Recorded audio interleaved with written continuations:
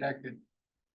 Okay, so there's been motion and second, discussion portion. I just want to mention I had a small Scrivener's error that I sent to staff. And so, I'm sure it was minor. So all in favor of approving the minutes? Can you indicate, raising your hand saying aye? Aye. Okay, so that passed unanimously with a group here.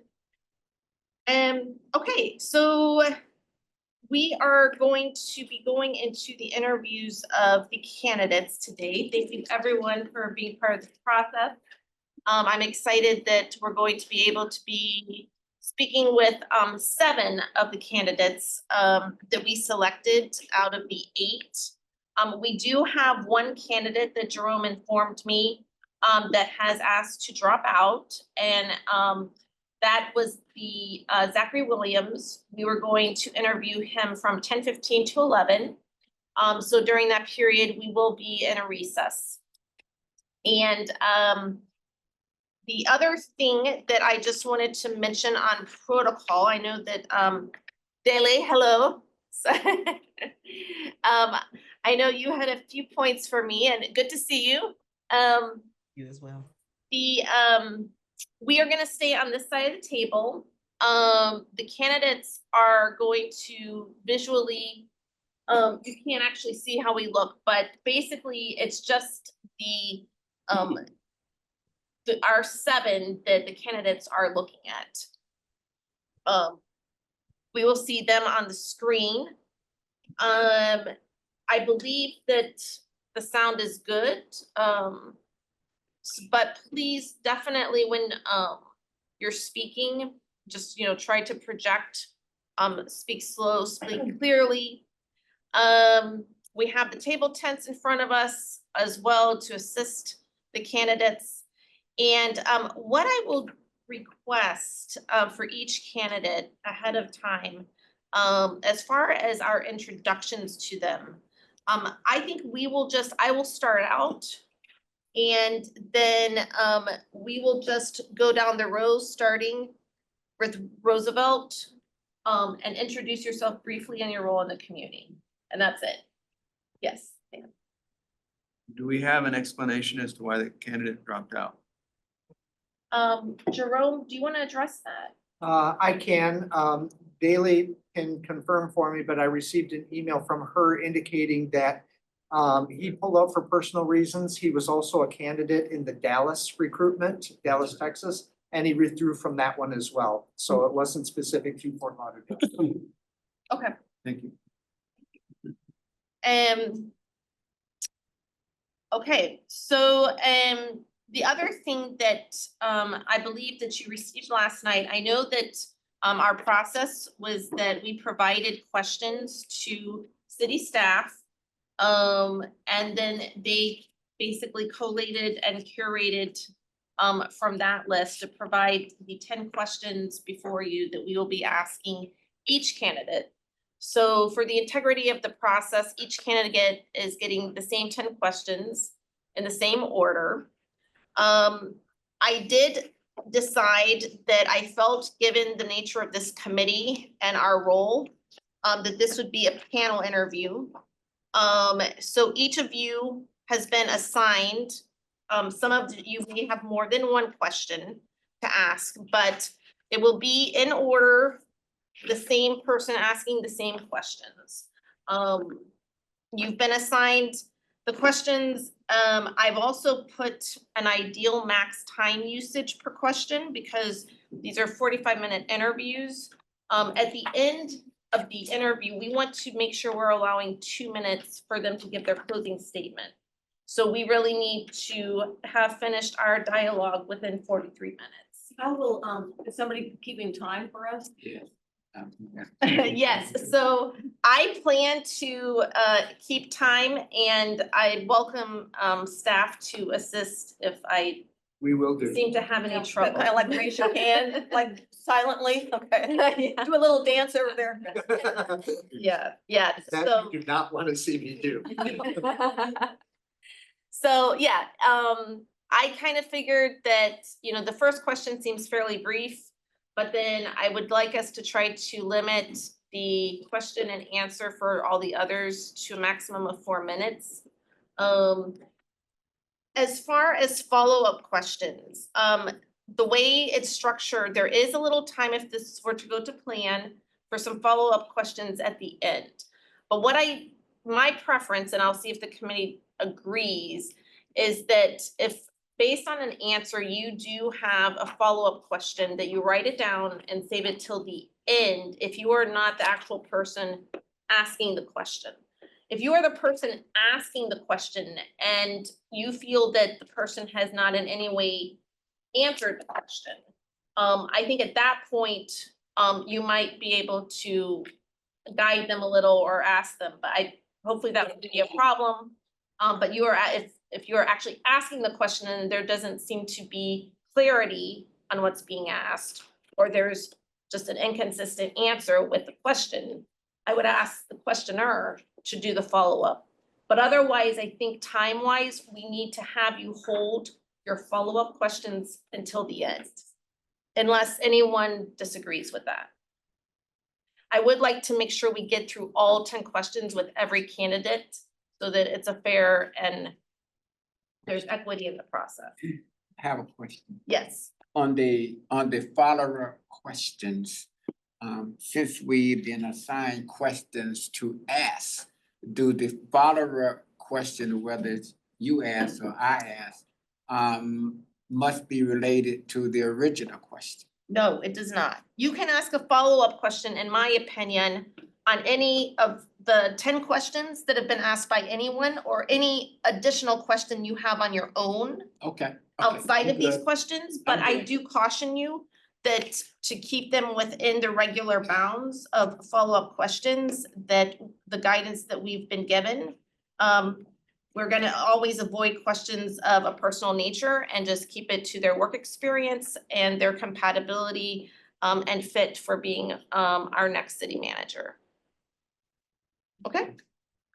All right, so what else do we have here to start out? What do we do? Is Bernadette gonna be here? If she comes, that's great. I'm assuming she will. We haven't heard otherwise. Yeah, I mean, I think she may just be running late. So, yes, that's one thing. So if, in that case, if anyone's uncomfortable with their question, or in the case that Bernadette's not here, I will ask her question. So if anyone.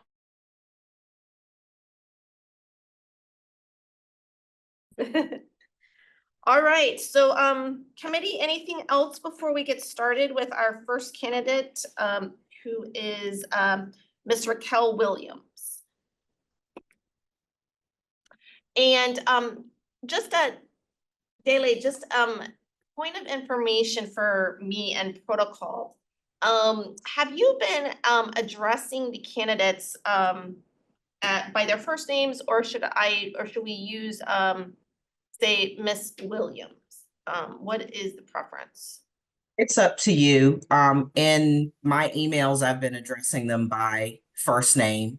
But some candidates are more formal and they address me by my last name. So it's based on what's comfortable for you all. Okay, all right.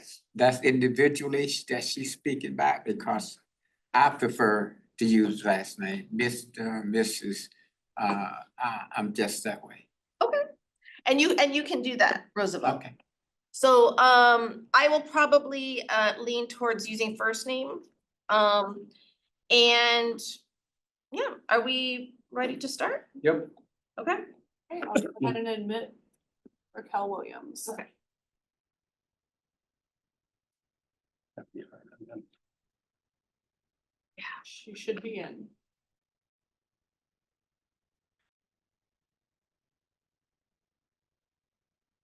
Good morning, Raquel. We cannot see her. They should appear. Okay.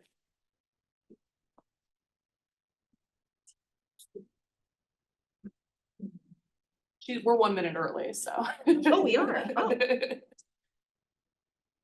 My watch is faster than my.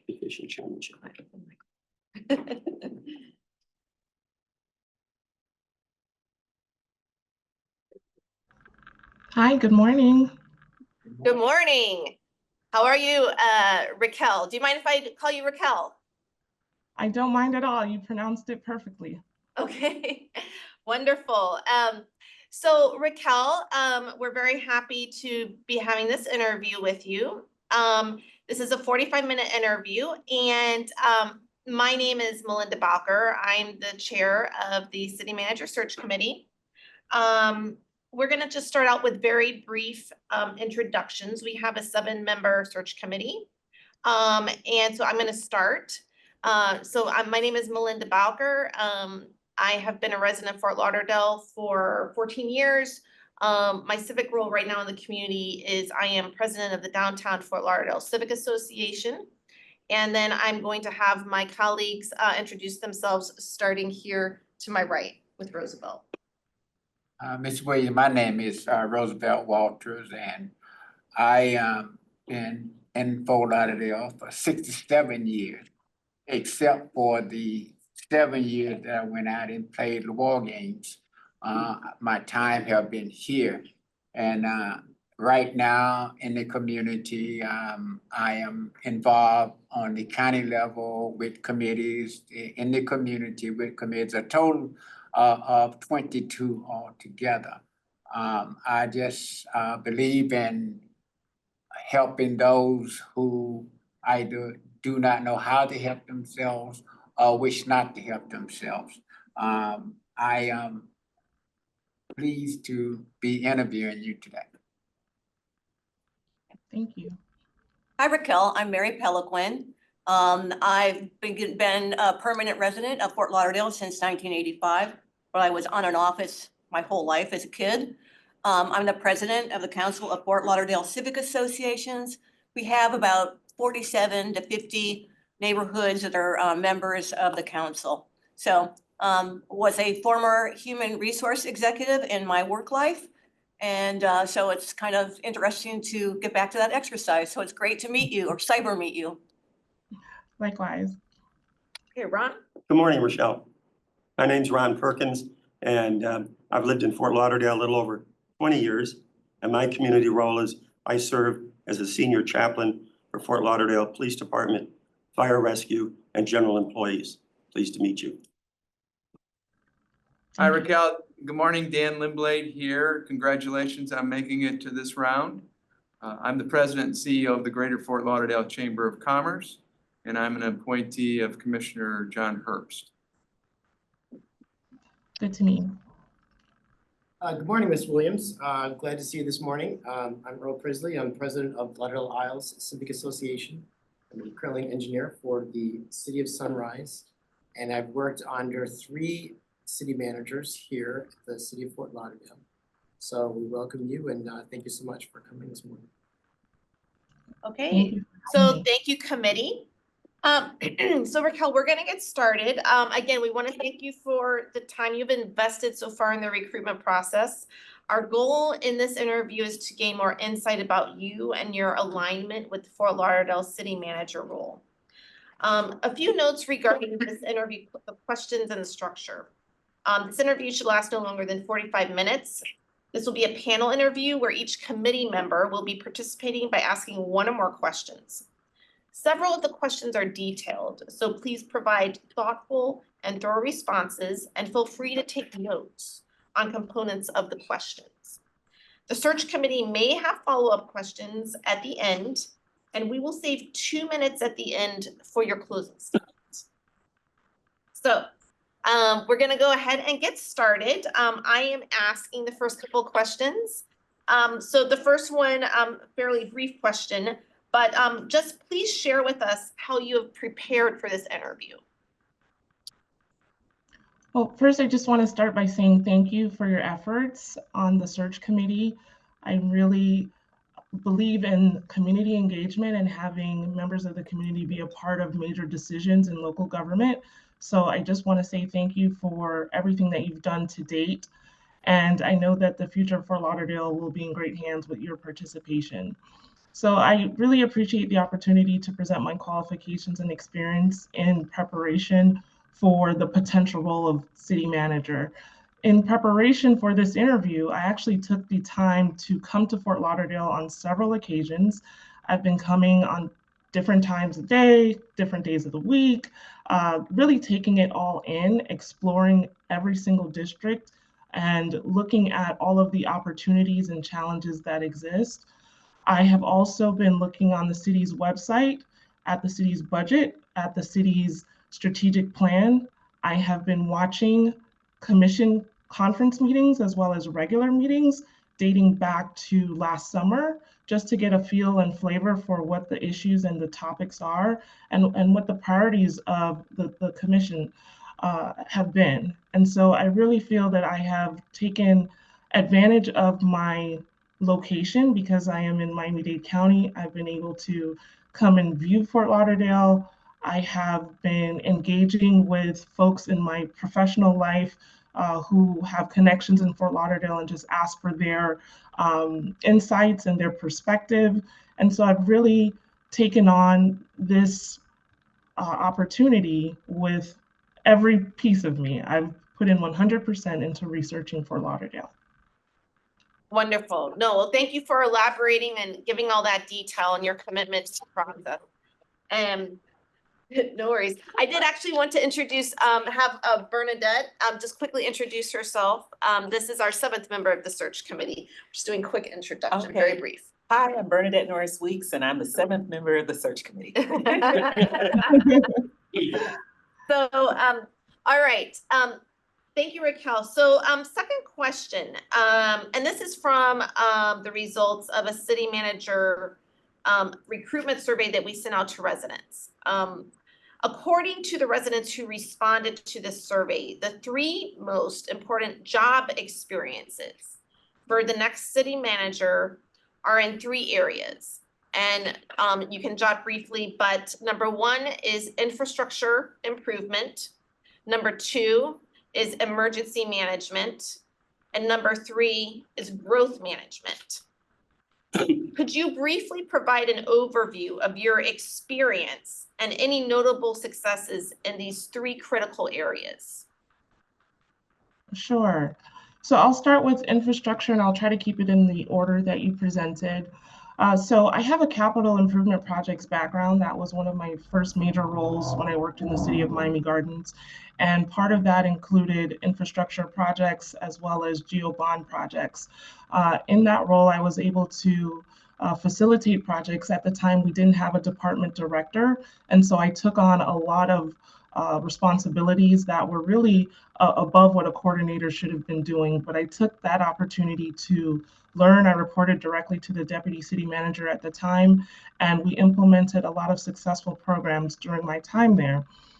In the city of Miami Beach, you may be familiar with Miami Beach as a similar coastal community, very synergistic with Fort Lauderdale and all of the issues related to sea level rise and climate resilience. And so the city of Miami Beach over the past 10 years has invested over $100 million in infrastructure improvement projects. I've been able to participate in getting funding for some of those projects.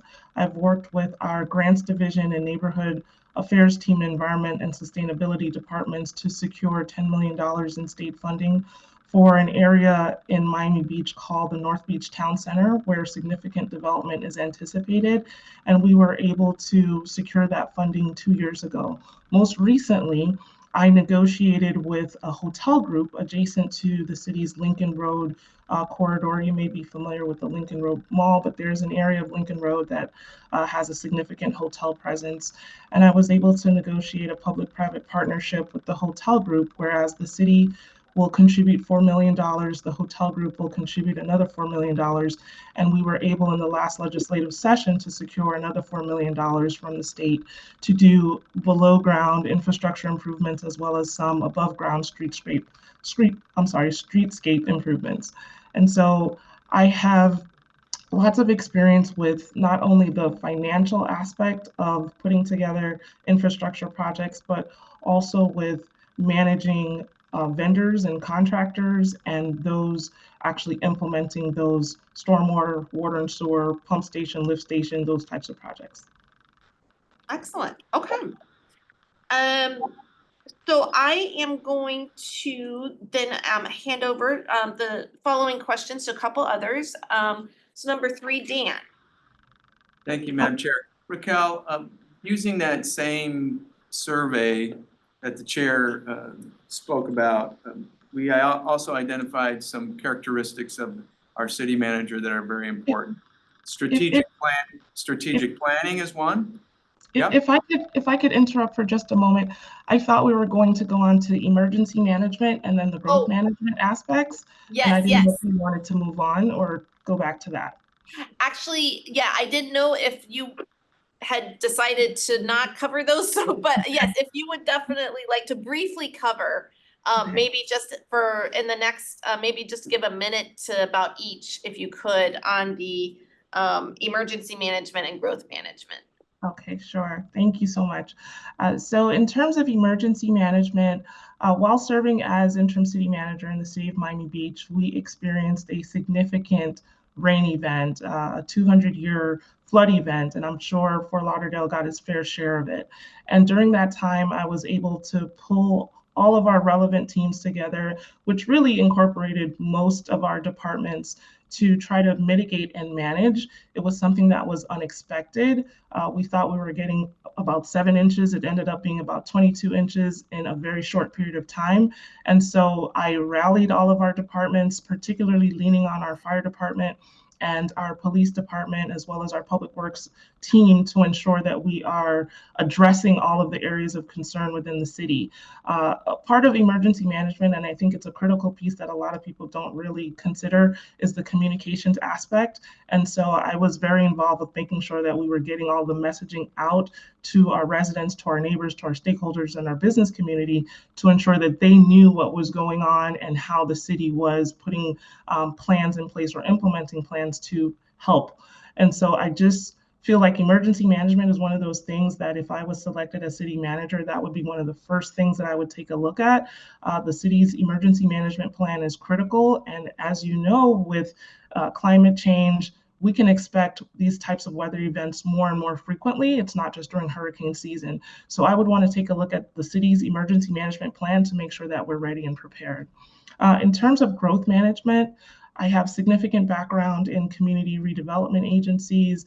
I oversaw our planning and zoning department in Miami Beach for 2 years, and I really have a passion for affordable and workforce housing, as well as economic development, which is one of my strong suits and something that I've been working in for several years. And so I know the role that growth management plays with creating balance in a community.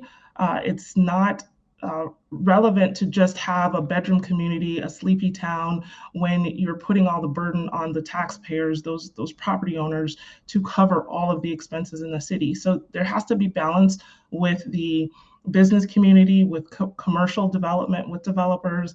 And it's not that all development is bad. We just want to have smart development that makes sense for a community and that is compatible with the city's infrastructure and the city's plan for the future. I hope that was brief enough. That was great. Thank you for providing that additional detail on those 2 aspects. All right, Dan? Okay, Raquel, I just want to make sure that that's the complete answer. Okay, wonderful. So we're using that same survey we did, and we identified characteristics of our city manager that are important to our community. And those are the ability to do some great strategic planning and wonderful decision-making, and then being of the utmost integrity. And we're really looking for specific examples where you can show those traits, those characteristics. Can you provide us with some, please? Sure. So in terms of strategic planning, I've been part of the City of Miami Beach's strategic planning process. We just had an update to our strategic plan last year, and we're about to undertake a new planning process given that we have a new commission. I've also done this in my role in the City of Dania Beach with the CRA, really providing some direction and helpful insights for the community as well as for the elected body to ensure that we are all on the same page with what the priorities need to be. I think that We oftentimes have a laundry list of things that need to get done, but it's just not feasible necessarily. We don't have the staff resources or the financial resources to do all the things we would want to do. And so last year, as we were updating the strategic plan for Miami Beach, I made sure that everything that we were putting forward as something that we suggested to continue, it was something that was also in line with the city's community satisfaction survey. Because if your community is looking for something and then your strategic plan is saying something else, that doesn't work. And then we took the strategic plan and we ensured that our budget aligned with the strategic plan. So we were going to make the most investments in the areas where folks felt we need to have that as a priority. So one of those was for public safety, making sure that we addressed homelessness. And so you'll find that our budget really mirrored the strategic plan because some of those areas came out in that planning process. As far as integrity, if you ask anyone about me, they will tell you that I am pretty much no nonsense. I'm very flexible, but I'm also very fair. People know that they can count on me to be transparent, to tell the truth, and to also be accountable. So anything that I am saying or doing, I'm going to be able to back it up and stand firmly behind it. And that's something that my colleagues and peers and supervisors have always appreciated about me. And that's something that I would bring to Fort Lauderdale.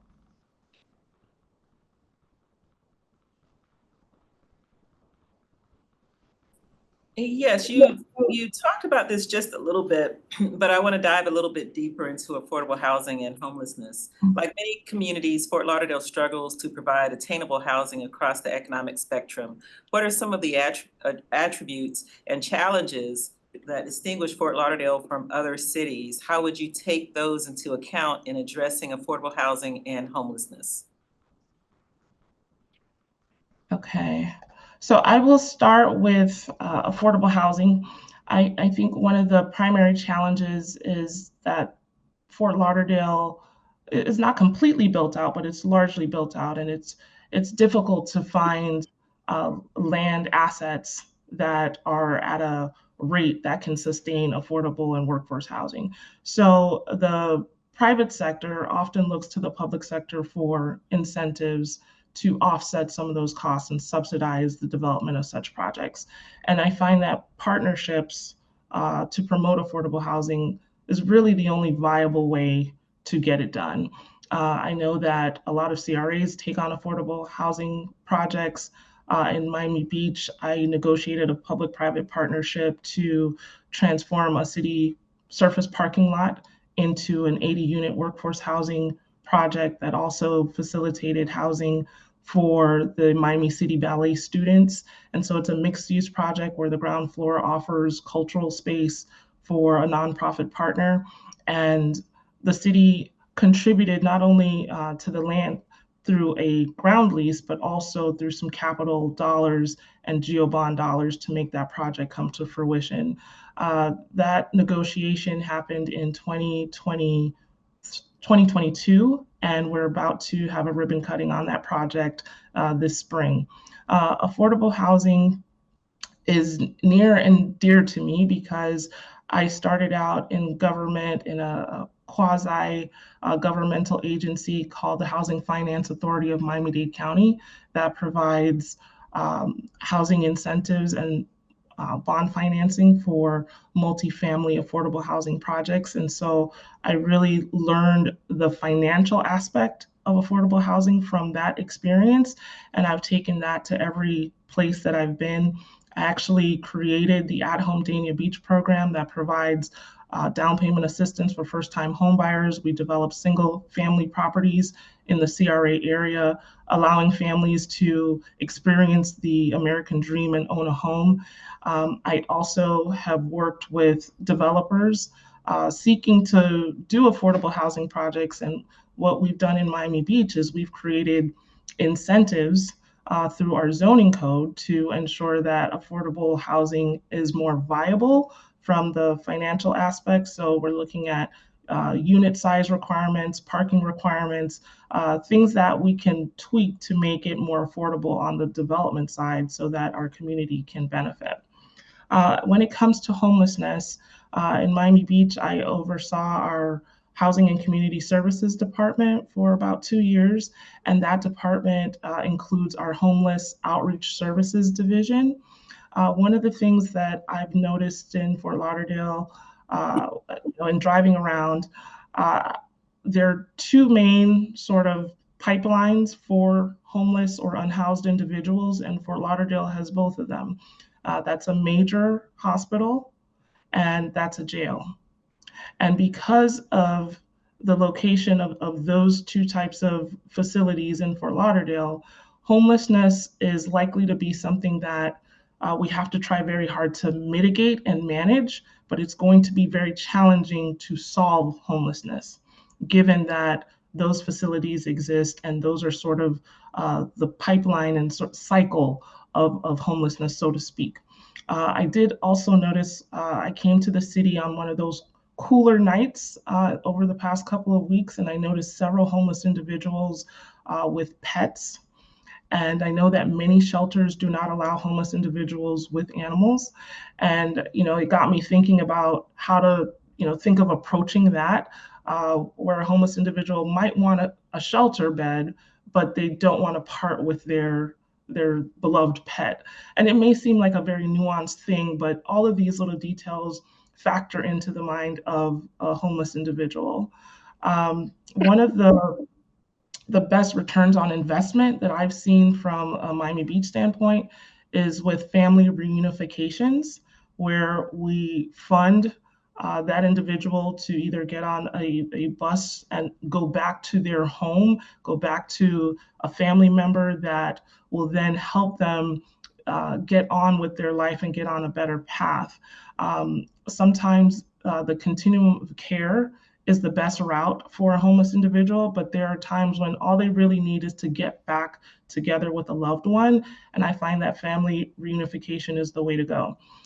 In a recent commission conference meeting, I watched a presentation by city staff talking about various homeless services, and I noticed that the city does a point-in-time census once per year. In Miami Beach, we do that with the county twice per year, once in January and again in August. The reason why I feel that that's important is because your homeless population can be very transient. So they're coming in from different places, and at cold times of the year, like January, you're going to see a spike in your homeless population. In August, you're going to see it taper off. And it would be important to have that sort of data to help determine how much resources are necessary at what times of year. So maybe instead of, funding certain programs and services at the same level throughout the year, maybe you front load it at the top of the calendar year when you know your homeless population is at a higher level. So I do want to be mindful of our time, and that has been, I think, do you feel confident with most of the detail you've given on that question? Because I think that's been a great amount of detail. I do want to be fair to all candidates and make sure we get through we have another 6 questions, and they're a little less they're not quite as long of questions. So committee, we're going to continue now with we're going to go on to Mary with question number 5, and I would just say that we'll probably now need to stick to 2 to 3 minute answers, but these questions will actually facilitate that. So, but that was fantastic detail. And I appreciate all of the work you've already done in affordable housing and your knowledge of our homeless situation here. Okay, Mary. Okay, now for a simpler question, please describe a difficult situation where you had to negotiate towards a successful outcome with a fellow city, county, or government entity. Okay, well, I can provide a recent example. The city of Miami Beach entered into a public-private partnership with a hotel developer to facilitate the development of a convention center hotel, which would provide 800 rooms adjacent to our convention center, which I oversee. And the project, given all of the inflationary pressures of COVID, the project had stalled.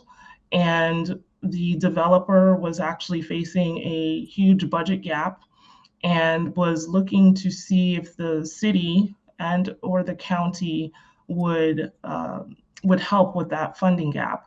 And so one of the tools that we aimed to use was our redevelopment agency, which the hotel is within the boundary of.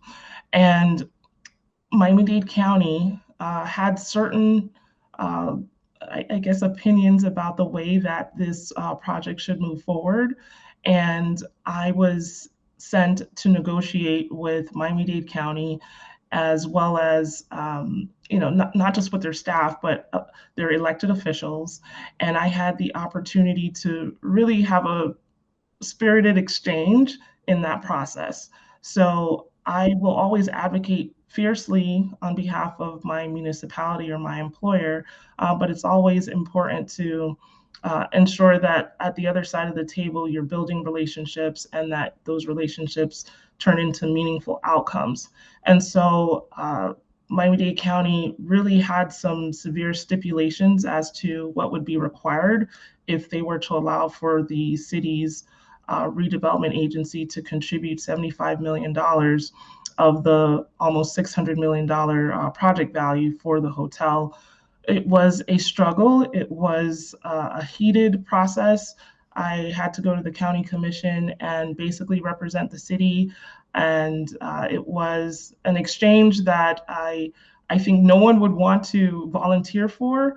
But at the end of it all, the city did prevail. We were able to secure the approval to provide the funding gap through our redevelopment agency. And so that hotel is going to be reaching financial close, hopefully no later than February, with the groundbreaking shortly thereafter. We're actually trying to catch up with the Fort Lauderdale Convention Center Hotel. Okay, thank you very much. And just so you know, you were in under 3 minutes. Thank you, Raquel. So question number 6 is with Ron Perkins. Hi, Rochelle. I think that you probably have already answered my question, but it has to do with working with elected officials. And have you promoted cooperation, mutual respect, and a shared vision among any current or former elected officials in your background? Absolutely. In Dania Beach, while serving as executive director of the CRA, I reported directly to the mayor and city commission. And so with that comes a lot of responsibility. There's an expectation of transparency, of open communication and dialogue, and of listening. I mean, I think you can't really be a leader without being a good listener.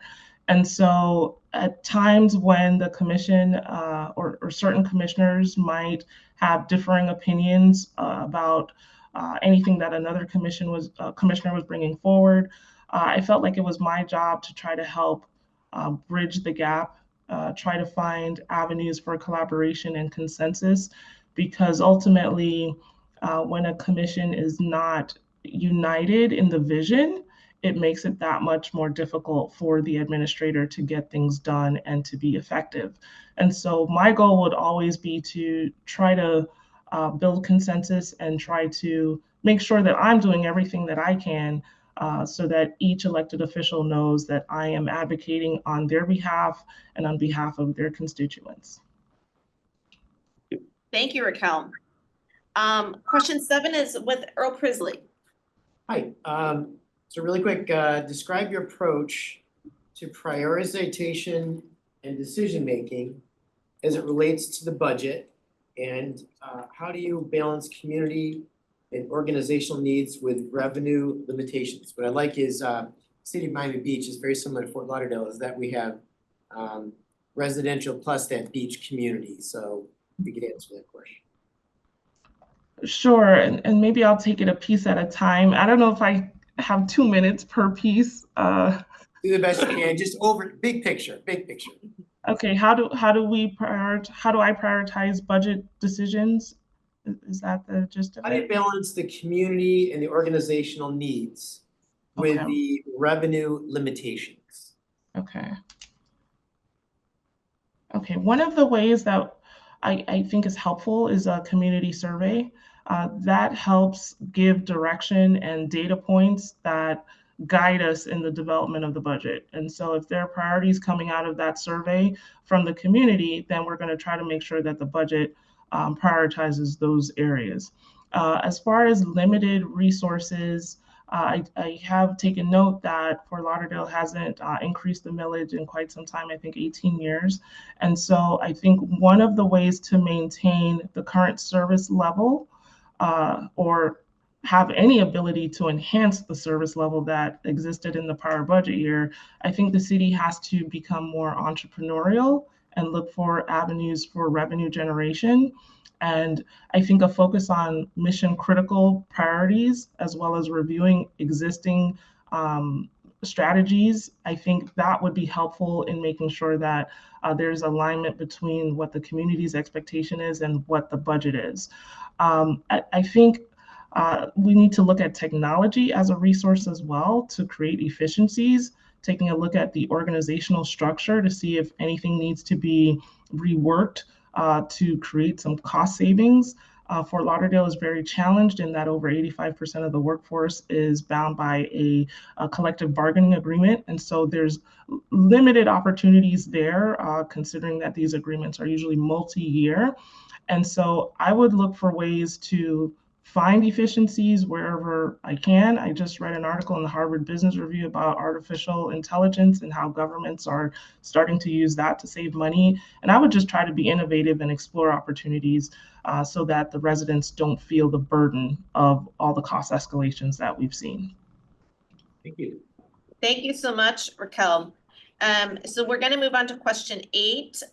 If you could limit your response to about 2 minutes. And this question is going to be asked by Roosevelt Walters. Thank you. We are going to jump forward a little bit. You woke up this morning preparing for this interview. Tomorrow morning, you got a call from somebody at the city level saying, you are it. You've been the woman on other positions, the assistant woman. Now you are the woman.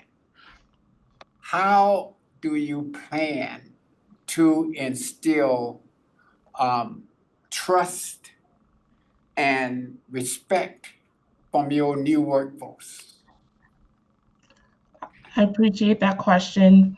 Right off the bat, I would want to know more details about the feedback that staff provided in the survey in preparation for the city manager recruitment process. I would want to listen and learn as much as I can from existing staff.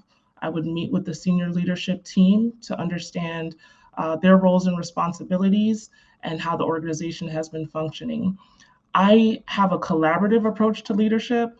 I am open to new approaches. I'm open to being challenged as long as it's in a respectful way.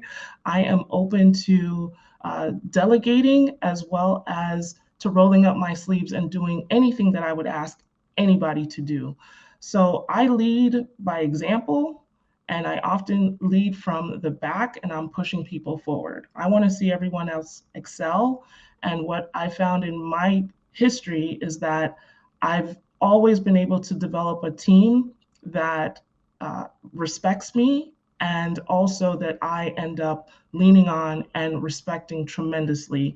And that's something that is learned over time and observation. And I would certainly want to have conversations with senior staff as well as the rank and file to find out how I can provide the leadership that Fort Lauderdale needs. Thank you. Thank you so much, Raquel. Okay, so back to me. This is just another 2 to 3 minute question. So if you could describe your approach to managing senior leaders and subject matter experts. And by that, as you know, you will be working with commissioners, but also a lot of senior city staff, department heads. Subject matter experts would be city staff, as well as some of our consultants that we would naturally use. And how do you find the balance between delegating responsibility to these leaders and staff, but also maintaining accountability for the results? So I'm a very involved type of leader, and while I give folks autonomy and I'm able to delegate, I also want to ensure that there's mutual accountability. Ultimately, I would have to answer for everything that staff does or doesn't do. And whatever staff accomplishes, I'm there to celebrate the wins, but I'm also there if there's a challenge or if there's something that didn't go exactly the way we planned. I'm also there taking ownership. And so I would expect that staff would work with me to ensure that I was fully apprised and informed of especially sensitive issues or things of major consequence. And I would rely on them to use their own judgment, use their technical expertise and their experience to make good decisions. Everyone has a job for a reason, and that's to play their part and to contribute to the collective. And so my job is really to be the ultimate cheerleader and to also be the head coach. It's not to be someone who is, making every single decision along the way, but along with that comes trust that has to be built and developed and earned and maintained. And in order to do that, it takes constant communication. Great. I appreciate your thoughts on that. Okay, so we are to our final question, question number 10. We're going to follow this up with me, if we have time, a few follow-up questions, but we will give you 2 minutes at the very end to give a closing statement. So we're just about at the end of our interview. So question 10 will be asked by Dan Limblade. Thank you, Madam Chair. Okay, Raquel, we all have strengths and weaknesses. Give me your top 2 strengths and how you've leveraged those in your career. And alternatively, tell me and tell us how you've mitigated your weaknesses. Okay, I will start with my strengths. I'm very meticulous and detail-oriented, very thorough. I am known for that. I leverage that in my ability to negotiate agreements and public-private partnerships. I am the type of person that is very much into all of the details. And so I would say that's a strength, although some people may not view it that way, but I like the detail. As far as my weaknesses, I guess it's, the flip side of that is that, I am somewhat of a perfectionist, even though I know that, we should just really strive for perfection and just hope for excellence. But I can be overly critical of my own work and my own performance, and sometimes that can get in the way of moving something along. I am my biggest cheerleader. I'm self-motivated, but I also need to learn that, hey, you did a great job. It's okay. It doesn't have to always be 180%. Sometimes 110% will do the job. Wonderful. So at this time, appreciate your going through all of those rapid fire 10 questions with us. At this time, committee, I'm going to allow about 3 to 4 minutes for any follow-up questions that you have before we allow Raquel to give her 2-minute closing statement. Committee, I see Roosevelt, you have a follow-up question? Yes. My follow-up question, Ms. Williams, is dealing with infrastructure. You said that you were involved in infrastructure when at your current position. And I believe some of the work that you did in Dania Beach also was involved in infrastructure. I don't know the budget for what you're doing now, but here we have laid out about $4 billion worth of infrastructure. You can handle that? What was the last part? Did you ask if I can handle that? Yes. Can you repeat the size? Yes. The budget size for the infrastructure program, the total infrastructure program for the city of Fort Lauderdale is actually $4.8 billion. Well, I certainly think that I can handle that. I don't think that the capital project infrastructure budget would be utilized in a single fiscal year. I think that's a multi-year program. So I would take a look at the prioritization list for the various communities and neighborhoods and attack each project based on the priority level. And so, yes, I think I could handle that level of budget. I mentioned before that Miami Beach over the next 10 years is going to be spending about $100 million on stormwater and water and sewer infrastructure improvements. The city's total budget is very similar to Fort Lauderdale. And so, yes, I think I can handle it. Thank you. Thank you. And we have another follow-up question from Dan Limbley. Thank you, Madam Chair. Raquel, we have a very active business community here. We work very closely with our city, county, other municipalities. Show us some examples of your interaction with the business community and how you've approached it and had some positive outcomes. So in Miami Beach, I've partnered with the Miami-Dade Beacon Council, which is the equivalent of the Greater Fort Lauderdale Alliance in Broward County, to do some business attraction and retention over the past several years post-COVID. We've been able to attract hedge funds and financial services firms, as well as tech companies, many of which were looking for, a different environment post-COVID and looking for opportunities to just work in a place where they had more amenities and more sunshine, quite frankly. We've been very successful. I've helped to develop an incentive program for companies looking to relocate and have their headquarters in Miami Beach. But I'm also very familiar with developing partnerships and maintaining partnerships with chambers of commerce. If I were to be in this role, I would definitely engage with the Broward Workshop. I would engage with the Riverwalk District leadership, the Downtown Development Authority. I would also engage with the Urban League of Broward County. I think there's a Mount Olive Development Corporation in District 3 that I would want to engage with, as well as working with the Greater Fort Lauderdale Alliance, as mentioned before. I think as far as workforce development is concerned, because it's not just about the businesses, it's making sure that the talent pool is ready for the jobs that those businesses are providing. I would want to engage with OIC of South Florida, the Small Business Development Office at Broward County.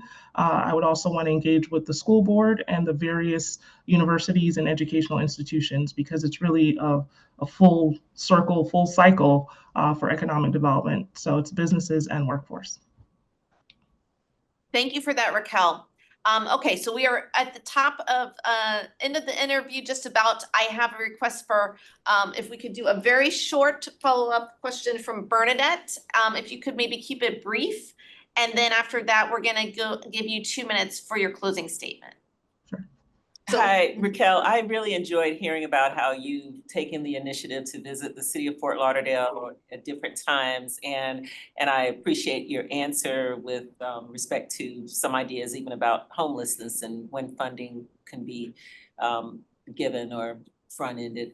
But I wanted to know if you have quickly any other ideas that you've seen about the area in your visits that sparked some interest in making changes if you were selected? Sure. I think because of the vast landscape of Fort Lauderdale, I think it's about 36 square miles. I think there could be some enhancements as it relates to signage and making sure that people entering the city or leaving the city know where they are. And that's also an opportunity for more beautification. Also, just while researching the city, and it's just a small suggestion, I was going on YouTube and I was looking at the old meetings, and the YouTube cover page that says, Fort Lauderdale Conference Committee meeting, and the title below it, it didn't have the date of the meeting. And so I was struggling to figure out, okay, which meeting is this? And I was trying to calculate, okay, it posted on this date. It's just a small suggestion that because I think I have fresh eyes, I'm able to identify both things that I think are really small and things that I think could be major improvements if the budget would allow and if that was to be prioritized.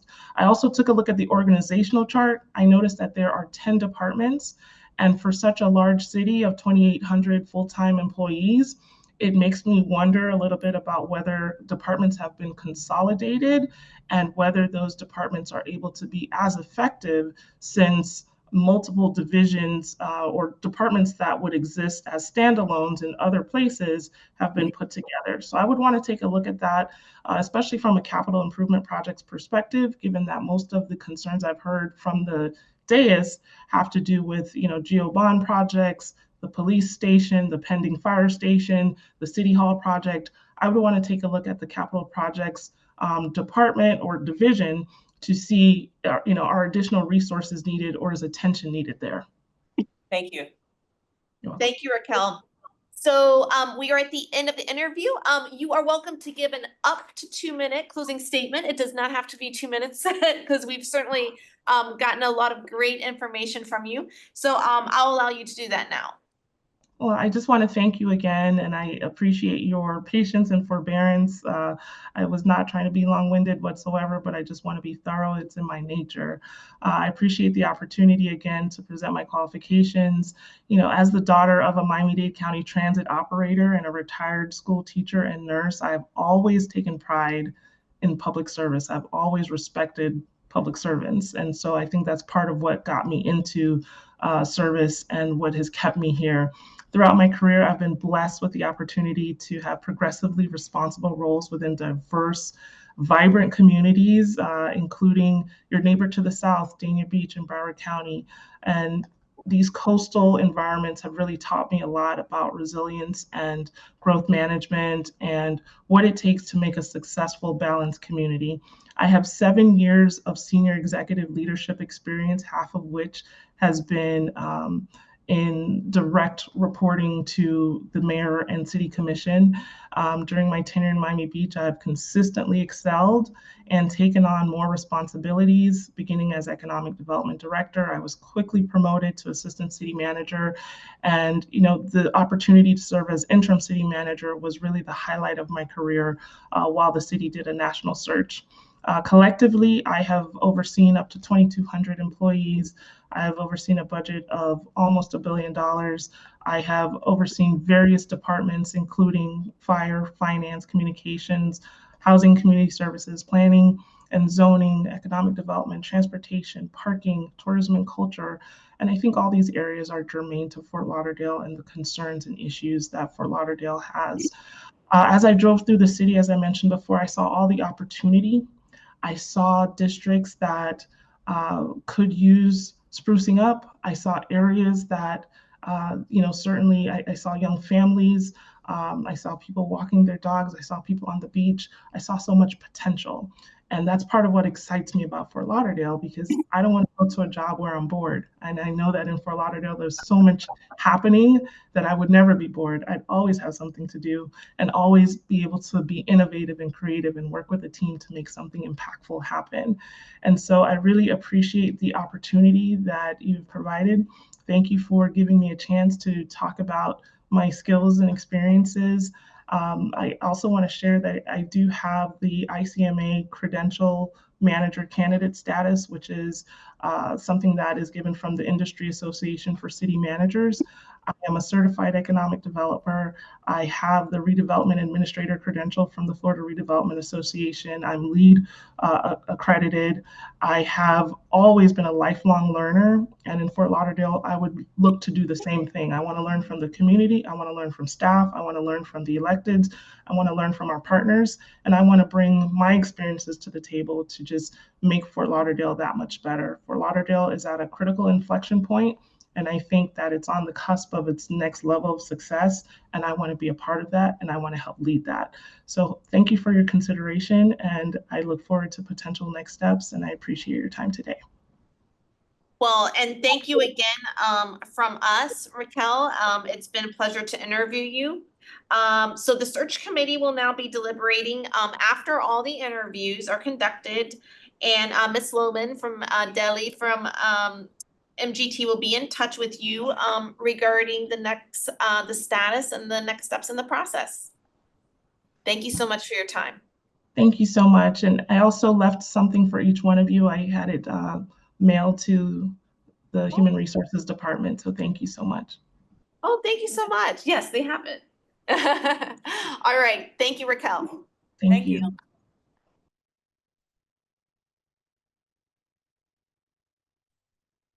Okay, so I guess we are in recess.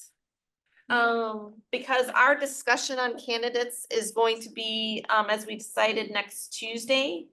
So I think probably best in the midst of this long day to just refrain on comments, and we'll do that next Tuesday. And we will reconvene at our next interview is at 11:15.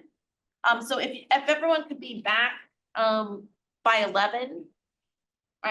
Maybe you're staying here. But let's be back in the room because our next interview will be with David Cook at 11:15. So we are now in recess.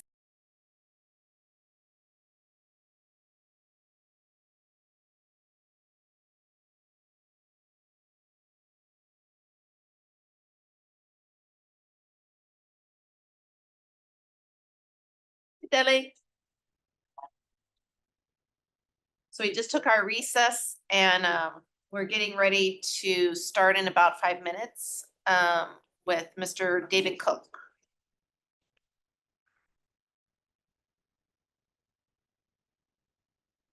Oh. It's gotta be hard on the candidates. This kind of an interview process. I'm a dummy trying to use. Now, will the commissioners interview en blanc? They'll all be together in the Yes, meeting. yeah. They don't meet individually.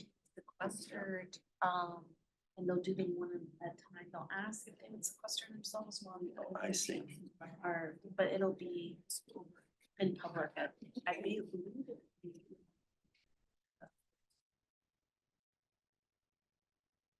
And we're meeting when? We are meeting on this coming Tuesday at 10 a.m. It is, Yeah. yeah, Do about one Tuesday the 14th. We have it from 10 to 12. to 12. Good.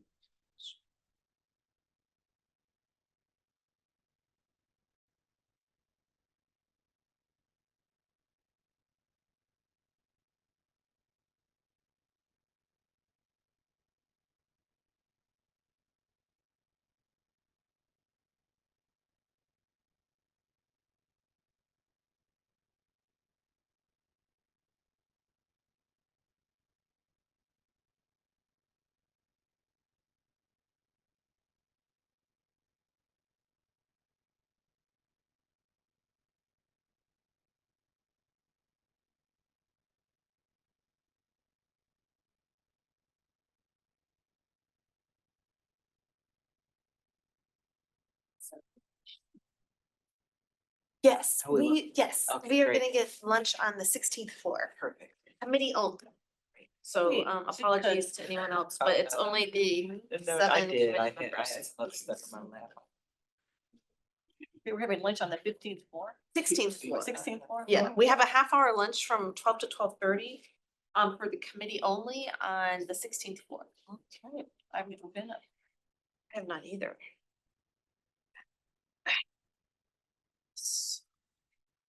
We say we have it. Cook. Tuesday from 10 to 12. Tuesday from 10 to 12. Yeah, that's where we'll deliberate. Today is just to soak in the information. I didn't know if we had to confirm that.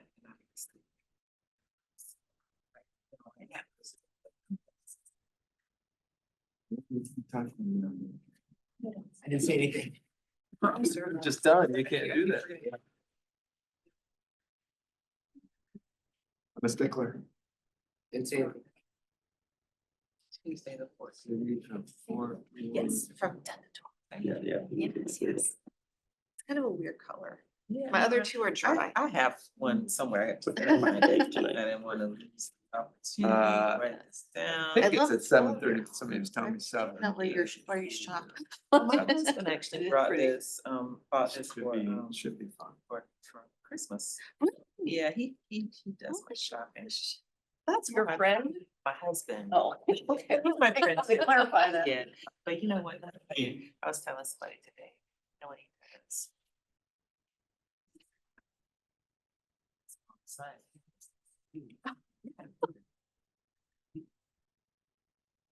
Told him he had stopped. Buying.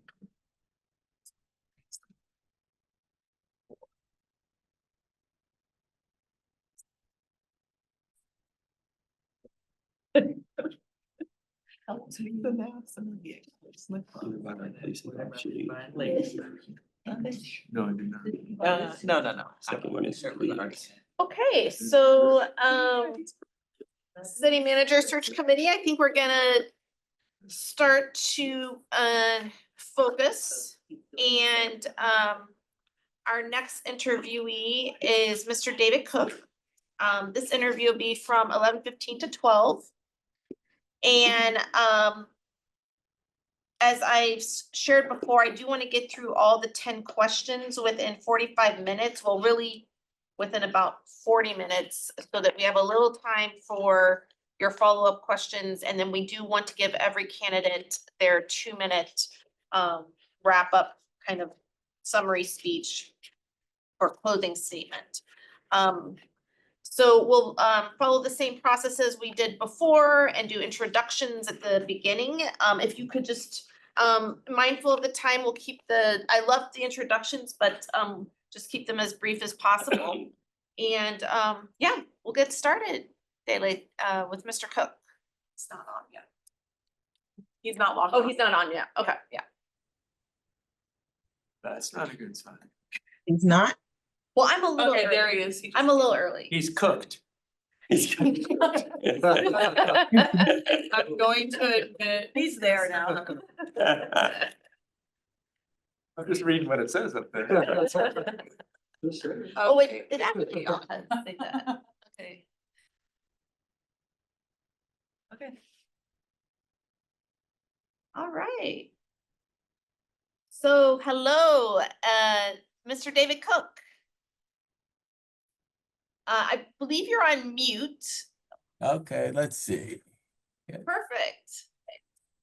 Can you hear me now? Yes, yes. That's great. Great. So, my name is Melinda Bowker, and I am the chair of the City of Fort Lauderdale City Manager Search Committee. We are a 7-member committee. We are going to have a 45-minute interview with you. We're trying to keep it fairly strict on the time. So I'm going to start out just briefly by having the 7-member committee introduce themselves. And then I'll give a few instructions and we'll get into the questions. Very good. So as I said, my name is Melinda Bowker. Just briefly about me, I'm about hard to believe, but almost 14-year resident of City of Fort Lauderdale now. I am, in my paid work, I'm a CPA. In my unpaid work, I do a lot of volunteering with the city. My primary civic position at the moment is I'm president of the Downtown Fort Lauderdale Civic Association. And so we're gonna start to my right here with Roosevelt and go down the aisle. How are you, sir? Doing well, My name is Roosevelt Walters, and I've been here a little longer than her, 67 years. And in my other life, I was a marketing communication manager for Broward County. And I am a member of this Pride Board. Hello, good morning. I'm Mary Peliquin. I have lived in Fort Lauderdale. I just had to use my fingers, almost 40 years now. And I am the president of the Council of Fort Lauderdale Civic Associations, which has around 50 members of the 60 recognized neighborhoods in the city of Fort Lauderdale. Hi, I'm Bernadette Norris Weeks, and I'm an attorney. I live and work in the city of Fort Lauderdale. I've lived here for probably over 25 years now, and I represent governmental entities as a city attorney.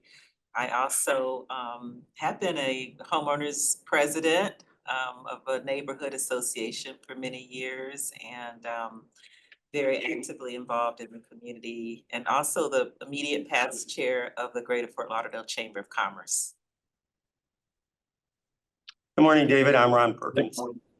And I am the senior chaplain for the police and fire departments, as well as general employees. Very good. David, good morning. Congratulations on making it this far. My name is Dan Thank you. Limblade. I'm the president and CEO of the Greater Fort Lauderdale Chamber of Commerce, representing business in South Florida. Very good. Good morning, Mr. Cook. Good morning, Mr. Cook. Earl Prisley. I'm an engineer from the city of Sunrise. I'm a Fort Lauderdale resident and president of the Civic Association and former city of Fort Lauderdale under three former cities. So I appreciate you here today, and we're very excited to listen to you. Very good. Glad to be here. So, do you mind if we call you David, or do you prefer Mr. Please Cook? do. Okay. No, David, please. Okay. David, so yes, so this is the 7-member city manager search committee. We were chosen, appointed to this role by the current city commission. Just a few logistics here. I want to thank you for your time again and everything you've invested in this recruitment process. Our goal today is to gain more insight about you and your alignment with the Fort Lauderdale city manager role. Regarding the interview questions and the structure, as I said, this is a 45-minute interview. We should be stopping at around noon. It's going to be a panel interview where each committee member will be participating by asking one or more questions. Several of the questions are more detailed, a bit longer than others, so please provide thoughtful and thorough responses, and you can feel free to take notes on components of the questions. At the end of the 10 questions, the search committee may have follow-up questions if we have time. And then we will save 2 minutes at the end for your closing statement. So I'm going to get started with a question that feel free to just give it no more than a minute or two. Just a starting question is, please share with us how you've prepared for this interview. Oh, sure. Before I get started, I hope you're seeing snowflakes behind me. We're having a winter storm up here in North Texas, and it's not usual when that happens.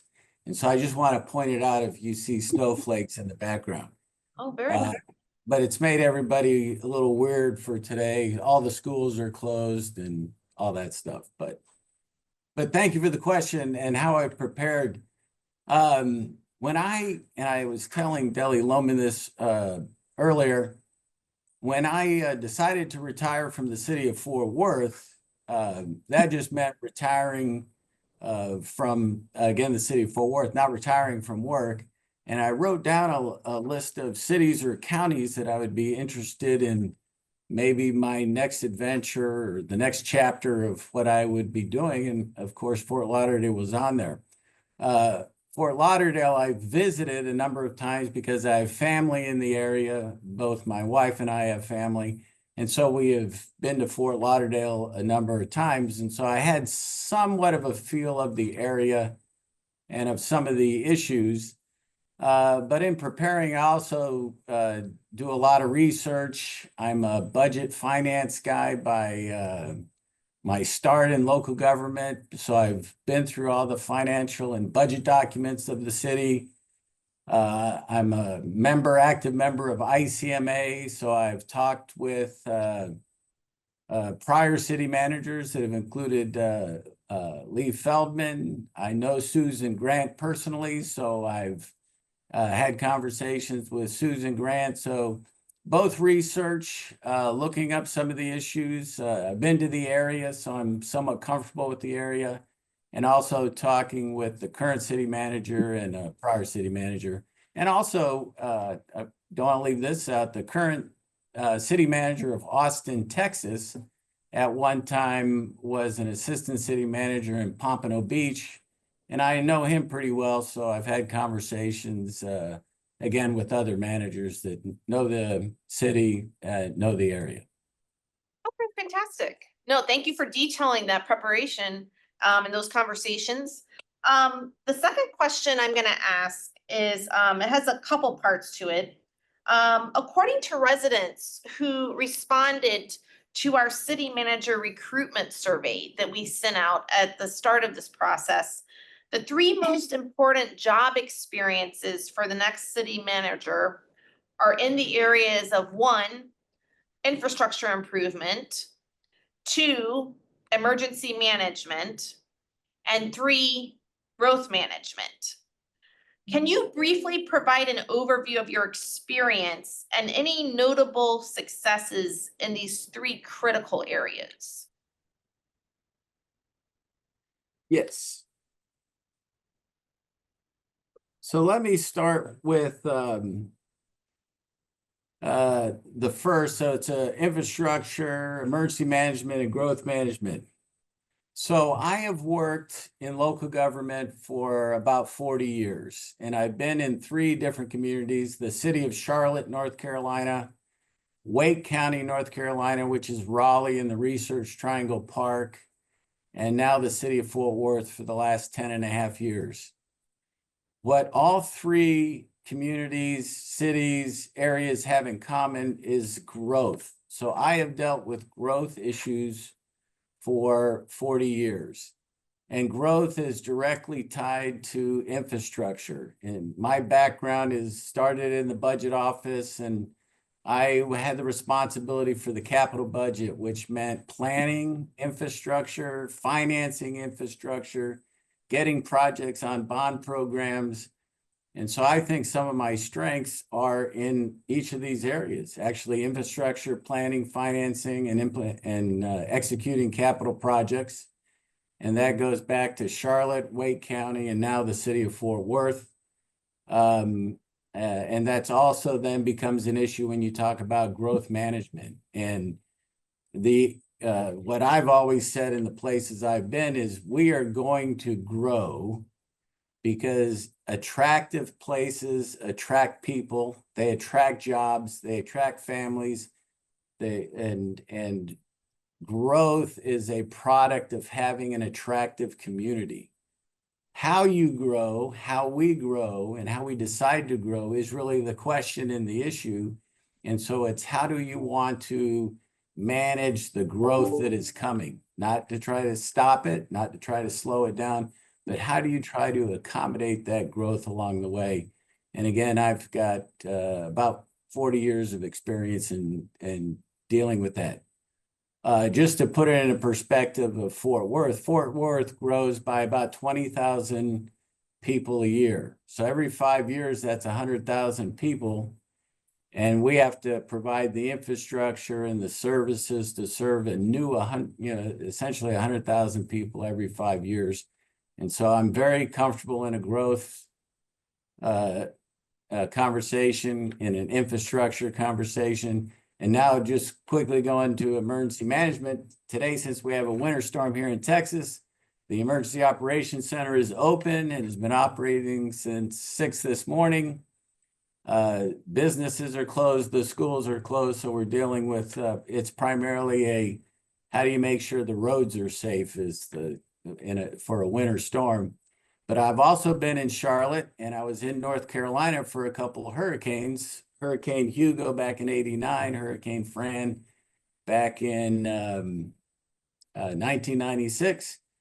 I know that Florida is right there on the coast. I know emergency management is important issues, but it's not just weather events. Emergency management is also dealing with, we had a hotel that exploded from a gas leak a year ago yesterday.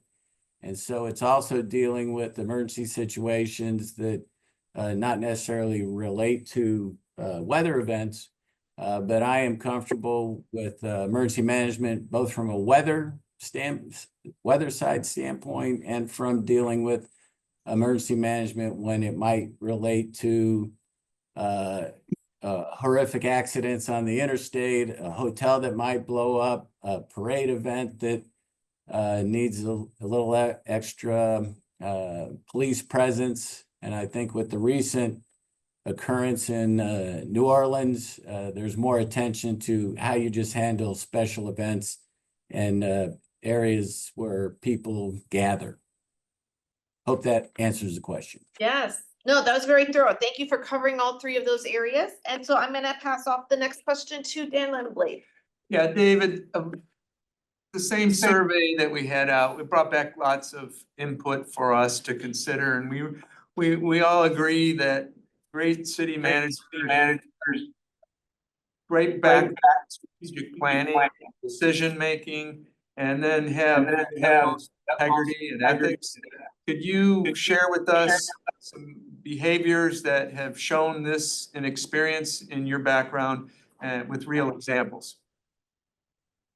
Yeah, thank you for that. So I have been a city manager, a county manager for the last 24 years. And so leading organizations and leading people to meet goals, meet objectives, meet the strategic plans of the city. I describe local government as a team sport. And really the role of the city manager in a lot of ways is to how do you bring a team together? So sometimes it's being the coach. Sometimes it might be being somebody else on the team. I do believe in a very collaborative, very team-oriented approach to leading large organizations. The city of Fort Worth, we have about 8,000 employees. And I think when I was in Wake County, it was 3,000, maybe 3,500. So they're large organizations that you're leading to do strategic plans in some areas and to implement the strategic goals of the city commission or a city council or a board of county commissioners. The way I do that is I try to be very clear on my expectations, and I actually have these tenets of local government management that I share with the management team, and I'm very clear on the expectations of working with department heads. And part of that, I'd be glad to share any of that information with you. And the lead expectation of department heads is we are all here collectively to manage the city. It's not just my job as city manager to manage the city. It is our collective work that's going to do that. And so I invite each of the department heads to share in the city management role. And hope that gets passed down throughout the rest of the organization.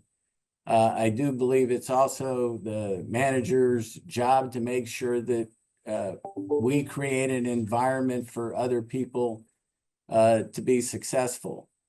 When you talk about how do you implement that in an organization way, a lot of that is through performance management systems, whether that's through human resources and how you align people's pay and performance. We have a pay for performance system with the city of Fort Worth, and I've had similar systems in prior jobs. And it's also how you allocate resources within the city. And we've put together a group, we call it the Fort Worth Lab. That's a combination of our strategic planning tied to the budget allocation. So all that stuff needs to be linked up. Madam Chair, just David on the last part of it, it was ethics and Yes. character. So on ethics and character, the same thing. I believe if you've looked at my background, I've had an incident a couple of years ago, which questioned my ethics. And that was a big concern for me. I've had my entire career where I've never had an issue related to any issue that's ever come up. I would never use my position. I never have, never would use my position to favor anybody. So ethics is a big part of that. I believe in the ICMA Code of Ethics. I do, if you allow me, this incident from a couple years ago, I wanted to hopefully provide some of the context. The media and the social media made an issue of me going on a private plane with essentially a friend of mine. My wife and I are friends with Ed and Sasha Bass, and we've been friends for many, many years. We went on a flight with Ed and Sasha to Aspen for a music festival, and the media made it as a conflict of interest issue. And it was just a horrible circumstance. I used it as an opportunity. I apologized to the workforce because it was an issue that created a perception of a conflict of interest. And sometimes the perception is as problematic as a real issue. But from an ethical standpoint, I do not use my position to favor any person, any group at all. But that was a problematic experience from a couple years ago. I tried to use it as a learning experience in the organization by apologizing to the workforce and sharing with them that the perception of issues is sometimes you got to deal with those as if it was a real conflict of interest issue. So Thanks, ethics is right at the top of my list and was a real concern for me a couple years ago. Thank you, David, for that detail and clarification. So we're gonna go to question number 4 from Bernadette. Thank you. Like many Fort Lauderdale struggles to provide attainable housing across the economic spectrum. What are some of the attributes and challenges that distinguish Fort Lauderdale from other cities based on your research? And how would you take those into account in addressing affordable housing and homelessness? That's a great question, and I know one that each city is having to deal with. So yes, I'm aware a little bit of the situation in Fort Lauderdale. If there's any comfort, I think every city is trying to wrestle with the same thing. We actually have an item on our council agenda next Tuesday, which is dealing with how we're dealing with the homeless situation here in Fort Worth. And we have actually tried to separate the issue of homeless and affordable housing as two separate issues, even though there's some relationships. But dealing with homeless issues, we're trying to have some very specific strategies here that are different than affordable housing strategies. So when I look at Fort Lauderdale, I understand there's both issues. I think there's an affordable housing issue. Part of that is looking then at your supply and demand of housing. And again, it's going to be bigger than Fort Lauderdale since employees of employers don't always live and work in the same city. So you're looking at what does the housing stock look like in a broader perspective. It also makes you look at, from affordable housing standpoint, what impact do regulations, processes that the city might be putting in place that affects the cost of developing housing. And so you look at what drives up the cost of housing, you look at the demand and supply side, and then it's into different strategies of should the city, should the government have strategies and roles in trying to affect the housing market. In Fort Worth, just as an example, we're trying to affect and incentivize housing at the lowest ends of the income spectrum. So we're talking about permanent supportive housing or the low, what we call deeply affordable housing. So we have decided that the city has a role in that niche area. And so we will subsidize developments to try to create more affordable housing. I would want to come to Fort Lauderdale and understand the market a little bit better, understand the current strategies to see where Fort Lauderdale is wanting the government to play a role in affecting the markets on housing.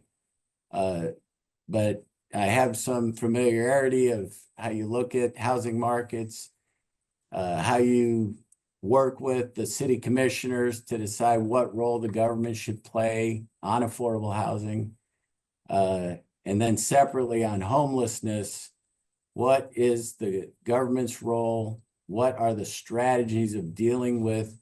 And we're focusing here in Fort Worth on really the unsheltered homeless, because we have enough shelter beds in the city of Fort Worth, but that doesn't remove people from the street, which citizens and visitors see when they visit and live in your city. And so we have different strategies for dealing with homeless, and it's much more targeted, much more individualized in dealing with people that might have different issues related to transportation or behavioral health or substance abuse. So we have a much more targeted strategy for homeless.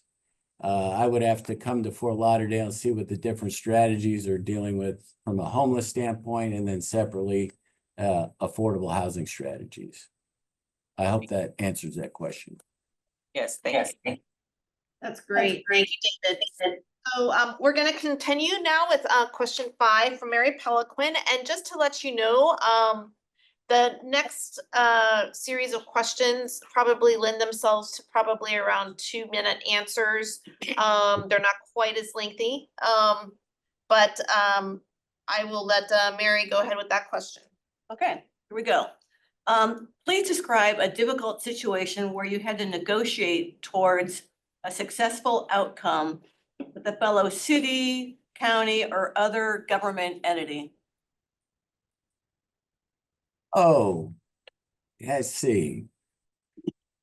We have a project with the in the city of Fort Worth. So I'll do one that's very relevant here. It's called the Trinity River Vision Authority, or the Panther Island Project. And it is a project that is worked with county, Tarrant County, and the water district, the Tarrant Regional Water District. And it is a flood control / economic development project that has different, it's had different fits and starts along the way. And we have worked over the number of years with 3 local government entities to make sure that we all stay on the same page, have the same strategies for implementing the project. And I've spent a lot of time and effort. We've had different ways of setting up governance for it. But it gets down to collaboration, making sure we're sharing the same goals and objectives. And this is also a project that involves the federal government. So it includes 3 entities going to the federal government with the same message, the same story, the same goals and objectives in order to secure federal funding. But the Trinity River Vision Project is important for this community. And it's required me to work, with multiple levels of government to achieve the same objective. Thank you. So thank you, David. So we'll move on to question number 6. That will be asked by Ron Perkins. David, how have you promoted cooperation, mutual respect, and a shared vision with your current or future predecessor electeds? Are you asking related to the city commissioners or city council members? Yeah. Or with it? Very good. So I've been in a manager role, I've mentioned, for about 24 years, both on a county manager side and now the city manager. So I've worked for dozens of elected officials. And it still comes down at the end of the day to a personal relationship that you have to have with each of the council members or the city commissioners. And so what I try to do is establish that relationship. And I think they also have an expectation from the city manager that they're going to be treated fairly and like all the other elected officials.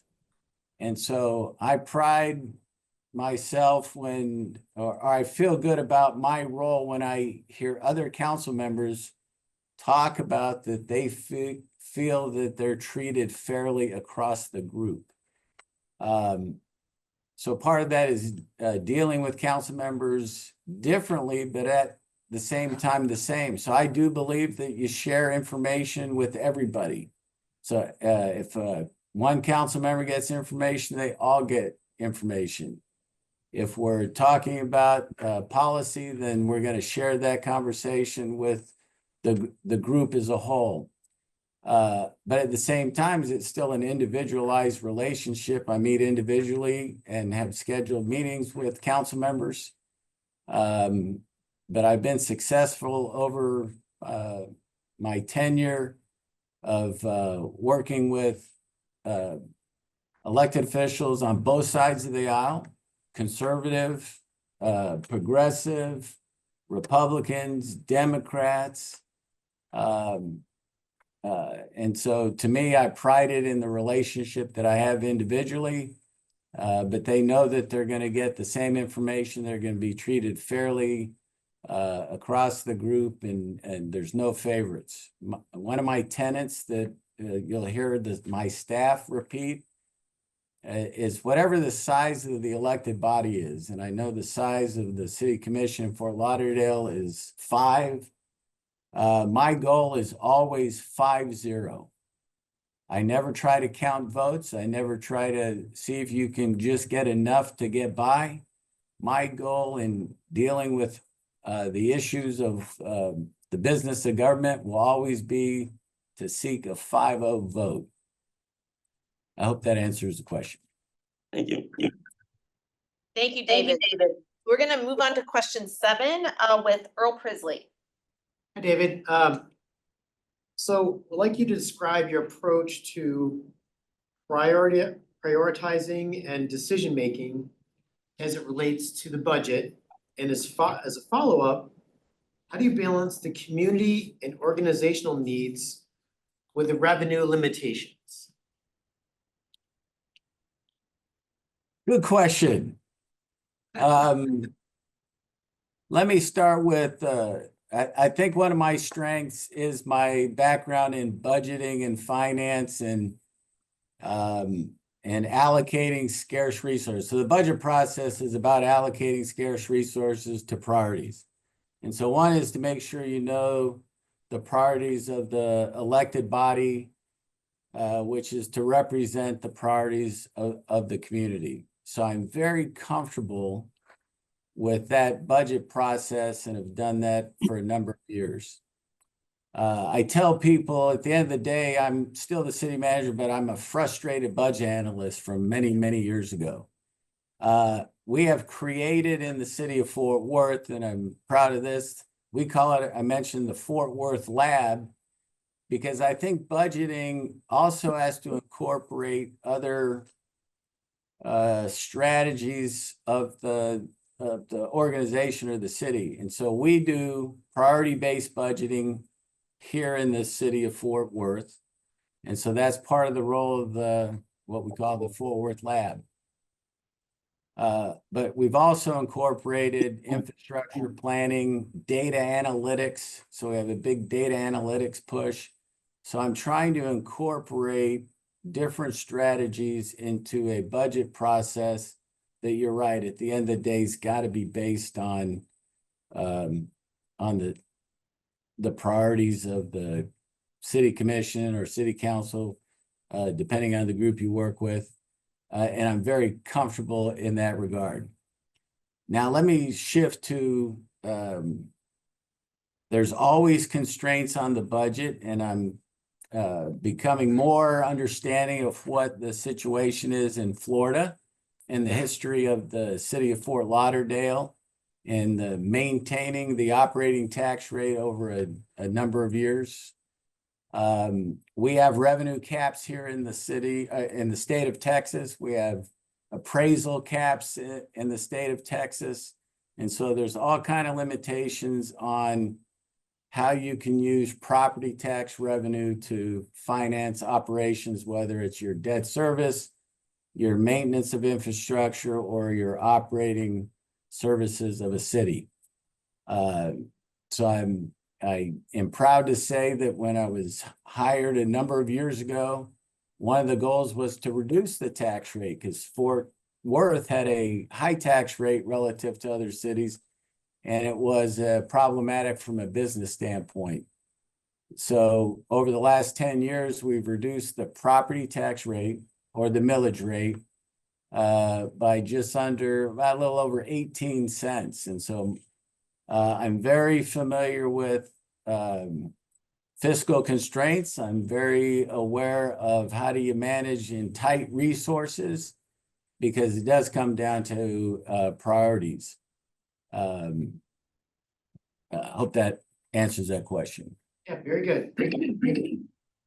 All right, so we will move on now. We have a final 3 questions in the limited time, so these will be a little bit briefer. Question 8 will be from Roosevelt Walters. Thank you. I've enjoyed your answers, and I'm just going to go out on the limb, and I'm going to offer you the position in your answer to this question. Like how you started that. You are brand new to the city of Fort Lauderdale, and you have a workforce that is pretty sizable. How are you going to generate trust and respect from your new employees? Thank you for the question. It really is, you earn it. So, and you earn it by establishing relationships with people. So the workforce they have to see you. The workforce has to hear you. The workforce has to understand you. The only way you can do that, to me, is a lot of face-to-face interaction. Yes, we have Zoom. Yes, we've got these other ways that we can communicate electronically, but there's no better way to earn trust. There's no better way to get people on the same page than to the face-to-face interaction. So I try to get out as much as possible. I would come to Fort Lauderdale and spend a lot of the early months, because it can't be done in weeks. This is months of getting out, meeting the workforce. That's most effectively when you meet them where they work, actually. And so I would try to see what type of, when the different departments get large employee groups together, and try to be at those locations to be able to share information about me and to learn about actually the workforce and to learn about them individually. I do believe the leader is all about trying again to make a environment that's successful for everybody to succeed. And part of that is you got to be out, you got to be visiting with employees, you got to know the employees, and you got to know the issues that they're wrestling with. One of the things that I've done over a number of years is we also will have breakfast with the city manager, and we invite employees from all different departments. There's no agenda. And so I would bring some of those strategies too, that we can create structured face-to-face environments where people get to share information and hear from the city manager and the management team. Thank you. Thank you, David. So I'm gonna ask question 9, and I actually think you've covered, in your answer to question 8, some of the, components of this question. So if, you could just answer this one very briefly.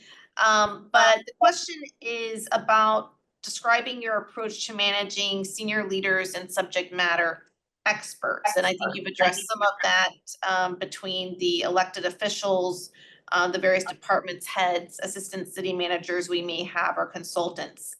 The question really is, how do you find the balance between delegating responsibility and maintaining accountability for the results?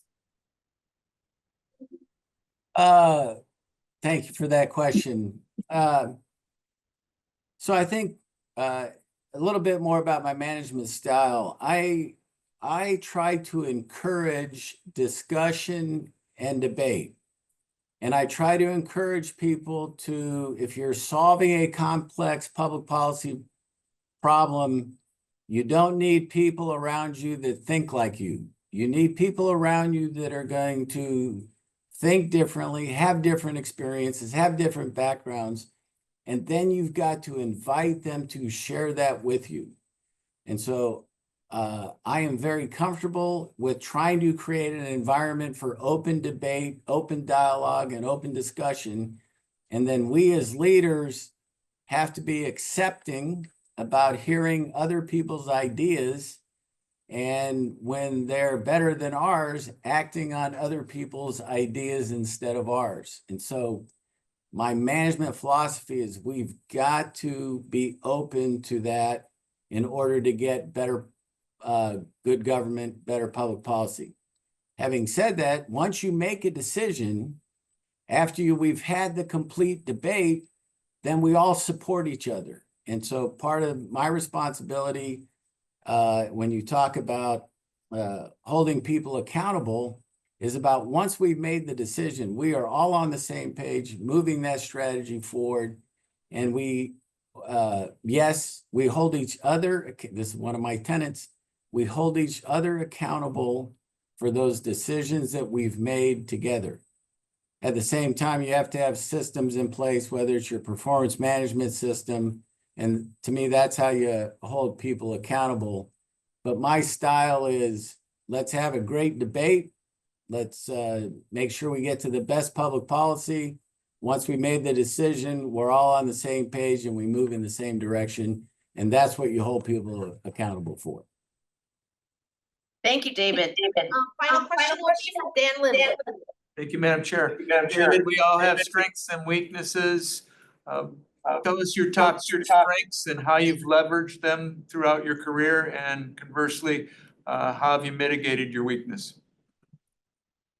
So I think my strengths along the way, I've mentioned a few of them. I started in the budget office, so I'm very comfortable with anything related to finance and numbers. So my strengths is on the number side, evaluating financial statement spreadsheets. So that's a strength there. And I'm a very easygoing guy, and I want to make sure that people are also at work, that they're having fun. And so you'll hear from employees here that the most common phrase from me to them is, are you having fun? Because I think we ought to enjoy coming to work. So I do enjoy coming to work, and I think that's a strength. And I try to keep it light and make sure that people, when at work, can have fun. On the weakness side, I think I mentioned, I learned a long time ago, I don't have the answers to all the issues. And so one of the way I mitigate that weakness is surround yourself with great people that are curious and will ask a lot of questions. And again, the leader, me, has to be comfortable that you don't know everything, you don't have all the answers, and you're willing to get that from other people. And then one of the other things I have to deal with that I try to mitigate is I am a people person to a fault sometimes. And I may take a little too long to, let's say, to discipline or to remove somebody from their current position. So that, to me, I think some people would say takes me a little longer than I should take, but I hope that answers the questions. Right on. Good job. Good job. Very good. So we are just with about 2 minutes to spare. And I want to give you time for a closing statement, but I will allow if there is an urgent question or pending question from any of the committee members. If no other, I ask, We'll just keep it very brief. very brief. In your answer, you mentioned for performance. How do you ensure that the application of this process is fair? That is the key question. I know. Any performance management system, it has got to be a fair system. And when you work in a public organization, everybody knows, you got to assume everybody knows information about it, everybody. So it brings that question of fairness to the top. We do things here in the city of Fort Worth that we try to encourage that conversation between the supervisor and the employee, that it's got to occur year round. It can't occur one time a year or 2 times a year when you sit down and talk about performance. That's got to be an ongoing conversation. It gets down to also documenting situations, if they're problematic, or situations that are positive. In our performance management system, we also what we call calibrating a situation, which means you bring in other people that are supervisors in other areas. And what that does, it instills a little more fairness into the system. But that's the key behind that whole performance system. It has got to be viewed as fair, or it's not a real system to the employees. Thank you. Thank you, David. So at this time, I wanted to give you an opportunity to give a brief closing statement. It doesn't have to be 2 minutes, but if you could keep it no longer than 2 minutes. I'd be happy to, and it's been a pleasure to spend this time with you. I'll share 3 things. One is, I believe I have the experience that Fort Lauderdale is looking for. I've been a city or county manager for the last 24 years. I understand the issues of growing communities. I know the issues related to infrastructure, both new infrastructure and maintaining infrastructure that's been there for a while, and how to prioritize it, pay for it along the way. And I understand the issues of urban cities, some of the same things that we talked about: affordable housing, homelessness. Those are real issues. Police, fire. So I believe I have the experience that Fort Lauderdale is looking for. I think my management approach will also be successful in Fort Lauderdale. I think I shared public policy as a team sport. No one person can get to all the right answers. It's done in a collaborative way, bringing people together, telling people what the goals are, and then collectively figuring out how to get there. And then finally, I'm motivated. I've been in this business a long time. 6 months ago, I told the city council I was retiring from the city of Fort Worth. But as I mentioned to you, I'm not retiring from work. I'm just trying to figure out what the next chapter holds for me. And I created a small list of cities or counties that I think would be my next adventure. I will tell you this one story. When I came to the city of Fort Worth, there were people wondering how long I was going to be at the city of Fort Worth. And now, 10.5 years later, I can tell you I'm the longest serving city manager Fort Worth has ever had. I plan to work for another 10 years or more. And so I want you to know I'm motivated, interested, have a lot of energy to take on the job. And thank you again for your time. Well, thank you so much, David, for all of your thoughtful answers. The search committee will be deliberating after all the interviews have been conducted. And Ms. Daley Lohman will be in touch with you regarding your status in the process. Thank you so Very- much. Thank you very much. Thank you. Thank you.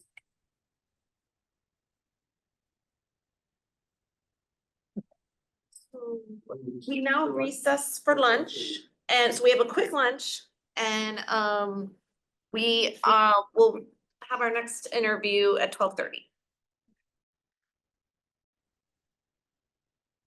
Good afternoon. Good afternoon. How you doing? Good, good. Can you hear us okay? Yes, ma'am. Okay, very good. Well, you're very welcome. I know it's Mr. Kareth Fiddler. Do you mind if I call you Kareth, or do you prefer Mr. Fiddler? Carrot is fine. Okay, well, thank you. My name is Melinda Bowker, and I am the chair of the City of Fort Lauderdale City Manager Search Committee. We have a 7-member committee, and this is a 45-minute interview. We'll try to keep it to time, and I'll give you a few logistics in a minute. But I'm going to start out by having the committee introduce themselves very briefly. So as I said, I'm the chair of this committee. I've been living in the city of Fort Lauderdale now for almost 14 years. I am a CPA for my paid job, but for my unpaid job, I have been volunteering quite a bit in the city. But particularly my role as president of the Downtown Fort Lauderdale Civic Association has been informing my decisions and occupying my time lately. And so with that, I will allow the committee to start to my right with Roosevelt. Hey, Mr. Fiddler, how are you? I'm good. How are you? I am Roosevelt Walters. I've been here a little longer in the city of Fort Lauderdale than most people. I've been here 67 years. And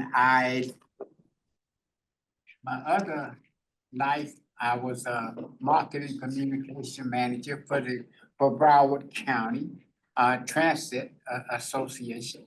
And I am glad to have the opportunity to talk to you. Same here. Good afternoon. I'm Mary Peliquin. I have lived in Fort Lauderdale not as long as he has, only 40 years. And in my previous life, I was in the aviation, hospitality, and gaming industry. In my current life, I'm the president of the Council of Fort Lauderdale Civic Associations. It's a nonprofit group that has about 50 of the recognized neighborhoods in Fort Lauderdale as members. So I'm all about the neighborhoods. And I look forward to getting to know you. I am Same Bernadette. here. I'm Bernadette Norris Weeks, and I'm a city attorney, and I represent various cities in the Tri-County area. I am a longtime resident of the city of Fort Lauderdale and also a business owner in the city of Fort Lauderdale. I've lived in a couple of different areas in the city, so I have a really great perspective of the city and its culture, and I am very involved and look forward to hearing about your background. Thank you. Same here. Good afternoon, Carrot. I'm Ron Perkins, and I'm the senior chaplain for the City of Fort Lauderdale General Employees, Fire and Police Departments. Nice to meet you. Yeah, Kareth, Dan Limblade, congratulations on making it this far. I'm the Thank you. president and CEO of the Greater Fort Lauderdale Chamber of Commerce, and I was appointed to this body by Commissioner John Herbst. Great pleasure meeting you. Hi, good afternoon, Kareth. I appreciate you being here. I'm Earl Prisley. I'm the president of Lauderdale Isles Civic Association. And I'm currently an engineer for the city of Sunrise. And I worked here in Fort Lauderdale for 3 previous city managers. So, listen, we really appreciate you coming this morning and we look forward to speaking with you. Same here. So to kick things off, Kareth, yes, this is a 7-member committee. We were appointed by the city commission specifically for this purpose. We want to thank you officially for the time you have invested so far in the recruitment process. Our goal is to gain more insight about you and your alignment with the Fort Lauderdale City Manager role. Regarding this interview, the questions and the structure. This interview should last no longer than 45 minutes. This will be a panel interview format. Each committee member will be participating by asking 1 or more questions. Several of the questions are detailed, so please provide thoughtful and thorough responses. Feel free to take notes on components of the questions when they're detailed. The search committee, we may have follow-up questions at the very end if there's time, and we will save 2 minutes for your closing statement at the very end. So having said that, I'm going to start out with the first 2 questions. The first question, I would you can answer it fairly briefly. It doesn't need to be too extensive. But please share with us how you've prepared for this interview. All right. Just doing a lot of research. One of the things I feel is very important is no matter what position you're seeking, you definitely want to do your research. Also, with my background, being a previous city administrator, having that background has prepared me, and that's how I've, did my preparation. I've done a lot of research. I've researched the brochure. I've looked at a couple of the plans on your website. Read a little bit about your charter, so that's how I've prepared for this interview. Okay, fantastic. So going on to question 2, this is a little longer one. We could take maybe about 4 minutes to answer, up to 4 minutes. According to residents who responded to the city manager recruitment survey, which is a survey we created and sent out to residents, the 3 most important job experiences for the next city manager are in the areas of 1, infrastructure improvement, 2, emergency management, and 3, growth management. Briefly provide an overview of your experience and any notable successes in these 3 critical areas. Well, great questions. And one of my follow-up questions is going to be regarding the survey that you guys put out. I see that just over 200 folks had responded, so I was going to ask that. So glad that this is my first question. So as far as infrastructure, my background, I've been in public sector over 20 years. I'm currently a public works director, very familiar with all the challenges that a lot of the communities are having regarding infrastructure. Understand that, the biggest challenge is, of course, funding. I do understand that the federal government does have, infrastructure plan where they're funding a lot of infrastructure projects in a lot of municipalities, but it's not just unique to Fort Lauderdale. A lot of communities are dealing with that. The current community I work for, and that you all have, the challenges with Fortify Fort Lauderdale and some of the things that you guys are trying to accomplish. So me having the background in public works, being a general contractor, background in construction management, I think that's prepared me to handle a lot of the challenges as it pertains to the infrastructure challenges that you guys are having. Very good. And I guess as far as your experience with emergency management and growth management, if you could speak briefly. Yes. Sure. So as far as emergency management, as you may know, most of the times when you think of emergencies, you're thinking, not just from a public safety standpoint, but us in South Florida, we deal with hurricanes. So as far as the emergency management and preparedness, incident command, I'm very familiar with that, being an incident commander when it comes to different incidents. Emergency management, as long as you understand every incident, every emergency is going to be different. When I was in Pensacola, we dealt with a cyber incident. So it depends on the type of emergencies. Typically, folks, when they think of emergency management, they think of hurricanes. It can be, it can be a shooting. It could be, like I say, a cyber incident. So it really depends on the emergency management, the emergency itself. But understanding the emergency, and honestly, sometimes when it comes to a particular emergency, you may have a different incident commander. So let's say the cyber incident, your incident commander may be the IT director or the city manager. Of course, the city manager is going to be involved, but when it comes to hurricanes, you're going to have more of involvement with the public works director, or whoever's helping with debris management. So understanding the emergency itself helps you when it comes to managing certain emergencies. And as far as growth management, one of the things I think is important when you speak about growth management, are you referring to the employees and staff or the city itself? In this specific case, in the resident survey, they would be concerned about the city itself, experiencing. We've had, obviously population increase, a huge increase in growth in downtown. I think they'd be thinking about the smart growth aspect Okay. of a developing, growing community. Yes, that's another challenge that's not just unique to Fort Lauderdale. They're dealing with that.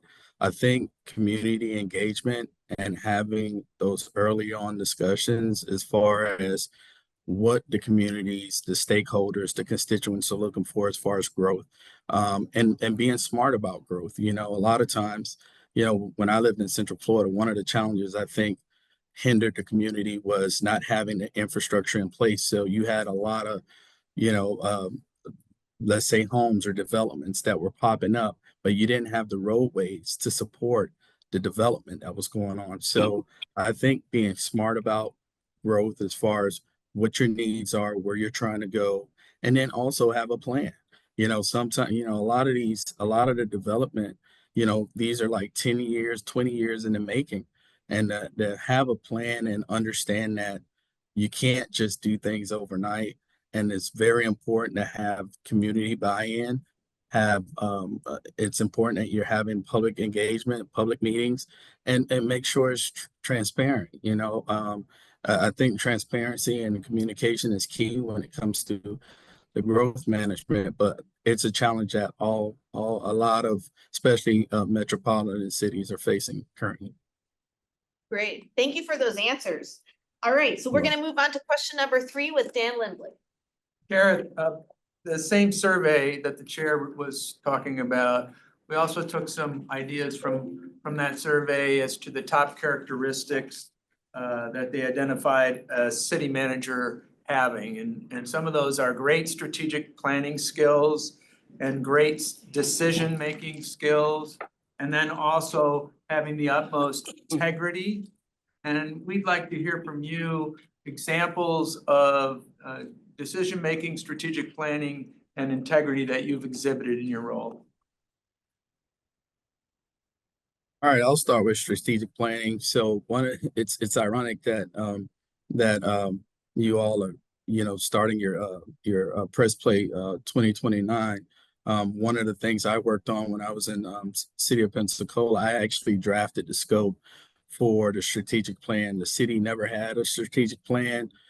So one of the goals of the new mayor coming in was we needed a strategic plan, and I drafted the scope, understanding the need of the community. We did the same thing. We had a survey, got a lot of feedback from the community as far as what they wanted to see in the strategic plan and all the stakeholders involved. Having a plan is so important. You don't know where you're going if you don't have a plan. So having the plan itself is very important.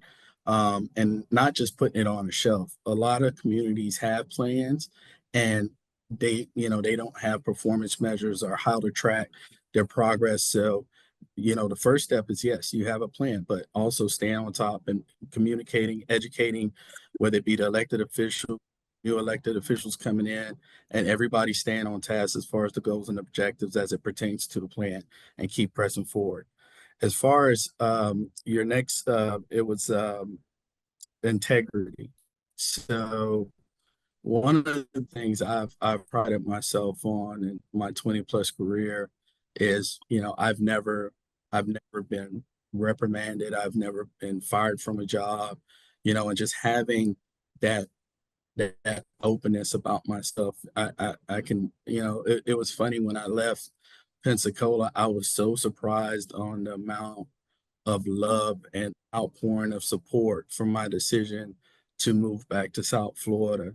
So I think having that integrity and the good rapport with the community goes a long way. Being able to, you know, you want to be trusted by not just your residents, your business owners, everyone, you know. So I think integrity means a lot no matter what position you're in. And we're public officials at the end of the day. So if your integrity is questioned, you know, that's going to be a challenge on, you know, getting the job done. So, and it was your third one. What was it again? The Decision strategic making. plan. Decision Making.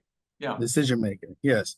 So one of the things I do pride myself on is being able to make a decision. I think what happens a lot in public sector, especially in leadership roles, you have folks that are afraid of making a decision. And when you get to our level, you know, people are looking to you to lead. We are leaders. And honestly, there's going to be times where you're going to have to make a tough decision, and understanding that that decision, you know, may not be a decision that everyone's gonna, you know, like, you know, but understanding that for me, I like to get buy-in, no matter what decision, even though the final decision may lie with me, I like to rely on my subordinates, my directors, you know, before I even make a decision. But you have to be able to make a decision and not be afraid of making that decision. Sometimes you may make the wrong decision, but use it as a learning experience. And how do you prevent that from happening in the future? But decision making is very important in a role like this. Again, some decisions are going to be folks are going to be receptive to some of the decisions made, and then you may have, you know, as usual, you may have pushback on other decisions, but a decision has to be made no matter what. Thank you. Thank you for that, Kareth. Yes. So now we're going to move on to question number 4 with Bernadette. Yes, hi. Like many communities, Fort Lauderdale struggles to provide attainable housing across the economic spectrum. What are some of the attributes and also some of the challenges that distinguish Fort Lauderdale from other cities that you have experienced? And specifically, how would you take those into account in addressing the issues of affordable housing and also the issue of homelessness? Yes. So affordable housing, and I know a lot of folks now are using attainable housing, because one of the challenges is, you know, a lot of folks would say affordable housing, but what may be affordable for me may not be affordable for you. So understanding the different dynamics and demographics of your community is important.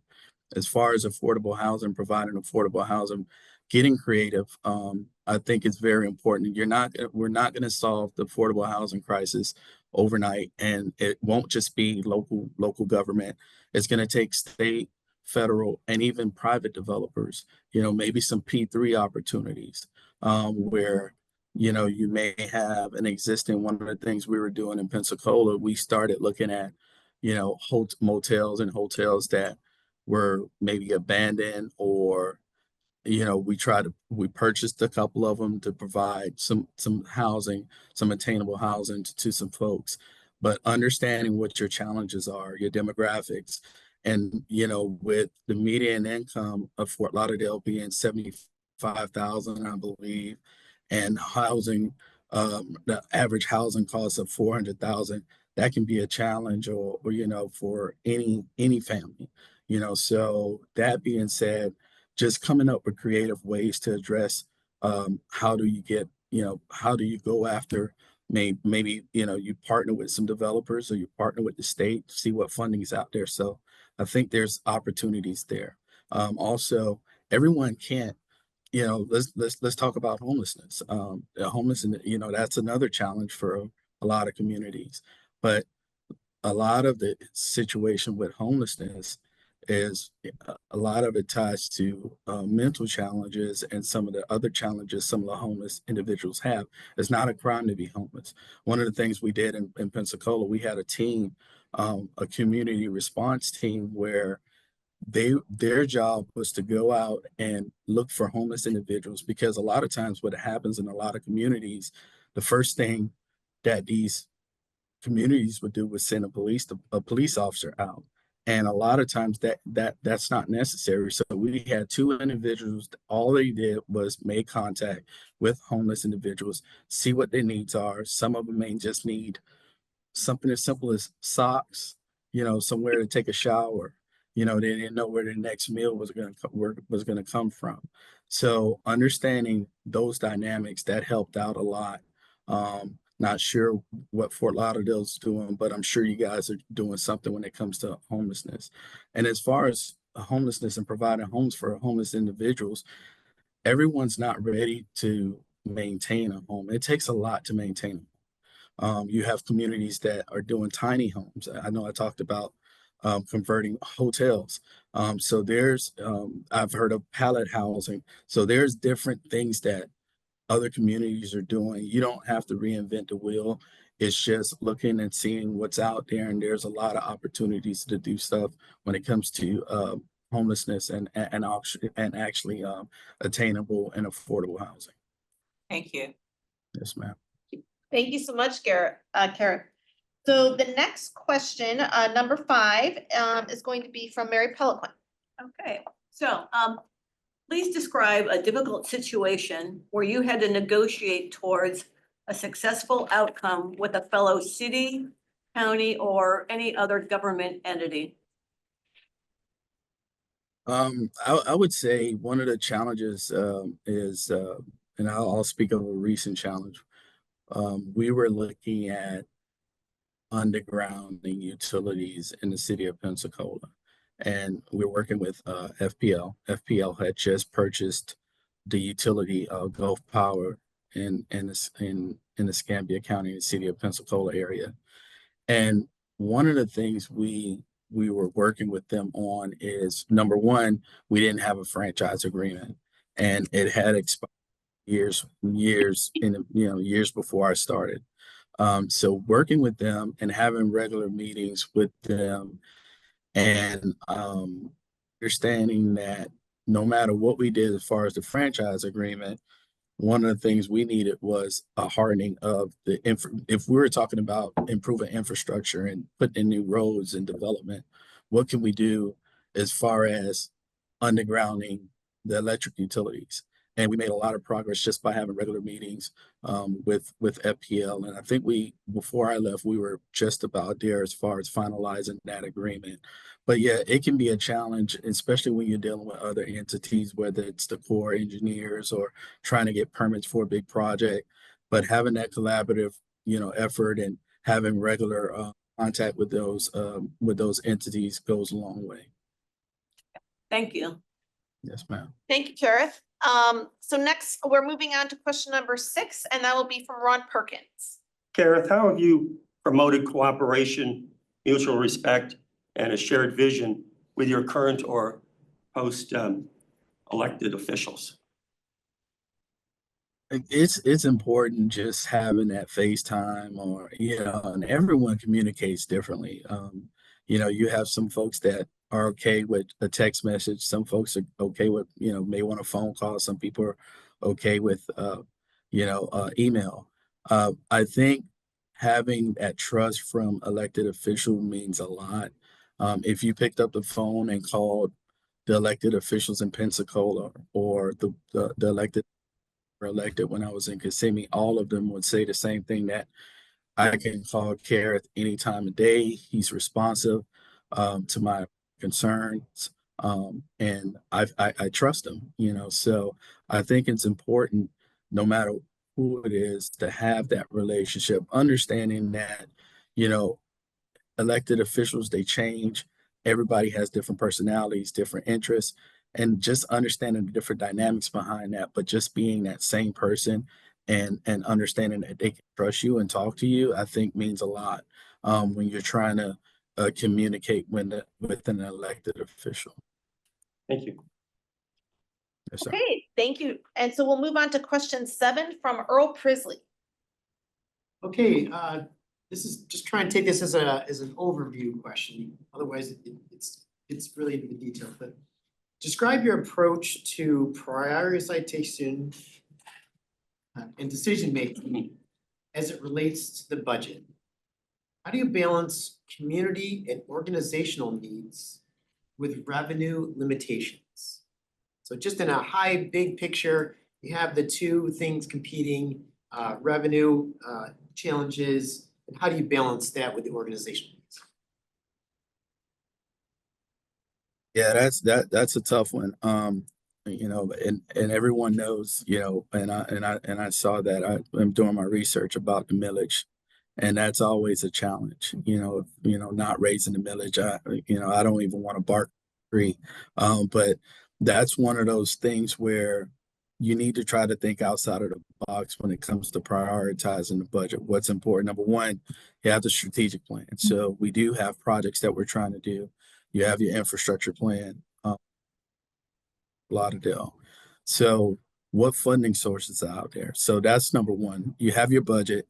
You understand that, okay, you have your enterprise funds, you have your general fund. What can you do within that?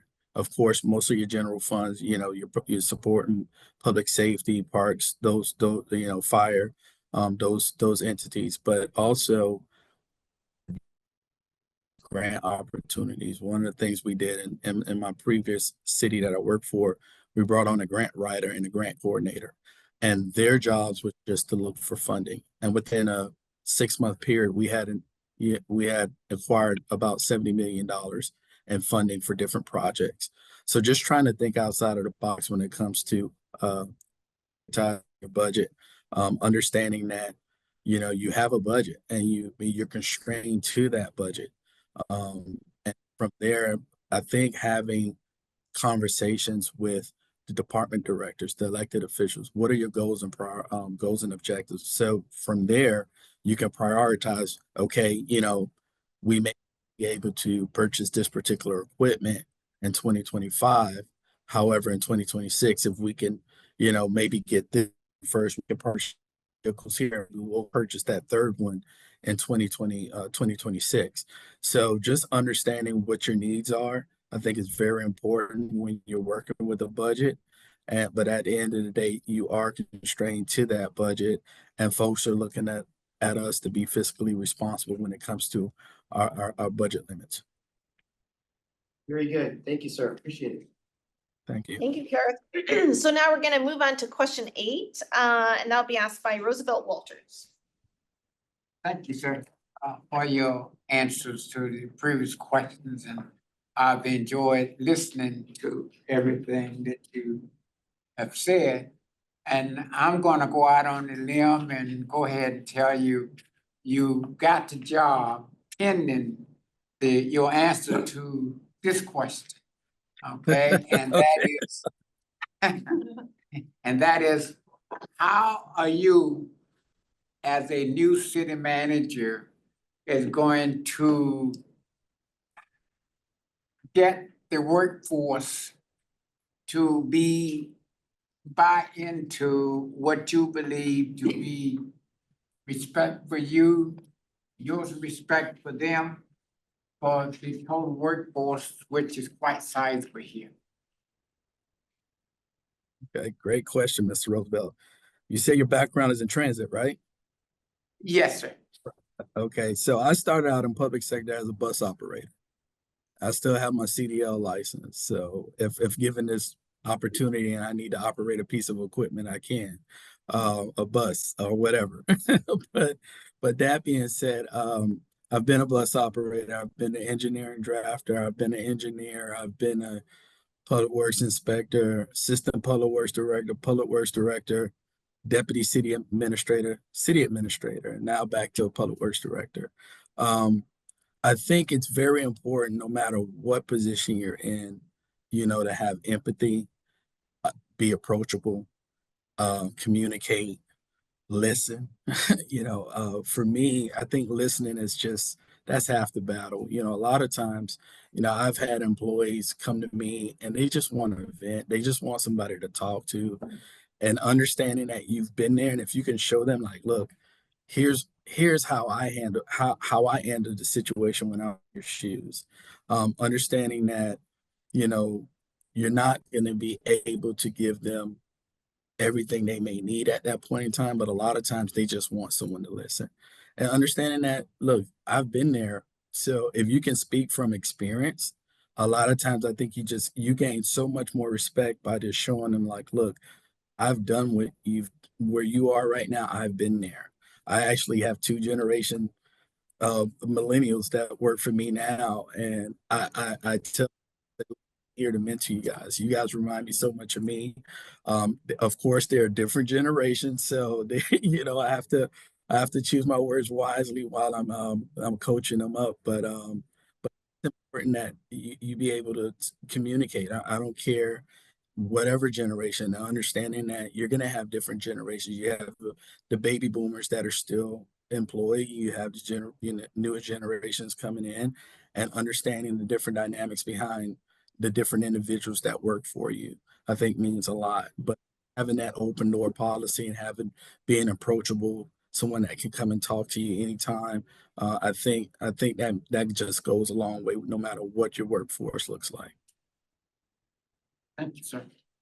You're welcome. Thank you so much for that. So I am going to ask the next question. So if you could describe your approach to managing senior leaders and subject matter experts. And in Fort Lauderdale, that could range between an elected official, you'll have department heads, assistant city managers, and we also have consultants.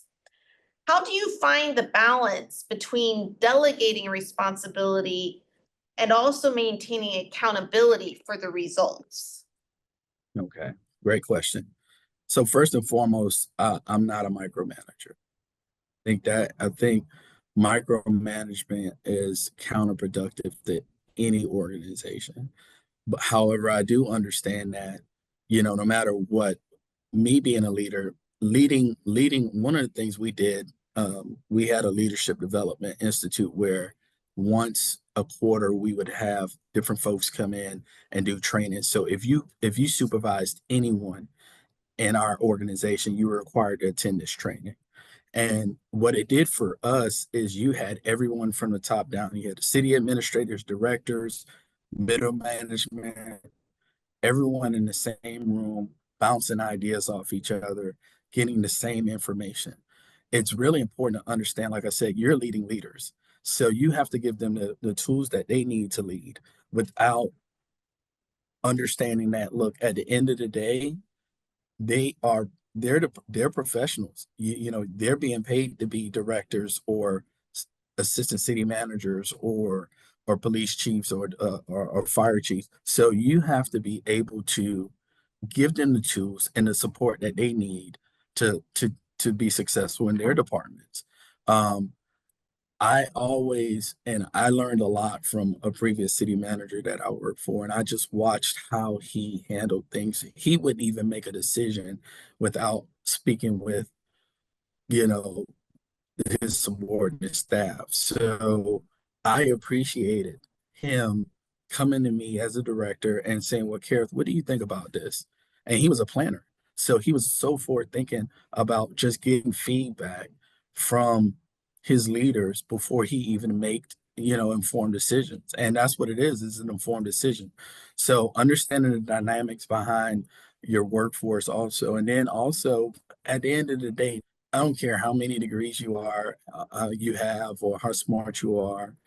One of the things I took from one of the leadership development institute sessions, and it was a lady, and she said, no one cares how much you know until they know how much you care.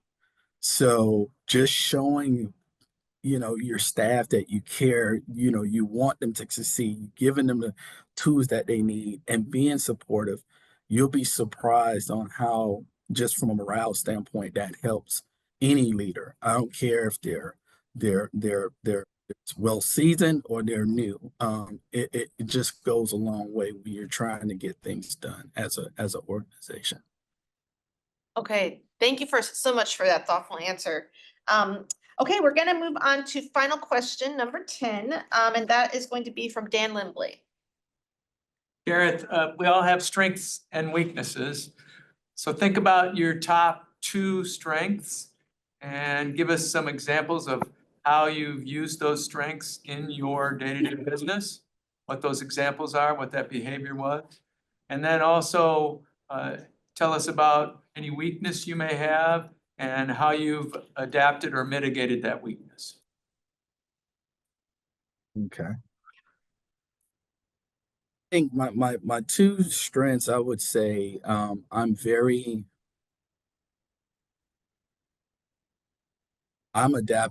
can adapt to pretty much any situation. I learn, I don't know everything, but I'm the type of individual, if I don't know something, it's not going to take me long to get the knowledge that I need to figure things out.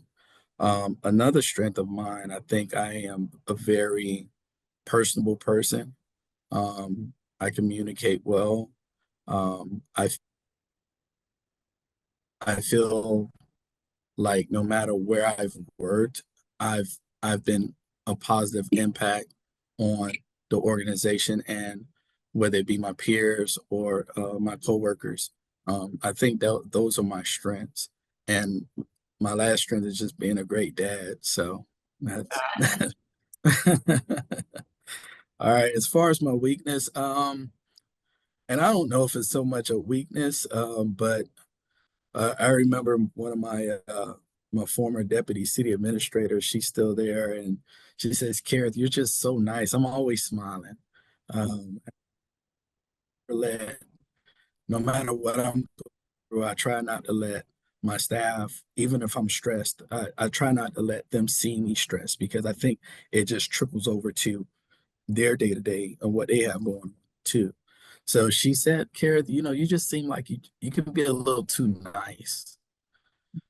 And I had to, and I looked at her and I smiled and I said, "Well, Amy, understand, you're talking to a young kid from Miami, Black guy living in the city of Pensacola, predominantly white community, in a city administrator role. If you had told me this 30 years ago, I wouldn't have believed you."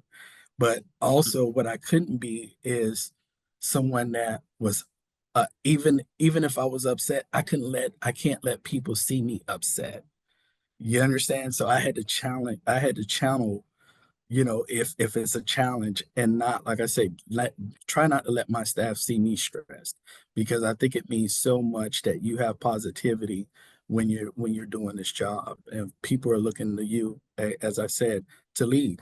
And you're talking about 3,000 employees, so folks are going to be looking to you to lead the organization. So I would say that would probably be my weakness, just being a little too nice and smiling all the time. So Thank you. Thank you so much. So, okay, great. So we do have a little bit of time before we wrap up at 1:15. So I'm gonna allow for a few follow-up questions from the committee, and then we will give you up to 2 minutes. You don't have to take 2 minutes for a candidate closing statement. So committee, any follow-up questions? Dan. Yeah. Thank you, Madam Chair. Gareth, talk to me about your experience interfacing with a police and fire department, negotiating. yeah, so I was blessed and to have an experience of dealing with the fire and police negotiations. Right when I left, we hadn't started the police negotiations, but we had just did a salary study and addressed a lot of the fire department's concerns, as far as most of everything from the negotiations. 9 times out of 10 is going to revolve around salary. So we were definitely able to address a lot of those concerns during our salary study with the fire department. And then, of course, I explained to the mayor and our finance department and HR department that no matter what happens, the police are going to want the same thing that the fire department got, and maybe even more. So understanding the dynamics between the two, the fire department and the police department, and we all know public safety means a lot in every community, and we need to be able to support our public safety individuals. So yeah, we're very close to our police chief and our fire chief. Had a great relationship with them, and we were able to get through those negotiations with no hiccups. Thank you, Madam Chair. Very good. Yes, Bernadette. As a member of the business community, and I've formerly chaired the Greater Fort Lauderdale Chamber just last year, so I'm really curious to know, we've had some city managers who've been involved with the business community and some who have really shunned the business community in a way. And so I'm wondering, as if you were selected, what would be your interaction and what's been your past history with respect to working with the business community? That's a great question. Being a general contractor and owning a small business myself, it's very important that you understand the importance of any business community. So when I started with Pensacola, one of the first things I was asked to do is speak at a Chamber of Commerce event. And I felt so blessed to do that because I was able to network and meet a lot of the stakeholders in the community. That's another backbone of your community, your business owners. I mean, it just keeps it, from economic development to just a thriving community. You want to have that engagement with the business community, because at the end of the day, just like your residents, your business owners, they pay taxes. So you want to have them to have the support that they need to have successful businesses, because again, what you're trying to do is, you want to grow your community, and your businesses are part of that. So having a relationship with your business community is very important. Very good. Committee, any other questions? I actually did have one quick question, kind of small, but I have been to Pensacola, but don't know that much about it. I was curious, with your experience there, if that is a strong mayor form of government, as opposed to what we have here, which is stronger commission, council form of government. Yeah. And I guess just what was that like, if it was strong mayor form for you being the administrator? And then what would you be looking forward to under a Fort Lauderdale structure, which is the strong commission form? Yes, great question. So yes, it was a strong mayor form of government. Prior to me beginning with the city, it used to be a council manager form, but they changed the charter probably about, I want to say about 6 years ago. But it's different. It has its pros and its cons. One of the good things is I had one boss, versus having a commission manager form of government. I have 5 or 7. Depending on the community. So just understanding the different dynamics behind the different forms of government, but either or, you still have a job to do, whether it's, having one boss or 5 or 7, you still have a job to do as the manager. So it was well learned a lot working in that form of government. So that could trickle over into this form of government. Gotcha. Okay. No, thank you for clarifying. So, having said that, I want to go ahead and give you 2 minutes for your closing statement, and you don't have to take the whole 2 minutes, just up to 2 minutes, please. Don't worry, I won't. I've done a lot of interviews, and long-windedness is get your point across. So, one of the things I do have one question. You guys answered the first one regarding the survey that was done and the 203 respondents.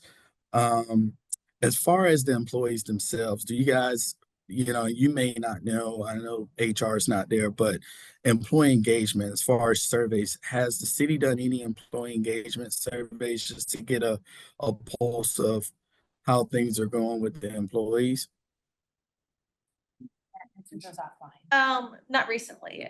Yeah, I guess, we do have, and we can also, answer some offline separately, but, I don't think there have been any recent, employee surveys. Okay.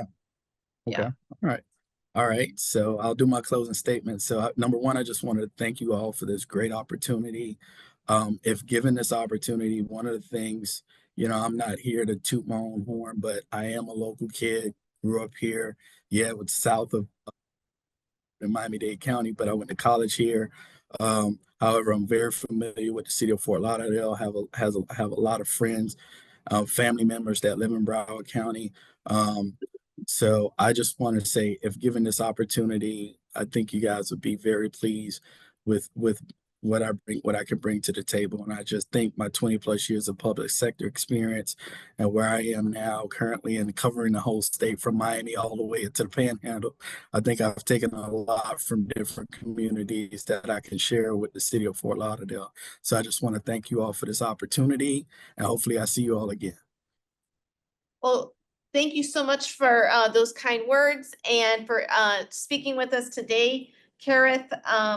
So now, the search committee will deliberate after all the interviews have been conducted. And Ms. Dele Lumen will be in touch with you regarding your status in the process. And, it's a pleasure to meet you, and we thank you for your time. Thank you so much. Have a great day. Thank you. Thank you.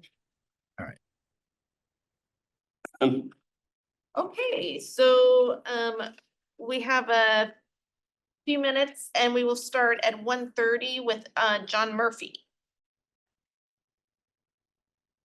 Madam Chair, could you just refresh my memory? We're meeting next week. Yes, so we will be meeting, just to confirm with everyone, we will be meeting next week to then, talk amongst ourselves about the interviews. It will be Tuesday, the 14th from 10 a.m. to 12 p.m. Thank you. Sure. Will we not be picking will we be ranking or, will we not, do you not want us to have people to bring forth to the commission? Yes. So yeah, I believe as we discussed and, Jerome, and correct me if I'm wrong, but, what the next steps are is that at the next meeting on the 14th, we will further narrow down from what is now 7 candidates to a group that we feel should be interviewed by the city commission. And that those interviews would be taking place, February 4th. February 4th. And they would be in, that shortlist would be invited to come, the evening before for a candidate, meet and greet, which was something I think we all decided and commission also wants to happen. So that would be the evening of February 3rd. So our goal on the 14th, is to create that final shortlist that ultimately is going to be interviewed on the 4th of February. And how many on the short list again? Did I miss that? So I think similar to how we listed this group, I don't think we're going to set the number today. I think let's go through all the interviews. And then on Tuesday, I think that we may do a similar voting process. So to see who kind of gets ranked. I liked the process we used before. Because it came up with a ranking, and I think at that point it will become apparent how many should go before the city commission, but I don't wanna. Yeah, I just didn't know if I Yeah. missed it. No, I didn't feel we should set a number yet today. I agree. Yeah. Just until we've gone through all the interviews. Yeah, my vision and with the narrowing down that you did in December to get the group you're interviewing today.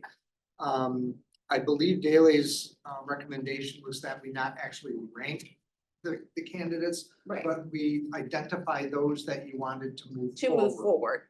And that in itself created And I anticipated that that would be the same method that we would use next Tuesday, when this body would decide who of these candidates you would recommend to move forward without a specific number identified. Right, without a ranking, but just we would choose who would we want to move forward, and those will be collated by And yourself. that's who would you recommend to the commission to Right. be interviewed? Now, one of the other development that just occurred on Tuesday at the conference meeting was that the commission has asked that they see, or they need to know who those candidates are.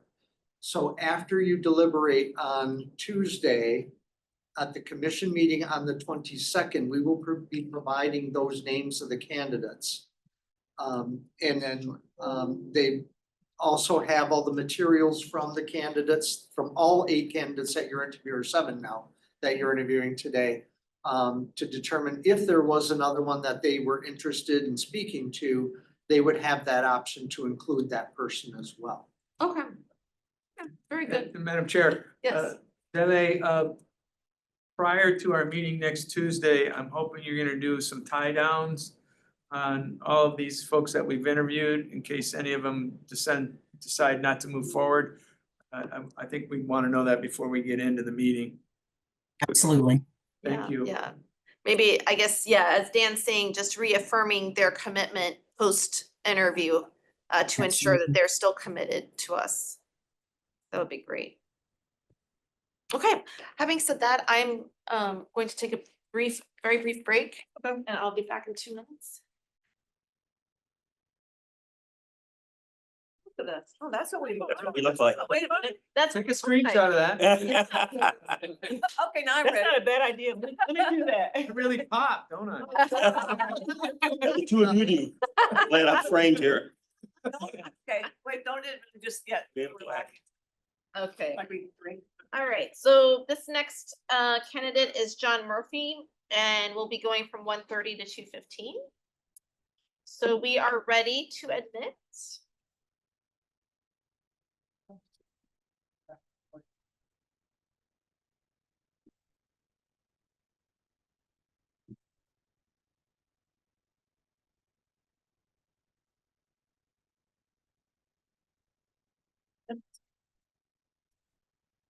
Hello, can you hear me? Hello, yes, good afternoon, Mr. John Murphy. And I'm Melinda Bowker. I'm the chair of the City Manager Search Committee for City of Fort Lauderdale. And very pleased to have you join us for this interview. I just want to start out to ask what your preference is as far as name. Is it John? Is it Mr. Murphy? Or I also saw JJ, but I prefer JJ since first grade. Why my name was John, I've been called JJ, and even the Catholic school nuns, started calling me JJ. So okay. All right. Well, very good, JJ. We will continue with that. So yeah, as I said, I am the chair. We have a 7-member search committee, all seated. And I'm going to start out by just asking everyone to do brief introductions. Very briefly, this is a 45-minute interview, so we're trying to keep to time. Okay. So I am a resident of City of Fort Lauderdale the past 14 years living downtown. Little background on me, I'm a CPA for my paid work. And most significantly, my involvement with the city the past few years has been in my volunteer role as the president of the Downtown Fort Lauderdale Civic Association. And I'll let my colleagues continue, starting with my right, with Roosevelt. How are you? Name is Roosevelt Walters. I'm a 67-year resident here in Fort Lauderdale, except for I went out and played war games for 7 years, and I came back to where I left from. And in my other life, I was a marketing communication manager for Broward County and the Transportation Department. okay. Nice to meet you. Good afternoon. My name is Mary Peliquin. I've been in Fort Lauderdale just a mere 40 years. And I am the president of the Council of Fort Lauderdale Civic Associations. Fort Lauderdale has approximately 60 recognized civic associations or neighborhoods. We have about 50 of those as members in the Council of Fort Lauderdale Civic Associations. Before I retired, I was in human resources in the aviation, hotel, food and beverage, and gaming industry. So not government at all. So welcome. Okay. Nice to meet you. Hi, I'm Bernadette Norris Weeks, and I'm an attorney. I represent various governmental entities, including municipalities within the Tri-County area. I am a longtime resident of the city of Fort Lauderdale and also a longtime business owner within the city of Fort Lauderdale, very involved in the community and specifically the business community, having chaired the Greater Fort Lauderdale Chamber of Commerce as its immediate past chair of the board. Looking forward to your answers and thank you for being here with us today. Okay, thank you. Well, welcome, JJ. I'm Ron Perkins, and I have the honor of being the senior chaplain for the city of Fort Lauderdale for our fire department, fire rescue, police departments, and general employee group. JJ Dan Limblade, President and CEO of the Greater Fort Lauderdale Chamber of Commerce. Congratulations on making the cut. And I was appointed by Commissioner Herbst.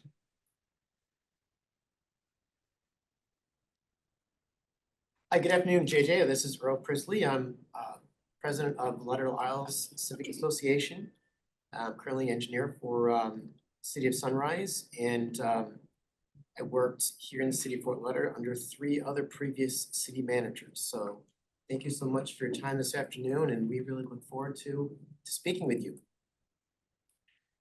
All right, so after those introductions, just wanted to let you know that this 7-member city search committee was appointed by the current city, the past city commission. But we want to thank you for the time you have invested so far in the recruitment process. Our goal is to gain more insight about you and your alignment with Fort Lauderdale City Manager role. So regarding the interview process today and the structure, the interview should last no longer than 45 minutes. There are 10 questions. This will be a panel interview where each committee member will be participating by asking 1 or more questions. Several of the questions are detailed, so please provide thoughtful and thorough responses and feel free to take notes on components of the questions. The search committee may have follow-up questions at the very end, and we will save 2 minutes for your closing statement in the end. So I'm going to kick it off with question 1, and this one doesn't need to be a long answer, but please share with us how you've prepared for this interview. Okay, good afternoon. I know it's been a long day. I will try to keep my answers brief but meaningful. How have I prepared? I've watched some commission meetings. I drove down last weekend and visited, drove around the community a little bit. I've been to Fort Lauderdale multiple times, but never from the perspective of, oh, I'm going to be interviewing. I better have a good, any additional insights. I've watched your meetings, listened to the comments, listened to the citizen survey. I went on the website, looked at the past, last year's citizen survey, and I try to make database decisions. So I've really poured into the numbers of how the residents feel. And, it's not much different than some of the comments that were talked about in your December 19th meeting. So I look forward to answering questions to show you where I have had past successes conquering some of those challenges that are facing Fort Lauderdale. Okay, very good. So I will also go on to question number 2. And I'm glad that you had a chance to look at those city manager recruitment surveys. According to the residents who responded to the most recent city manager recruitment survey, the 3 most important job experiences for the next city manager are in the areas of 1, infrastructure improvement, 2, emergency management, and 3, growth management. If you could briefly provide an overview of your experience and any notable successes in these 3 critical areas. Okay, well, I will take them in order. Infrastructure improvement, and I know we have an engineer on the panel, so you'll understand this. I've been a city manager around the country in various locations. Infrastructure has always been a challenge. In Hobbs, New Mexico, my city engineer really advocated for making sure we're investing in water and sewer, even in areas where we didn't have businesses. And he said, you're burying dollar bills so that it'll make it easier for development to happen. And that surely did happen. I got out to Palmdale, California, which is a full service city about the same size as Fort Lauderdale, and infrastructure was horrid. And what we did is we worked together, and I collaborated with LA County and our economic development team, and we passed the first what's called EIFD, infrastructure improvement fiscal district. And what that did is LA County is waiving taxes on parcels, and we're waiving taxes on parcels, and we're putting that in a bucket and bonding money. It's going to invest $660 million in new infrastructure improvements in Palmdale so that they can continue to invest in the aerospace industry, which is the #1 growth industry in Palmdale, California. So when I look at some of the infrastructure issues in Fort Lauderdale, I think I'll come with my collaborative approach, and I think that'll be successful. 2, emergency management. That's easy for me. I'm a 20-year Air Force officer. 17 years have been in emergency management. And I'm proud to have deployed twice, once to Djibouti, Africa. And then in 2010, I was 14 days into a 16-day deployment, and the earthquake in Haiti happened. And I know Fort Lauderdale has a large Haitian population. I was on the initial response force. I volunteered to go to Haiti and help get 700 Haitians on a helicopter flown out to the USS Comfort. So I was part of an amazing team that was the initial response team. I've been involved in my municipal service, 7 FEMA declared disasters, including the last 2, Helene and Milton in Pasco County. I'm in charge of public safety in Pasco County, and we were able to rescue with collaboration with our partners, and we trained with our partners beforehand, and we ran drills, and it paid off because 1,200 of our residents had to be rescued during these last 2 storms. And I'm really proud to say that some of our work after the storm has resulted in, because I fight for every dollar, Pasco County was just awarded $585 million appropriation for disaster recovery moving forward. So I bring that to the table. Growth management, Pasco County is the 3rd fastest growing county in the country right now. So I've seen the explosive growth. I know how it affects fire departments and police departments and all branches of government. And I've been really at the forefront of some initiatives to make sure that we're building out responsibly. Palmdale was only 33%. Palmdale's a city northeast of LA County, in the northeastern section of LA County.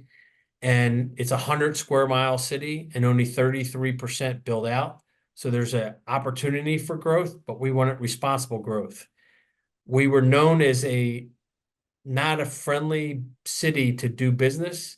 And I changed that and came up with a program that said, find a way to yes. And maybe I can go into a little detail later in other questions, but because of our initiatives, we were named the most business-friendly city in LA County in 2021 when I was a city manager. Okay. Excellent. Thank you for those answers. We're going to move on to question number 3 with Dan Lindblade. Great. So thinking about, John, thinking about your strategic planning experiences and your decision-making prowess, talk to us about how you've utilized your professional background in specific examples of strategic planning and decision-making. And then also talk to us about why integrity, your integrity, and why integrity isn't so important to the position of city manager.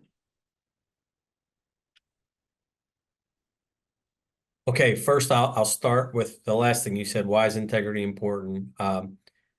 Our Air Force core values, integrity first, service before self, and excellence in all we do. And I've lived that in my life, that integrity is first. And it's so important as a city manager, when you're talking to staff, you're talking to elected officials, you're talking to the community, that they trust what you say. You're not always going to be able to give them a yes or tell them what they want to hear. But if you're never questioned on your honesty, or if you tell them, hey, I might not be able to get you there, but I'll tell you how we can get there. I think that's important. And the same with staff. So let me just talk about strategic planning and the decision-making. When I started out in this business, I was a city administrator in Wilkes-Barre, Pennsylvania, that had a vacant downtown. And we partnered with our mayor was a small business owner, and he wanted to really reinvest and make the downtown an 18-hour downtown, because we had 14,000 people who worked in the heart of our downtown, and at 5 o'clock, it was completely vacant. So we worked with the Chamber of Commerce, the elected officials, the city staff. We developed the business improvement district. We reinvested in key incentives. And today, and we did mixed use development. We had 2 downtown colleges. We got them to close their bookstores. You can imagine this on a campus. To move one bookstore in the downtown, it was a Barnes and Noble that sold the college swag, but students were now incentivized and parents incentivized to come to the downtown. Today, with some of the mixed use development and the housing, it's the hottest real estate market in the downtown. It's an 18-hour thriving downtown. 56 new businesses opened in the downtown in a city of only 45,000 people at the time. So we worked around our strategic plan to be business friendly, to incentivize growth in the heart of our downtown, and our decision making. I'm a mission focused leader, and that's probably my military background. Once I get policy ideas or community ideas and we launch on a decision, I want to make sure that we are collaborative as a team. But once we make a decision, we move forward. We put timing on the decision, so it's not like, oh, I'd like to get 10 new businesses in the next 2 years. No, like you really focus on that. I just had breakfast this morning with the county administrator, and he talked to me about how successful we've been in public safety, in fighting for grant monies outside of the county. And that's something that we wanted to do, because every dollar I'm able to bring in, and in 2 years, I think I'm over $10 million in various grants that I've gotten for our public safety department, I have fire rescue and the corrections department under me. So I've made critical decisions to make sure we're going down a path to, if the county budget can't fund it, where can we go out and find the funding so that we can support our public safety executives? Thank you. Thank you so much for that detailed answer. Okay, so we are going to move on to question number 4 from Bernadette. Like many communities, Fort Lauderdale struggles to provide sustainable housing across the economic spectrum. What are some of the attributes and challenges that distinguish Fort Lauderdale from other cities in what you've researched? And how would you take those into account in addressing issues such as affordable housing and also homelessness?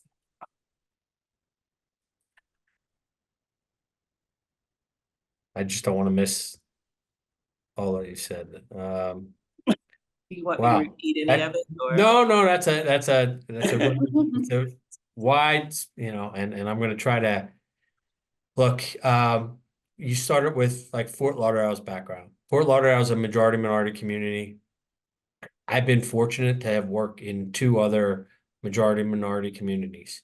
And I think the fabric of that is the government needs to build trust with the community. And as I look at the survey results from your last survey, the mid-year 2024 survey, I was surprised that there was a real sense of not great satisfaction with the residents.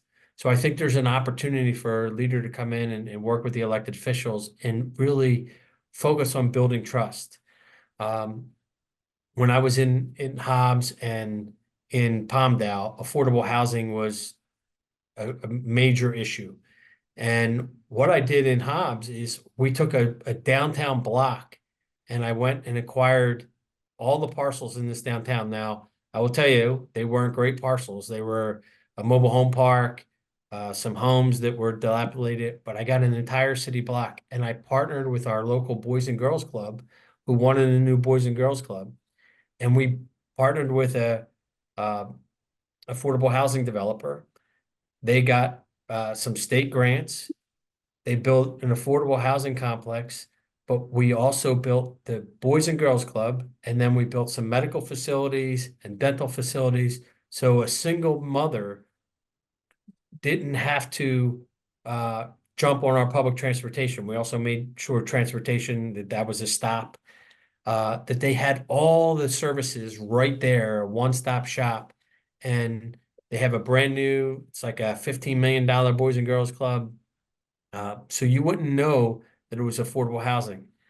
In Palmdale, we did some of the same thing, but we actually also, because of the aerospace industry and housing costs are crazy in California, the cost of every door in an affordable housing complex right now in California is close to $450,000 per door. That's just for the apartment. So what we try to do is really make a focus on helping where we can, giving land where we can to drive down the cost of development. But we also worked, when you talk across the spectrum, to do workforce housing, to make sure that the employees that worked in our city needed to be able to afford to live in our city. And I think when you look in Fort Lauderdale, that needs to happen as well. So we have to have a good balance of, have affordable housing, have some workforce housing, and then you can have market rate housing as well. So I think I have experience with all that. Homelessness, LA County is the epicenter of the homeless population. You would be shocked to know that their budget is $650 million per year in LA County for homelessness. I happen to be the city manager that had the only city that saw a 10% reduction in our homeless numbers. And it wasn't because JJ Murphy came up with this great idea. It's because I sat down with the service providers and said, how can we help you as a city with the people that you're talking to? Because the homeless people don't talk to the police officers. They don't talk to, but they'll talk to the service providers and the people who are giving them food and a warm place to stay. And what we heard in Palmdale was a lot of them had pets and we had shelters that had rules against bringing your pets in. So the staff and I came together and we raised money on staff to go buy crates to put outside the shelter so that people could put their dogs in crates right outside the shelter, so they felt safe. And so they were going inside, and that's the high desert area. So I will tell you, in the summer, it gets extremely hot, and in the winter, it gets extremely cold. So that's what drove those numbers. And the neighboring city saw their numbers double. They went from 1,000 homeless to 2,000. We went from 330 down to like 280. So hopefully Okay. that addresses your questions. Yeah, no, that's great. Thank you. Very descriptive. Okay, so we're gonna move on to the final 6 questions. These are a little less kind of meaty questions. I wouldn't say Okay. difficult, but I think probably for these, we'll stick to maybe 2 to 3 minute response. Okay. So we'll continue with question 5 with Mary Peliquin. Okay, so JJ, please describe a difficult situation where you had to negotiate towards a successful outcome with a fellow city or county or other government entity.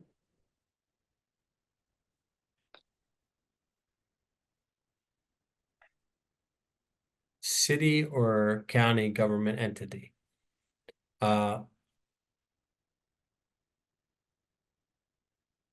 I think the best example that comes to mind would be we wanted for 20 years before I got to Hobbs, they wanted a community recreation center. And there were a lot of players involved, the county, the city, the school district, but they could never come forward with the project. And when I came in, they started meetings and say, hey, we want to try this one more time. And I was fortunate to have gone to the Harvard Kennedy School, where it really focuses on working outside the organization to make your internal organization better and really focuses on collaboration outside.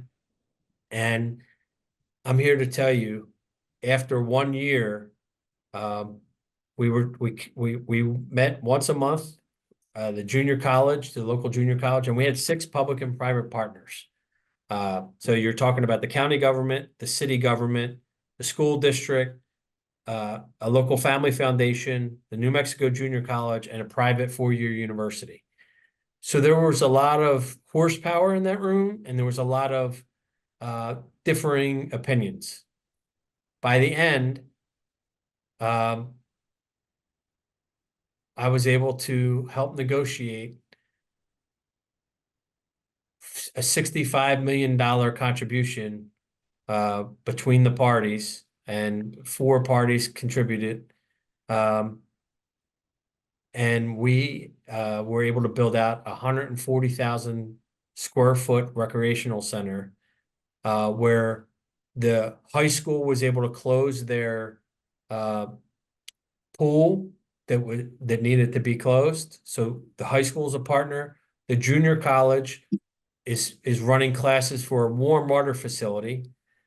The city's running the facility, and the county, why they weren't bringing money to the table initially, since then they have brought funding to increase programming there at the county and give cheaper rates for any county resident. And what I negotiated as part of the county was I didn't cite this in the heart of our city.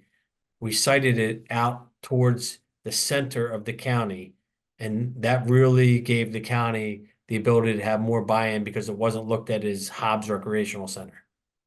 And that's not what it's called. It's called the core, the Center of Recreational Excellence.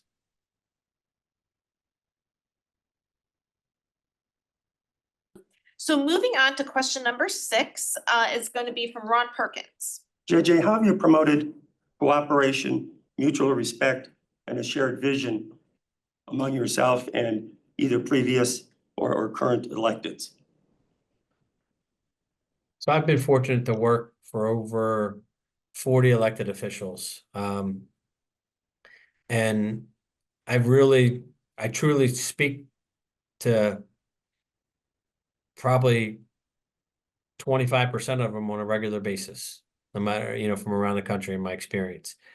I think what's important is each of them you build authentic relationships with them individually. Find out what they like. Do they like one-on-one meetings? Do they like phone calls? Do they like text messages or emails? How do they want to be communicated to? And then make sure they're all getting the information timely and you're not hiding the ball. So if there's a majority 4, 1 or 3, you're not sharing the information with 4 before the 5th one gets it, or somebody's not reading about it in the paper. Like you try to really be transparent and share the information equally. And I will tell you, trying to build that mutual respect. I'm not trying to be an elected official, right? And they what they call in this business called minding the gap. Like you have elected city managers or in between the elected officials and the staff. And I think, what you try to build in terms of that mutual respect is, look, I'm going to come to you sometimes and I'm going to have to be protective of staff. And then other times I have to say, staff, like, this is the policy that the elected officials want. Let's find compromise. So I think, my leadership style is kind of a coaching leadership style where you're building that respect, because I'm not trying to play third base. I'm trying to tell the third baseman, like, hey, you did a great job, or, you made an error, but that's okay. We're going to still win the game. And, same with the elected officials, to try to, build consensus to move forward so we can actually accomplish the mission that the community needs and make it a better place to live, work, and play. Okay. Thank you. Thank you so much. So moving on to question number 7, that's going to be from Earl Frisley. Hi, thank you. So describe your approach to prioritizing and decision-making as it relates to the budget. And as a follow-up, how do you balance community and organizational needs with the revenue limitations? It's a loaded question, but with a high level, answer.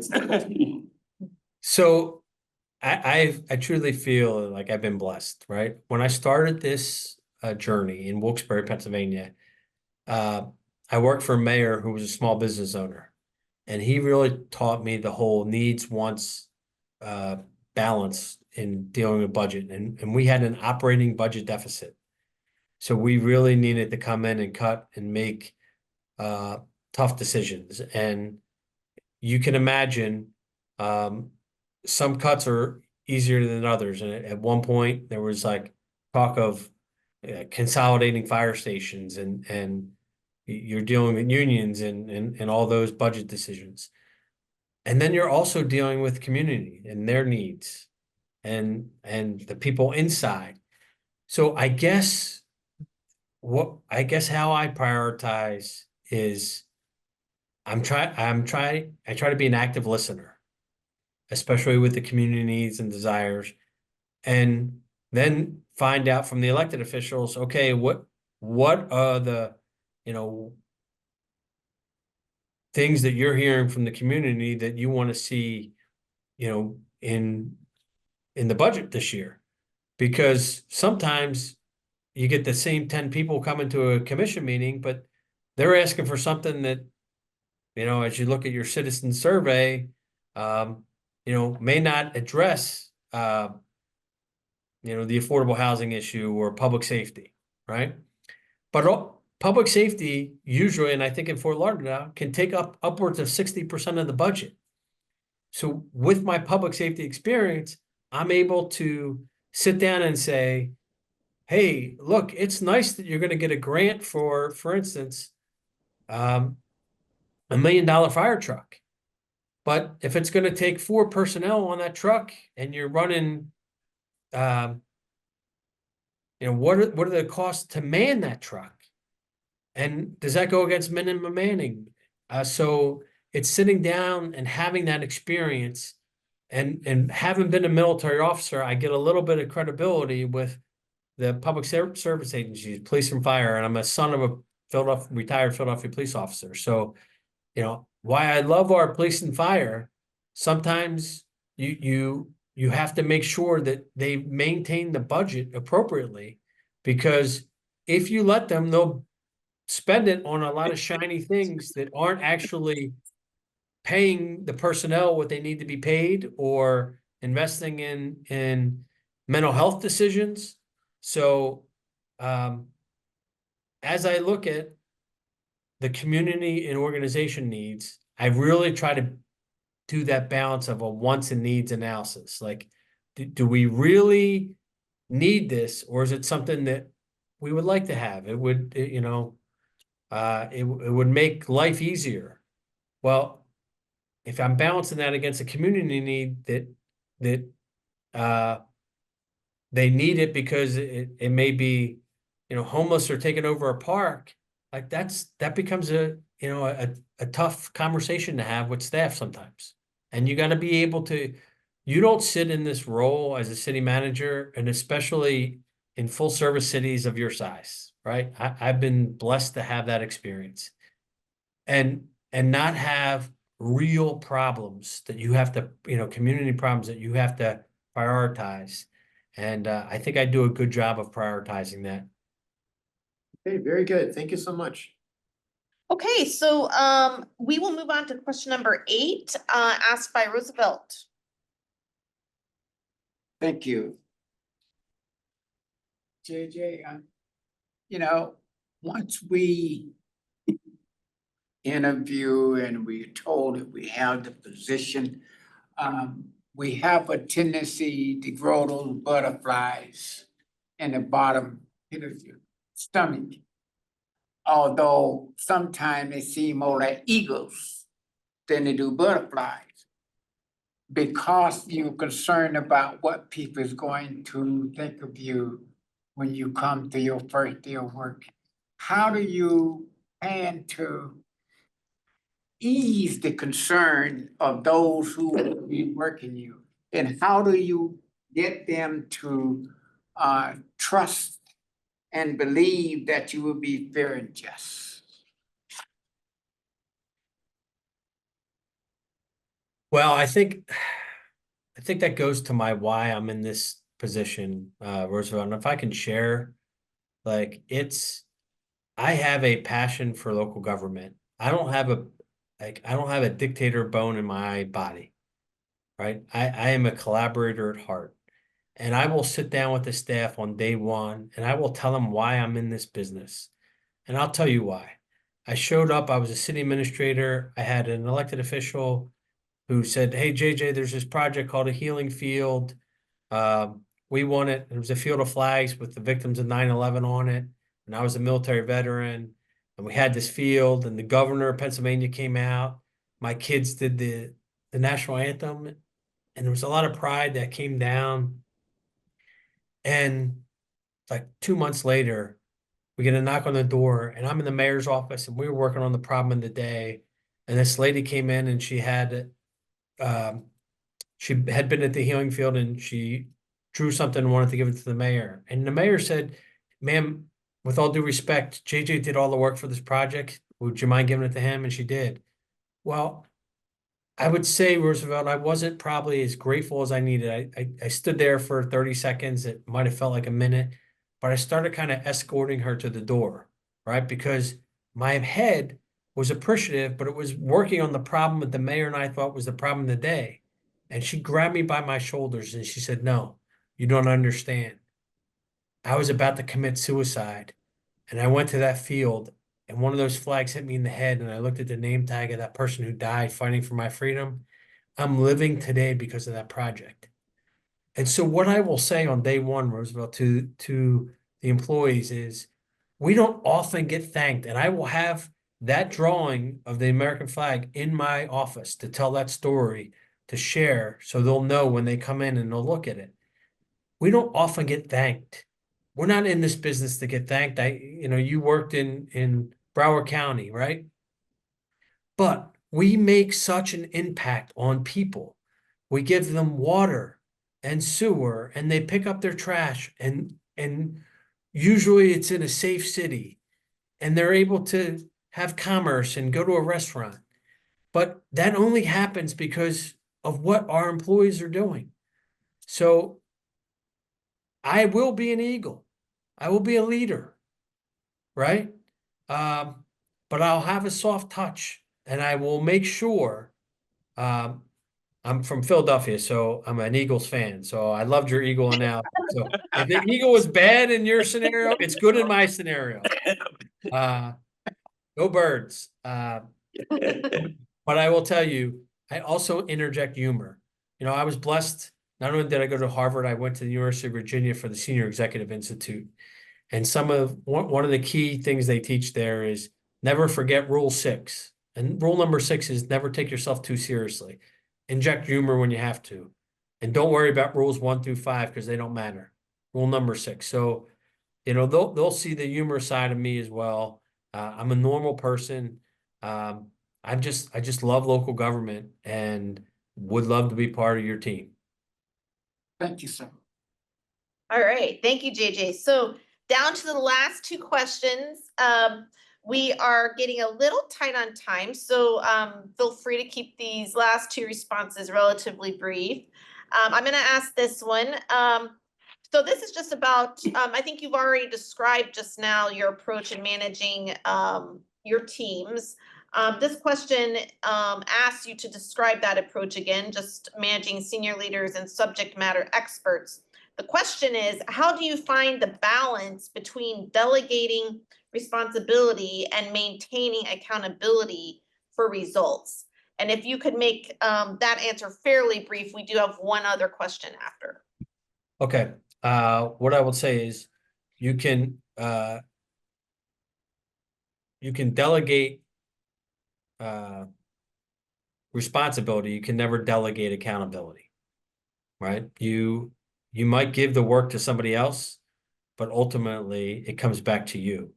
And I say that as a city manager, you know, and my staff and senior leaders, like, look, ultimately you might not get called on the carpet. It may be me. So let's make sure that if you're not crystal clear with the job, you ask any questions you need to, and I'll give you follow-up direction or give you assistance. I'm not afraid to roll up my sleeves. I don't manage from behind the desk. I'll be out in the community. I'll be out visiting the teams. I'll be an active participant in making sure that we are held accountable, but we deliver on what we promise. Okay, great. Okay, so final question. I'm going to hand over to Dan Lindblade. Thank you, Madam Chair. JJ, everybody has strengths and weaknesses. You have your top 2 strongest attributes. What are they? How have you delivered them in your job? And then close it out, your weaknesses or weakness, how have you adapted it or mitigated it? So the top 2 I would say would be economic development and public safety. Award-winning, highest rated, Palmdale, I think, was named one of the top 10 safest cities in California. You know, I really, with my background, you know, I feel really comfortable in public safety and economic development. I love going out and recruiting and being the #1 fan for our community to recruit businesses in. I was able to recruit Amazon before they were going everywhere. They came to Palmdale, but now they go everywhere. So that maybe that's not such a big one, but really some aerospace industries, you know, I'm not afraid to get on a plane and travel the country and carry the flag for Fort Lauderdale to bring businesses in. So I think they're my top 2. In terms of weakness, you know, personally, I have to do better job on work-life balance. I really do focus a lot on the work portion. You know, I gave up playing golf and, you know, would love to do that again. In terms of municipal government, I would say the weakest, I don't get a lot of energy out of planning, right? The planning department. So I let the planners do what they do. You know, but I try to support them. But if I had like one department, I would say what I'd be weakest in, I would own that. Thank you. Very good. Okay, so now we do have just a couple minutes, so I do want to give the search committee opportunity for very brief follow-up questions, brief responses. Ron, I know you have a question you want to ask. Yeah, JJ, just 2 quick ones. When you were getting your public safety grants for the fire department, did you use the SAFER grant process? Absolutely. Good. And the second thing is, how long have you been retired from the Air Force? I retired in 2017. At what rank? Major. Thank you. And thank you for your service. Thank you.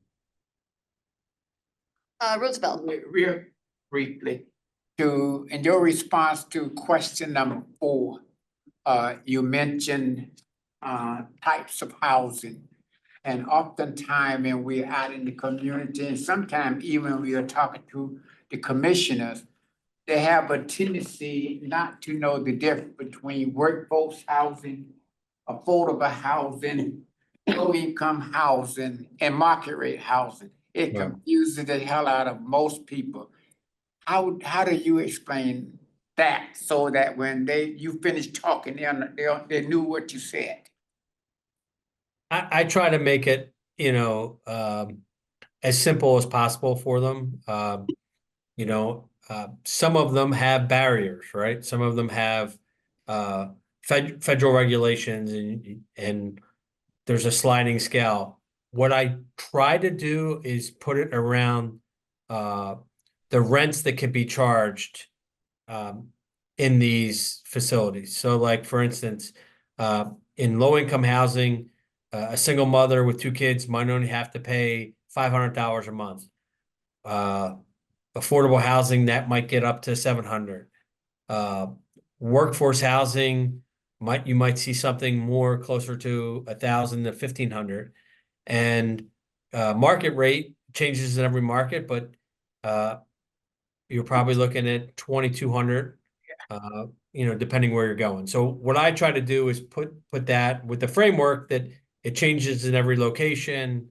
But I try to annotate the differences through potential rents that people would pay so that you can balance the salary that they're making. That makes sense? Thank you so very much. Okay. Yeah. All right, we've got time for one more very quick question and then we'll go into your closing statement. I am interested in knowing your position with this. There are a number of different homeowners associations in the city of Fort Lauderdale, and many of them are very active. And so whenever there are growth issues, there's sometimes pushback and also when managers have come to the city of Fort Lauderdale, there's been a tendency to focus on the east side of the city as opposed to generally throughout the city, unless there's a commissioner that's pretty insistent that something else happens. So I'm wondering, how will you balance those type of issues? First off, I expect to be at every, I will attend, I will make a commitment that within the first 2 years, if I'm hired, all 56 associations, if they have 56 different meetings, will see me at least once. Because I think you need to be active and you need to be present in the community. And I've been involved in other civic associations where I've been, or Chamber of Commerce's or Hispanic Chamber of Commerce's. You start breaking down, and I'm not just somebody who like, hey, you can schedule a meeting, come see me. I want to be out and present, and I will do a balance approach. You're not the only city that has, different districts and, different district representatives. And you have to make sure you're the city manager for the entire city. So that, when the earlier question talked about building trust, you have to build a trust everywhere. Thank you. So thank you so much, JJ. Now I will give you the 2 minutes or less to do your closing statement. Don't feel you have to make it 2 minutes. We've gotten a lot of information, but up to you. Sure. I'm actually going to make it very brief. I was going to tell my why story. I've already told that. So here's what I would say. Thank you so much for taking the time to learn a little bit about me. And, when I looked at your and watched it, and I've watched it twice now, my experiences, I feel like I cover a lot of things that you're looking for in a city manager. I've been in a full service city with a comparable size. I have Florida experience, which with the Sunshine Law is, very important. I'm a collaborative leader, but I think the funniest thing was the rock star. You guys were looking for a rock star, at least one of you were, right? I will tell you, I'm your rock star. I was recruited to apply. I am killing it in Pasco County. I wasn't, looking to leave, but this is a great opportunity. And I am doing very innovative things in public safety around mental health. We have a mental health for first responders initiative. We also went to a D shift for fire. We were losing 75 firefighters a year. We were training for the area fire departments. We announced we were going to a D shift, and now we have a waiting list for firefighters. So I'm at the top of innovation. So I've done growth management, economic development, and transportation. Negotiated 11 different union contracts that wasn't like listed, but 87% of your employees there in Fort Lauderdale are in a union. You need somebody who's sat at the table and negotiated great contracts for both sides. And I negotiated both the fire contract and the corrections contract last year. So I think I have what you're looking for. I might not sing like a rock star, but how you defined it, I hope I can help deliver for you, and I hope to get another interview. Thank you. Thank you so much, JJ, and it's been a pleasure interviewing you. Thank you for answering the questions so thoughtfully. The search committee will deliberate after all the interviews have been conducted, and Ms. Lohman will be in touch with you regarding your status in the process. And just thank you for your time, and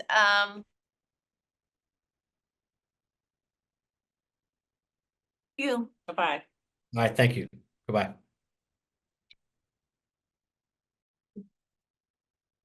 okay.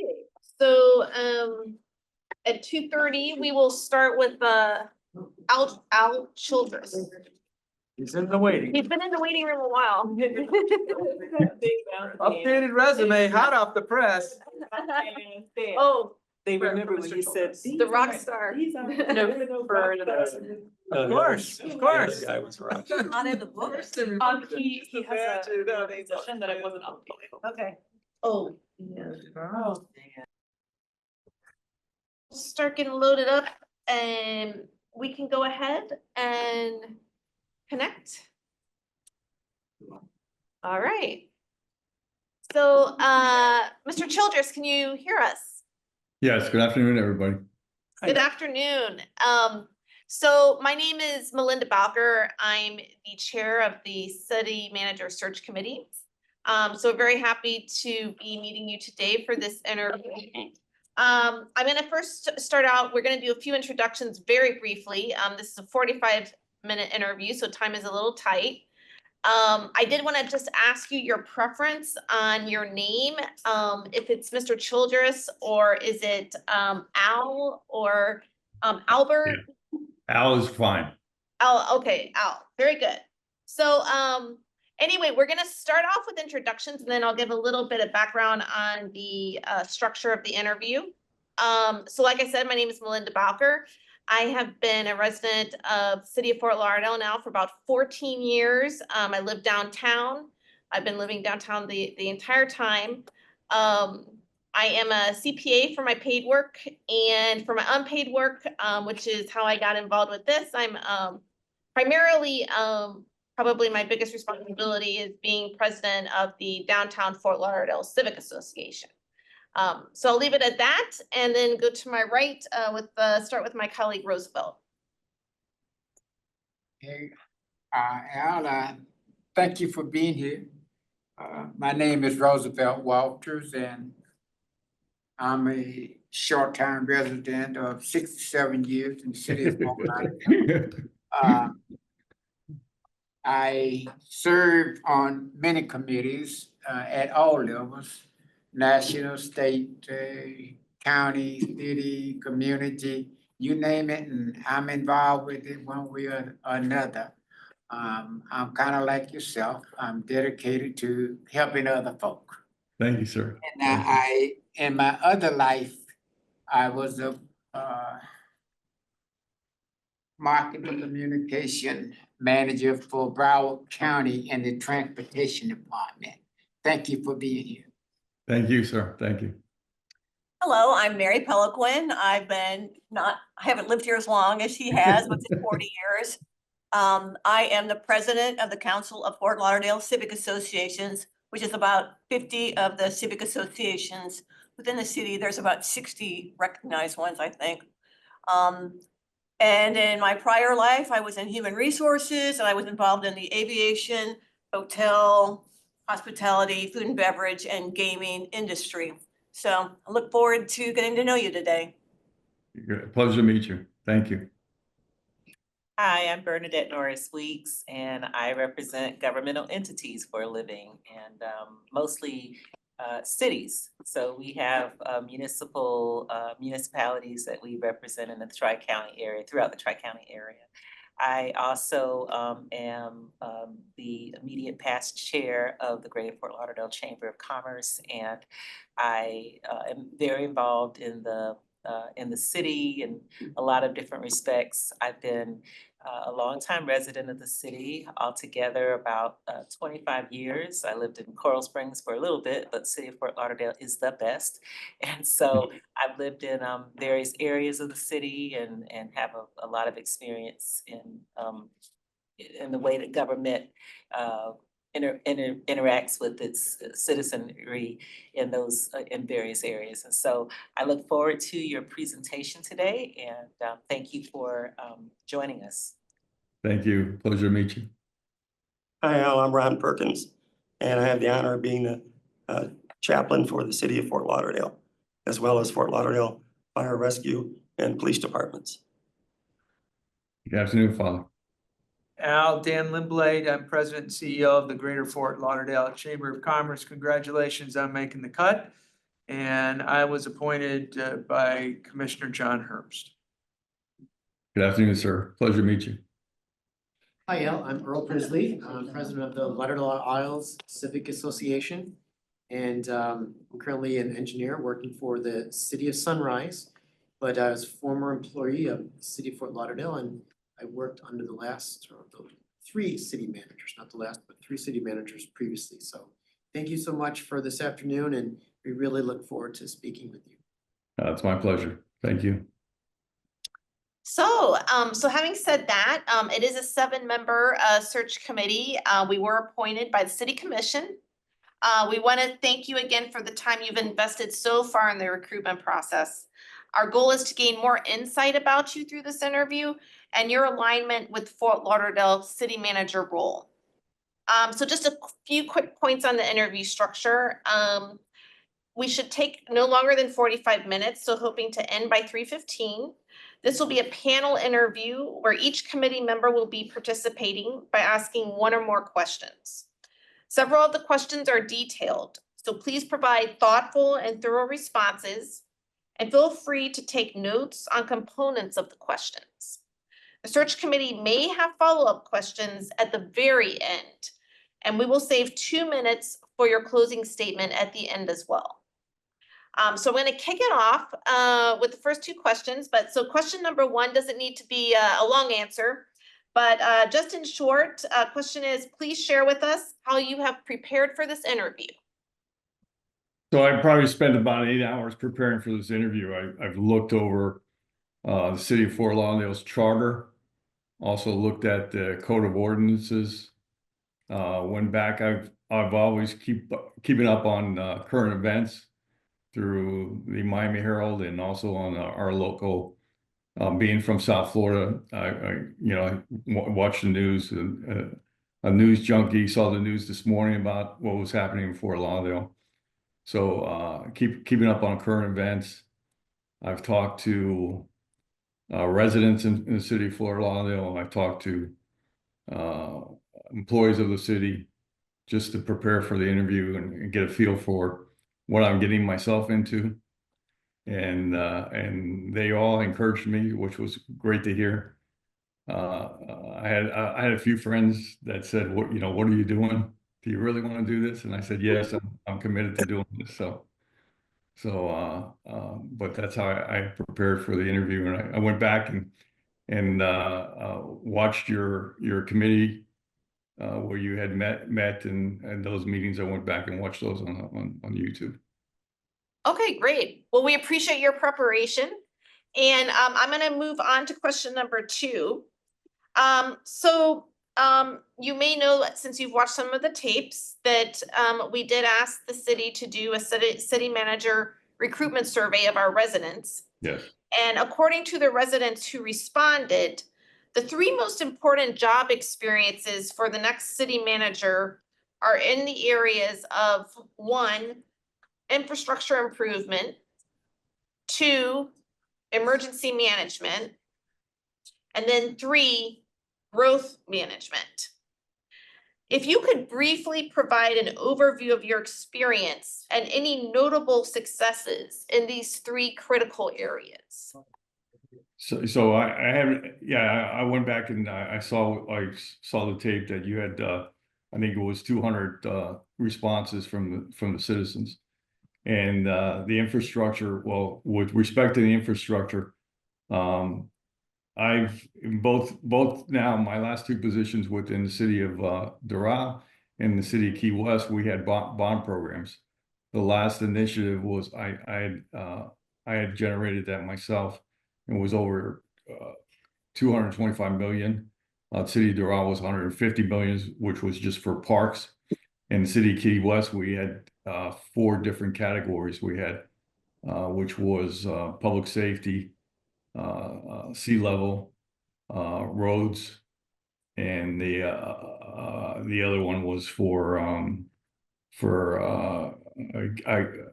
think it was for our lighting system within the city. So I've had experience dealing with bonds and infrastructure. Sea level rise, of course, in City of Doral, that wasn't a big issue in Doral, but it was in Key West, so it was a major issue. We had a friend of mine that's the city manager for City of Miami Beach, so we were keeping up with them to see what they were doing, what the new innovative techniques they were doing, and just talking to the experts to see what everybody was doing. The city of Monroe County was buying up properties that they knew would just, there's nothing you could do with that. No, you couldn't build anything on those lands, so they were buying up those properties. That's not always an option for everybody. And then a third thing I think you said was public safety. So we had infrastructure improvement, emergency management, and then growth management. So in the areas of, as you know, we're a growing city, booming downtown, growing every year. And I think that our residents, in answering this, we're really thinking about smart growth and how that dovetails with the aging infrastructure. So with respect to emergency management, or throughout my career, since my days in Miami-Dade County, I experienced emergency management. So, I think I'm probably the only applicant that was working for a major municipality or government agency when Andrew hit.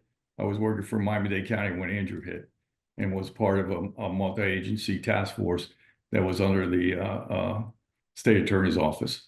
So I had that experience, and then you're living in South Florida.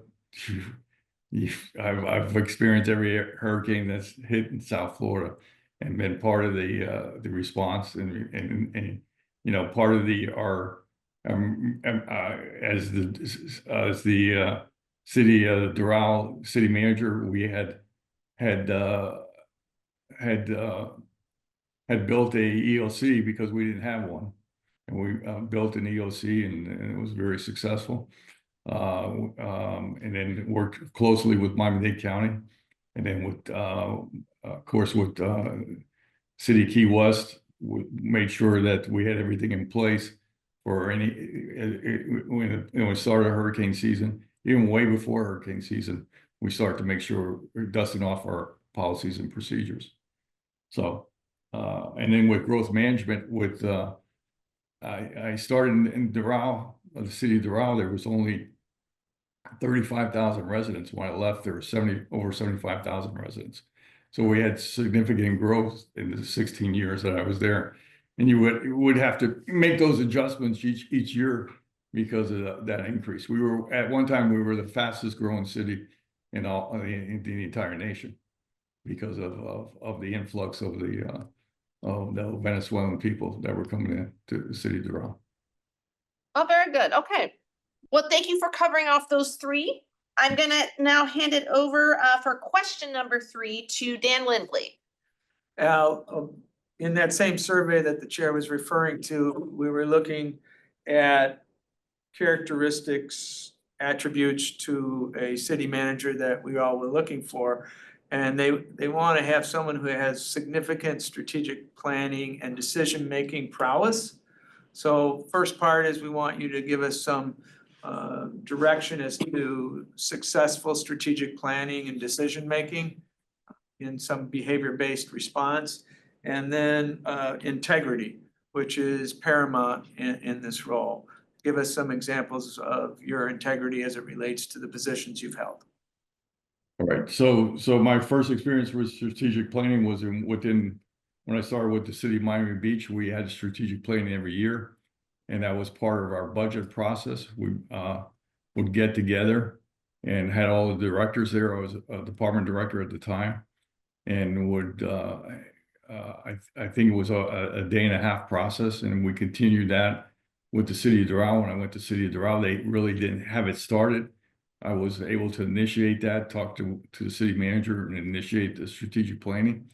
And then when I got up to the city manager's office, we had recruited a highly professional strategic manager, a consultant to come in that was a retired professor from the University of Florida that everybody, the entire commission praised and loved him because of what was he able to do was to get everybody on the same page and thinking the same process. And he was very good at what he did. And that was half the process of bringing in somebody that was qualified to do that. We met for a day and a half. Sometimes it was off-site, not within City Hall, just somewhere to get out of the same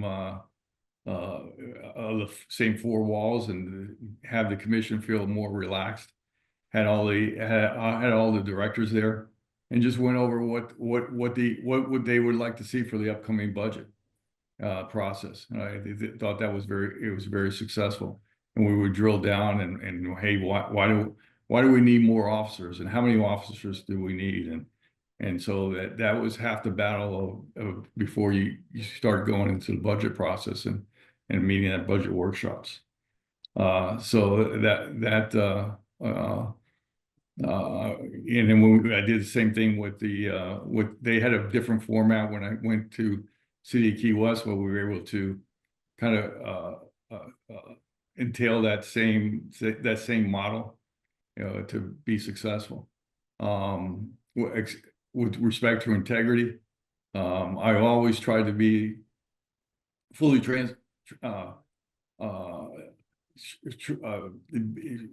fully to be able to be transparent in everything I do. I would even share with the commission my weekly schedule. At the end of the week, I would send my weekly schedule out to everybody so they can see my schedule, who I met with, what time I met, what I talked about, so that there was no questions about what I was doing. And then we had developed, each city that I've gone to, developed what's called letters to the commission, LTCs. So we keep them informed about just the issues that come up during the day, and we post those on the website, and we post our weekly reports from the department directors, monthly reports, and post those on the website so everybody could see it. Thank you, Madam Chair. Thank you so much for that. So we're going to move on now to question number 4, which will be asked by Bernadette. Thank you. Like many communities, Fort Lauderdale struggles to provide attainable housing across the economic spectrum. What are some of the attributes and also challenges that distinguish the city of Fort Lauderdale from some other cities that you may have encountered? And how would you take those into account in addressing issues such as affordable housing and also homelessness? I think if you're living in South Florida, you know that affordable housing is a major issue. You know, I've got a young son that just recently got engaged, and they're looking for housing now, and he's in a small townhouse, and he wants to have a family, and you're looking to buy somewhere on a police officer's salary. So he's experiencing that, and I'm experiencing it firsthand with him, that there's, you know, the cost of living in South Florida has risen significantly after the pandemic of 2020. So I think you've got to think outside the box when it comes to affordable housing. And some of the things we're doing in Key West, you can know there's just so much land. I mean, in Miami-Dade County, you can't build beyond the Chrome Avenue into the Everglades, so they're now building up, and that's what happened in Doral too, when all the development all the land had been developed. They started building up in the downtown area. So you got to be creative, look outside the box, work with the developers, and look at your codes, your zoning codes, to put in there a percentage of homes that, if new development's coming in, a percentage of homes have to be affordable for your police officers, your first responders, you know, your teachers, so that they have a place to work. And the second part, I'm sorry, what was the second part? It has to do with homelessness and Homelessness, yeah. Yes. So in Miami Beach, when I first started with Miami Beach, that was an issue. Doral wasn't an issue, but in City Key West, it was an issue. And living in Miami-Dade County, of course, countywide, it's an issue. So I know Ron Book from Miami-Dade County, who's involved in the Homeless Trust. He's done a great job of addressing these issues. And now with the new state law coming in about camping, you know, that has an impact on every city. So I think you've got to have a program. You got to work with the nonprofits in Miami-Dade County. The brother, I think it's the Brothers of Holy Cross, or have done a great job in addressing the homeless issue with the Camillus House. And I think that's, we've got to work partnership with those nonprofits to address the issue, because the local government can't do it all. Thank you. Okay, so thank you for that, Al. So we're gonna move on to question number 5 with Mary Peliquin. Okay. So if you would please describe a difficult situation where you had to negotiate towards a successful outcome with a fellow city, county, or other government entity. Successful outcome with another city, county, or government.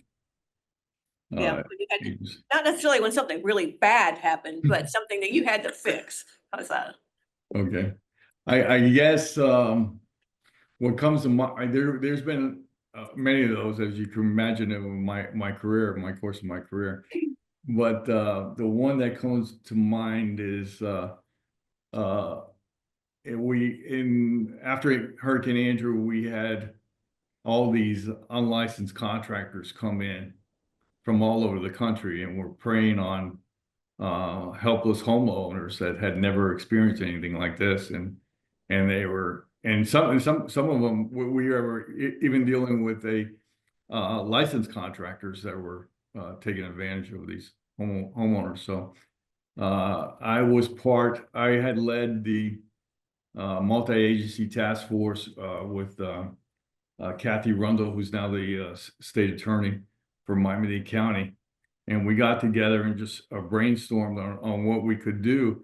Because I was driving to work one morning, I saw these trucks and without state license, Georgia, Alabama, everywhere, with just a ladder on top of their roof, and they were preying on these homeowners.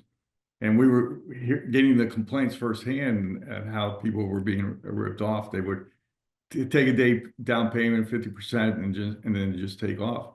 So with the help of Kathy Rundle, we had organized a multi-agency task force that involved us, the Department of Business and Professional Regulations, the State Attorney's Office, Miami-Dade County Police Department, the Florida Department of Law Enforcement. We had some people from Internal Revenue Service there also. And we were able to start taking action and developed what they called was roadblocks, so that before they even got to the homeowners, we were stopping them, checking their licenses, see if they had valid driver's license. A lot of them had warrants out for them back in Georgia. We were taking them off the streets before they even got to the homeowners. And then we were successful in changing state law that were, if you were contracting without a license, without a state contractor's license or a local license, during a time when the area was declared a national disaster, as it happens, after every hurricane, that it became a felony. It was a misdemeanor before that time, and we changed it to a felony. So I was very happy about what we were able to do during that time. Well, I actually remember that. I was here for that. Yes. Us, we were. Yeah. But so thank you for that. Thank you. That's a good answer. Thank you. All right, so Al, we're gonna move on to question number 6 from Ron Perkins. Now, how have you promoted cooperation, mutual respect, and so forth with existing or previous electeds? So, you got to make sure that you're treating them all the same. You've got 5 different bosses, 7 different bosses. And I tell all the directors, make sure if you're doing for one, you're doing for all of them. And that's why when I are providing information, I try to provide it through the LTC, so they all get the information at the same time. It's not that I'm playing favorites to the mayor or the vice mayor or any one individual elected official. So they're getting all the information the same. And then if I have a conversation with one of them and I pick up the phone to call the other 4 to make sure they get the same information.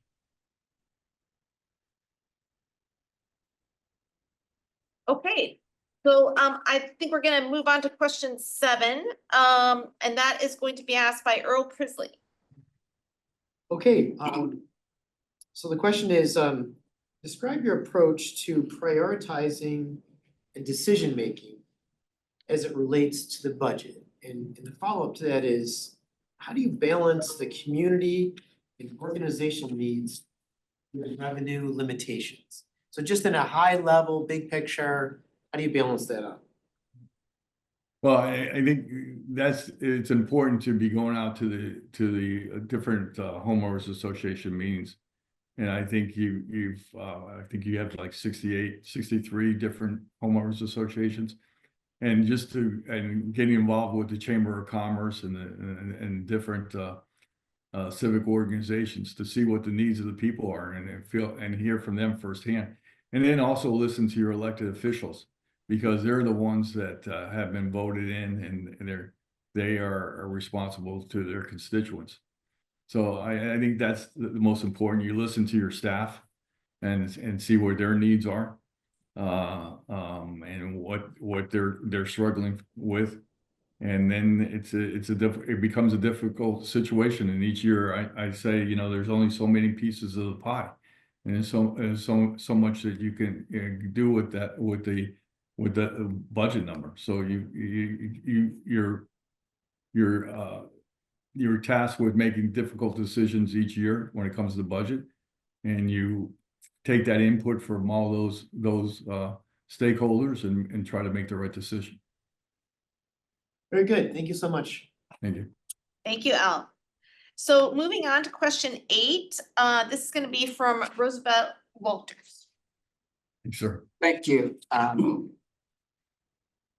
You know, oftentimes when we move into new positions, the one thing we are concerned with is how do I earn the respect and trust of those that I'm supposed to lead? Do you trust your word or your actions when you're trying to achieve that? I think I do both. I trust my word and my actions.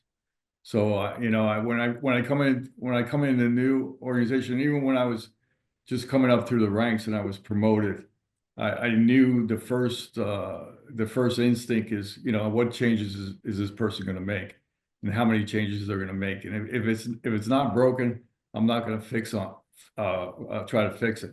I'm not going to change anything. But if something needs to be fixed or build on, I'll be pointing that out to them and saying, hey, here's a better way we can do it, or here's a more effective, efficient way to do it, and explain to them that, and make sure I try to have weekly meetings with all the directors, so they're buying in. We're talking. We're a team, and they know, I understand that we're a team, and that I always have an open door policy, so they can come to talk to me and let me know their concerns. From what the recruiter told me, all your department directors feel that they work well together, which is great to hear. You know, so I'm very happy to hear that. That's not often in a lot of cities. So that's kudos to your current team that you have, that they're working well together. You know, so I would just come in there, listen to what they have. Your current acting city manager, I don't know her personally, but I know a lot of people that know her, speak well of her. So I would turn to her and get advice from her. Thank you. Thank you, Al. Okay. So back to me. Question 9 kind of builds on some of your answer from the previous one. It's describe your approach to managing senior leaders and subject matter experts. And then how do you find the balance between delegating responsibility and maintaining accountability for results? Well, let me take the last part of that first. So you've got to make sure that each of your department directors have clear expectations on what you're looking for, and the only way to achieve that is to make sure you have clear communication, that you're meeting with them often, that they know what your goals are, and my goals are always going to be what the mayor and commissioner are looking for, what our citizens are looking for, and that's good government, you know, and effective and efficient good government. So, and I want to make sure that our phone calls are being answered, our emails are being answered, that our directors are responsive, and they make themselves available to the public and to the commission too, if the commission is seeking answers or information about what's going on. So I make sure that that's in place, and then I would make sure that each director, you know, I'm not a subject expert on all police matters or fire department matters. So these are guys that are leaders that have been worked in that industry for, you know, 20, 30 years or plus. I turn to them and listen to them. But what I do is ask the hard questions and make sure I've got the good answers, so I can come back and provide that information to the public and to the mayor and commission. Okay, great. Thank you. Thank you. So we're to question number 10. I'm gonna hand that off to Dan Limbley. Thank you, Madam Chair. Al, what are your top 2 greatest strengths? And give us examples of those in use. And then give us a weakness or 2 and how you've adapted or mitigated those weaknesses. Well, with respect to being a city manager, I think the top ones are I'm dedicated, committed. I think in the background you heard that I'm probably when you're talking to my colleagues, I'm going to be the first one in the office and the last one to leave, and always striving for perfection, and to lead by example. Try to lead by example. And if I don't know something, I'm going to try to find that answer. Look to my colleagues. Look for the experts to find those answers, and make sure I have the right answers. And I think what's been said about me over the years is the level of professionalism that I bring to the table, and I always try to lead by example. I think with respect to my weaknesses with this position would have to be that I've never managed it. I managed such a large workforce or such a large budget. But I think, if you look at my past experience, it's a sizable community, Doral in City Key West and Miami Beach too. They were of course, Miami-Dade County. They were all sizable communities that I worked for and have experienced the same kind of issues that city of Fort Lauderdale faces every day. I've faced those throughout my career. Thank you, Madam Chair. All right. So thank you so much. We have gotten through the 10 questions. So we have a little bit of time. And before I give you an opportunity to do a closing statement, I did want to ask the committee if they would like to pose any follow-up questions. Yeah. Okay, so Roosevelt. I know you have your time, but let me just say, you mentioned the fact that when you were looking at this and people was questioning your insanity about coming here, and you was talking about the size of infrastructure projects that you worked on in the past. Let me just tell you, if you come here, the budget for this particular infrastructure workforce is 4.8 billion, not including the cost of a new city hall. Right. You handle it. Yes. So, I turn to the experts and then bring in, I would, make sure that we have adequate outside consultants and have, professional contractors, architects, make sure that's all in place. That your bid process is, it's a really competitive bid process, that you're getting the best qualified contractors, architects. That's the first place. And then bringing in, if you don't already have somebody overseeing your community projects, your CIPs, to make sure that there's one person that I could turn to and on a daily basis and say, hey, what's going on with this? And make sure the public is informed.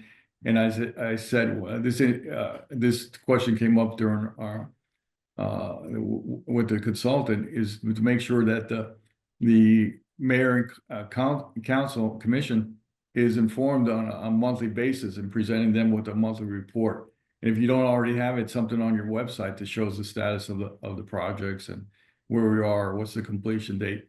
And our ultimate goal is, of course, is to come in on time and on the budget and make sure everybody understands that. Thank you. Good, thanks, Roosevelt. Anyone else? I guess I just had a very brief question. We did get your revised resume. Thank you for that.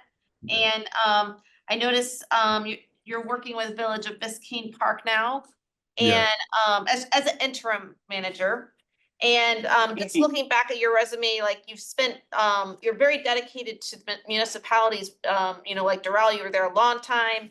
I think City of Miami Beach, you had a considerable time there. I guess looking ahead, what would be your ideal scenario with City of Fort Lauderdale as far as your tenure here? Just given your past experience and what's your kind of goal for the future is. So my wife and I have lived in the village of Biscayne Park now for close to 40 years. She was a former mayor at one time. She is very civic minded also. Our two sons had done both their Eagle projects within the village of Biscayne Park. I was a special magistrate for the co-compliance hearings. So they had abruptly lost their manager. They knew I was available. They reached out to me and said, "Would you help out?" And I said, I'd be willing to help out." And I even did it for a 30-day period, pro bono with no compensation until they could have a next meeting, and they didn't have to call for an emergency meeting. So I did it for like a 30-day period without any compensation. So, I come from a long line of civic minded people. My wife is a retired school teacher, did 32 years in inner city, Miami-Dade County. And we are public servants. And my youngest son is now a police officer with Miami-Dade County with the Sheriff's Department. And I think, my commitment would be, I would at least a minimum of 5 years with the City of Fort Lauderdale. And I hope that they would, at the end of ask for a 5-year contract, and at the end of the 5-year contract to see where I am at that point, at that time. Okay, very good. Appreciate that. So, if there are no other questions from the committee, you are welcome to go ahead and just give just a 2-minute candidate closing statement. It doesn't have to be 2 minutes, it can be less. We've gotten a lot of great information from you. So I'll let you go ahead with that. Yeah, I will be nowhere near 2 minutes. I'll tell you that. I'll be very brief because I know you've already had a very long day, and I certainly do appreciate the time that you're spending doing this. In closing, I'd just like to thank the committee for this opportunity to meet with you this afternoon and allow you to tell you a little bit more about myself and my qualifications, and also my love of South Florida. Having lived in South Florida all my life, I'm well aware of the challenges and the diverse culture that make us so special. The city of Fort Lauderdale has a unique history to our region, and I would truly be honored to be part of the amazing team that I talked about this afternoon, and that it currently exists within the city. As your consultant has told you in speaking with the elected officials whom I work for, and for my co-workers, what makes me stand out from the rest of your applicants is my professionalism, my commitment to the community, and my integrity. We're not all superstars or first-round draft choices, but I can say about myself that I'm hardworking, I'm a committed public servant that is committed to the community. And this is what you have with me, is servant leadership. I want to thank you again for the opportunity, for your time, and your commitment to this process and helping the city of Fort Lauderdale in making this most important decision. And finally, I hope that all you're able today or sometime in the upcoming days are able to take advantage of this fabulous weather that we're experiencing. Yes, it's a unique opportunity. We agree.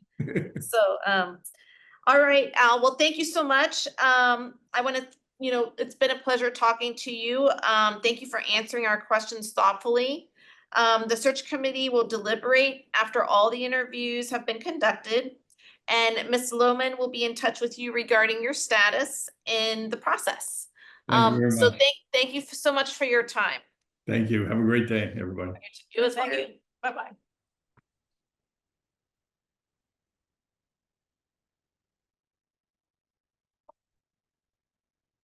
So, They got like 4 minutes for the next one? well, no, the next one, so Dele, I know Jason is there, do we technically have him starting at 3:30? 3:30. Are some of, did they get the times wrong, or, 18 minutes. cause I noticed Al jumped in early as well. They're just so excited to talk to us. Yeah, I think they were just being diligent. Yeah. They're just diligent, okay, so I think, if, as long as Jason understands that the interview starts at 3:30, I would just like to stick to the original schedule. No problem. Okay, And by the way, this is being recorded. I don't know if earlier it was, but the fact that it is being recorded, I just want you to know that it will be subject to a public records request, so. yes, Okay, all right, okay. It's gonna be broadcast tomorrow, right? Really? Yeah. Yeah. it's gonna be on YouTube tomorrow, so. So- Oh, no, for real, it is. So the candidates can view each other's interviews. I Yeah, see. yeah, Okay. all of it is, No, I thought someone, I missed Yeah. the first. They edit my comments out though. Yeah. But not your jacket. No, keep the jacket. they're just gonna focus on the jacket, when they look at the panel, it's just gonna be the I jacket. would be known as a meeting with the man in the orange jacket. Rock star. They'll see my TV tonight. Okay. So yeah, we'll go back and with Jason at 3:30, just hopefully he knows That's right. that hopefully he knows I'm it's the man definitely in black. 3:30. Yes, yeah, Okay. we've confirmed a couple Okay. times, so I think they're just being, They're just Um, jumping in. yeah, making sure that they're able to connect and everything. That's good. No, it's good.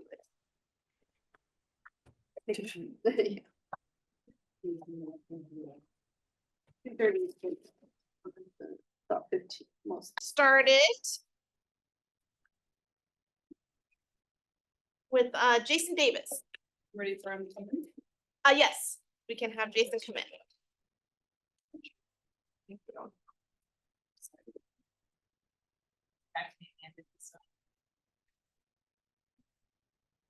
All right.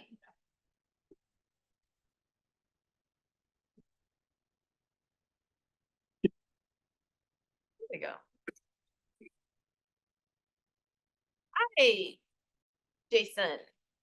You are on mute. Now we got action. Hello. Perfect. So, can you hear us okay? I can. Can you hear me? Yes, loud and clear. Outstanding. Good. So anyway, thank you for coming to meet with us for this interview. I'm just gonna start out with a few preliminaries. My name is Melinda Bowker, and I'm the chair of the City Manager Search Committee for the City of Fort Lauderdale. We have a 7-member committee that is gonna conduct this interview today. It's a 45-minute interview, so we should be wrapping up by about 4:15. So to start off, before I do some more instructions, we're just gonna do quick introductions of the committee. Outstanding. I said, my name is Melinda. I've been a resident of City of Fort Lauderdale now for 14 years, living the entire time in our growing downtown. It's grown drastically in the time I've been there. About me, I'm a CPA for my paid work and for my unpaid work. And one of the reasons I've gotten involved in this committee or appointed to this is I'm president of the Downtown Fort Lauderdale Civic Association. So having said that, I'm going to ask the rest of the committee to do brief introductions. I'm going to start on my. Evening, how are you? All's well. How are you? I am topside, I'm not complaining none. That's the correct answer. Say that my name is Roosevelt Walters. In my other life, I was a marketing and communication manager. I worked for Broward County for 35 years. Most of that as a marketing and communication person. I serve on many committees, I think 22 to be exact. Wow. From Washington all the way down to the neighborhood. And I just want to say that I'm glad to be here interviewing you because I know that we have some of the same thing in common. We both like helping people. Very good. All right, hello, I'm Mary Peliquin. I've lived here about 40 years. I also had a other life like Roosevelt, and in that life I was in human resources in aviation, hospitality, hotel, food and beverage, and mostly gaming. Now that I'm retired, very civically involved, and I currently am the president of the Council of Fort Lauderdale Civic Association, so it's all about the neighborhoods for me. And we have about 50 neighborhoods that are civic associations that are members out of 60-some recognized neighborhoods. So I look forward to getting to know you in the next 45 minutes. Outstanding. Thank you. I am Bernadette Norris Weeks, and I'm an attorney. I represent governmental entities, primarily municipalities in the Tri-County area.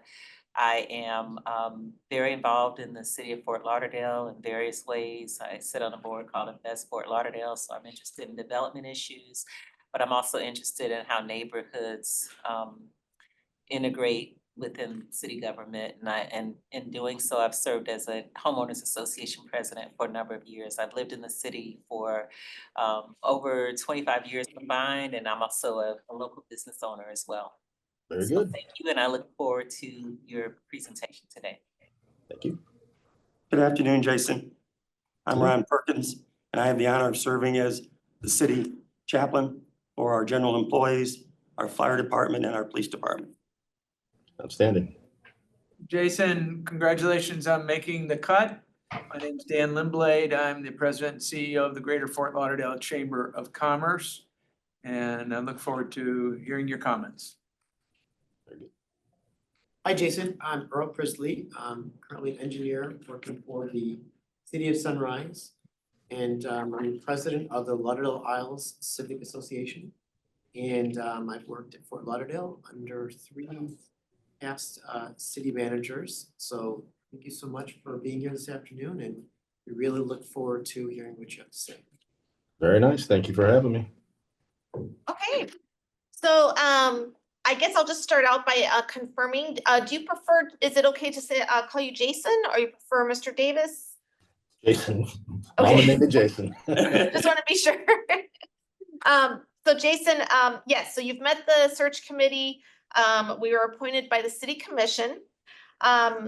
Just want to give you a few parameters. We want to thank you for the time you've already invested in this recruitment process. Our goal is to gain more insight about you and your alignment with Fort Lauderdale city manager role. Regarding the interview questions and structure, this interview should last no longer than 45 minutes. This will be a panel interview where each committee member will be participating by asking 1 or more questions. Several of the questions are detailed, so please provide thoughtful and thorough responses, and feel free to take notes on components of the questions. At the end, the search committee may have follow-up questions, and we will save 2 minutes for your closing statement at the end. Perfect. And there are 10 questions total. So I will go ahead and get started with the first one. The first one, just in the interest of time, I'll kind of let you know when some questions don't need to be there doesn't need to be a really long answer. This one is fairly brief question. It is, please share with us how you've prepared for this interview. How I prepared. So I am a investigator by trade. I went to Florida State for criminology, et cetera. So I already had all your pictures, and I wanted to do some homework in that regard to see, what I was up against. So the only one I couldn't find a picture for was Miss Mary, but I had the president council of Fort Lauderdale Civic Association, but everybody else's profile. So I've spent substantial time, looking at the website. I just wanted to see, the major projects, the priorities. It's exactly the same stuff I'm working on now in St. Lucie County. So I wanted to make sure I understood what I was getting myself to in that regard. In addition to the brochure that MGT or government, whatever they're calling themselves these days, I think it's MGT now. She sent me a really nice brochure to study on, just to look at the background. look at the population, the demographics, the budget, those sorts of things, spend some time on the strategic plan.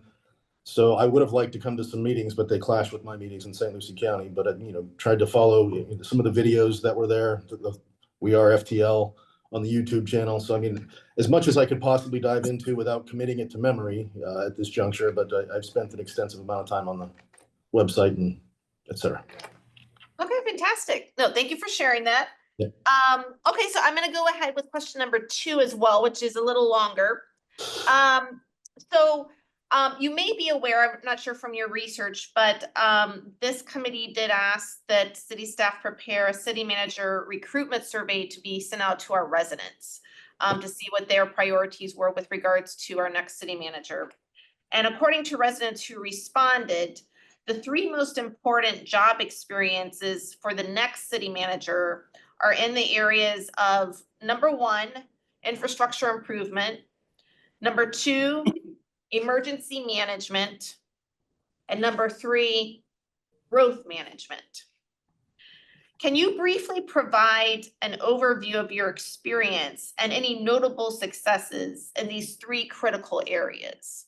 Absolutely. So I'm fairly familiar with the infrastructure issues in Fort Lauderdale. I used to work for Palm Beach County Water Utilities, so I sent staff and equipment for not only the flood, but that wastewater break.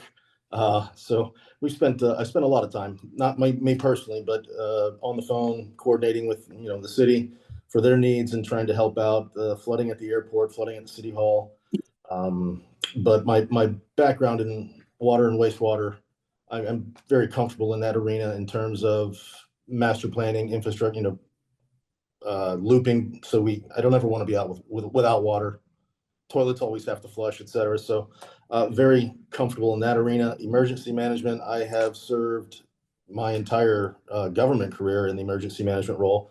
But in my private sector role, I was basically the section chief for hotels and casinos and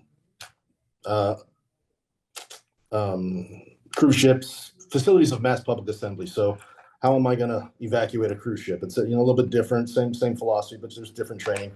But my roles in the emergency EOC, I've served as logistics leader, utilities leader, and now I'm administration executive level section leader in St. Lucie County.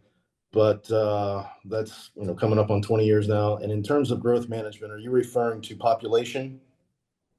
Yes, and with regards to the responses from our residents, when they talk about growth management, they would be talking about the actual population growth, density, kind of the smart growth issue of growing downtown and how that dovetails too with our aging infrastructure. No, it's okay. I just wanted to make sure we were on the same page there. And with regard to that, that is priority number 1 in St. Lucie County. It's the 3rd fastest growing county in the state. So it's, if you're familiar with St. Lucie County, it was citrus. It was 90% of it was ag. Now that there's no citrus here at all. It's all gone. So those landowners are looking to sell, and a lot of the builders are coming here because they can buy up this land. And so a lot of the population that's lived here for generations are in absolute panic mode because they do not want the density. The thing I hear every single board meeting is we don't want to be another Palm Beach or Broward or Miami. So we're trying to coach our board on smart growth. So the growth is coming. We have to turn our comp plan in every year to Tallahassee saying what we're doing to anticipate our growth and how we're going to have the infrastructure to take care of the people. So in terms of coaching people, our board on the smart growth, rather, when these builders come and our code allows for 9 units per acre, for example, we try to get them to agree to 3 units per acre. And if they'll do that, at least, offense by defense, the growth is going to come. But if I can be smart about it and I can manage it now, my concern is if I'm a resident, a different board might come in and have a completely different idea. We want to grow. We want to have all that tax revenue. So this board could be the ones that set that for the next 50 years if they go about it creatively. So the best example I can give you, it's been in the news a lot, is the Oak Ridge Ranches. That would have been 300,000 homes, some crazy number like that, and it's right around a little less than 8,000. So the code allowed for substantially more, but the board was smart enough to say, hey, if we do this and the builder's willing to do that, now we've cut that down into a third. So those are some of the strategies that we take. We've also different philosophy here. I have the ability to buy land and keep it as green space. So that goes into my logic a little bit. Trying to be good stewards of that land on behalf of the public. Okay. Oh, no. Okay, well, great. Thank you so much for those, all that detail. I am gonna pass off question number 3 now to Dan Lindblade. Thank you, Madam Chair. Jason, we're interested in your strategic planning and decision-making prowess. Talk to us about your experience in strategic planning and how you go about making decisions with examples, if you can, that will amplify your answer. And then also, we'd like to know about how you approach the job with integrity and ethics. Thank you, Sir. Give me a second, sorry. Yeah, you're all right. So my background, I pride myself on having a very diverse background. I have a very strong background in HR, a very strong background in project management, construction, budget. It's something that's just, it's a passion of mine to be, at least have a intelligent conversation. I don't need to be the subject matter expert over a budget. I don't need to be the subject matter expert over our construction, but I can have intelligent conversations. So I'm constantly pushing myself in that regard. And I genuinely enjoy the strategic planning because that allows me to, one, build my budget because I'm going to base it off our strategic plan and our mission, at the will of the board in terms of what that is. So we just wrapped up our strategic plan, and it's similar to some of the concepts in your strategic plan, but I tried to do 5, 10, 20. And then I look at it every single year because, policy might change from Tallahassee. Our business model might change, a new board coming in. So some of those things, but every year I review it, but I try to have a build out for 20 years. I'm doing master planning right now for some of the facilities that we have, just trying to be creative with what we want to do with our money. Looking at, with the election, I don't think the budget's going to be nearly as bad as I thought. I think some of the, based on red versus blue, I think we're okay in terms of our budget, but some of the things that I'm looking at right now is the change in the homestead exemption is going to take $8 million off my budget this year. So I have to find that 8 million. There's another concern that our property values are not going to come in at, my first year here, it was 21% increase. My next year was 12. We're thinking 3 to 7 this year. So my budget's automatically taking a hit before we even start the process. We actually have our first capital budget process starting next week. So the planning part is where I love. I get to be creative, and this is the amount of money I'm going to have. How am I going to do it? And then now I need to forecast my out years. So some of the things that I've done to be creative with that, in my facilities days, Great Recession came. I had 200 fire alarms that needed to be done. They were at their end of life, so to speak. So I had to take a step. I didn't want to lay anybody off. That was not an option. So we looked at some of the projects that we could move. If I had parts, they were obsolete, but I could still buy parts, and we had training for them. We bumped those out to out years. Just the constant things like that. Same thing in my utility days. You had to be, it's $200 million to build a new plant. So I had every possible part on the shelf. There was never going to be a time where I had a pipe break at 2 o'clock in the morning that I couldn't clamp that thing and have to be back in business within the hour. So we had a very robust CMMS. I knew every single critical part. If I had to take a plant down, we were forward thinking enough that I had all my plants tied together. I could take a whole plant off for an entire day, and my people that we served would have no idea. So just those are the things that really drive my decision. Risk. What's our risk appetite for whatever the flavor of the moment is? Can I address it? Really heavily driven with data-driven decision making. So I want to see. So somebody comes to me and says, I need to hire 10 people. They got to show me the data. If they want to, here's just a generic example. My manager that oversees our generator program, we have a lot of generators. I mean, a lot. They're $100,000 a piece, and they want to keep, 500 of them in tip-top working order, so they'll surplus them sooner than I'd like. So I had them pull some reports, and if they were serviceable and they were running them fine, I don't want to surplus them because I don't want to go, we're not going to get that return on investment. But if they can show me where the the maintenance fees are more than half of the replacement cost, then I was okay with it. So those are just some of the, generic concepts in terms of decision-making using the data. In terms of integrity and ethics, I mean, obviously I'm biased, but I try to just be an open book. I sit down with every single one of my team, and I want to make sure they understand, one, I have to earn their trust, right? I don't expect them to just give it to me, but at the same time, work with me, let me earn it. And then we can work from there. But I mean, the best example, the best answer I can give you is 360 evaluations. I purposely drafted a 360 evaluation because I didn't want the team to know that I had done it. So I had it sent in from a third party, and it was anonymous. So I have no idea who the people were, but the feedback was, he's easy to work with. We trust him. He has all kinds of crazy ideas because I'm constantly going 1,000 miles an hour. But that's the feedback that I got was, in the very first one I ever did, right out of college.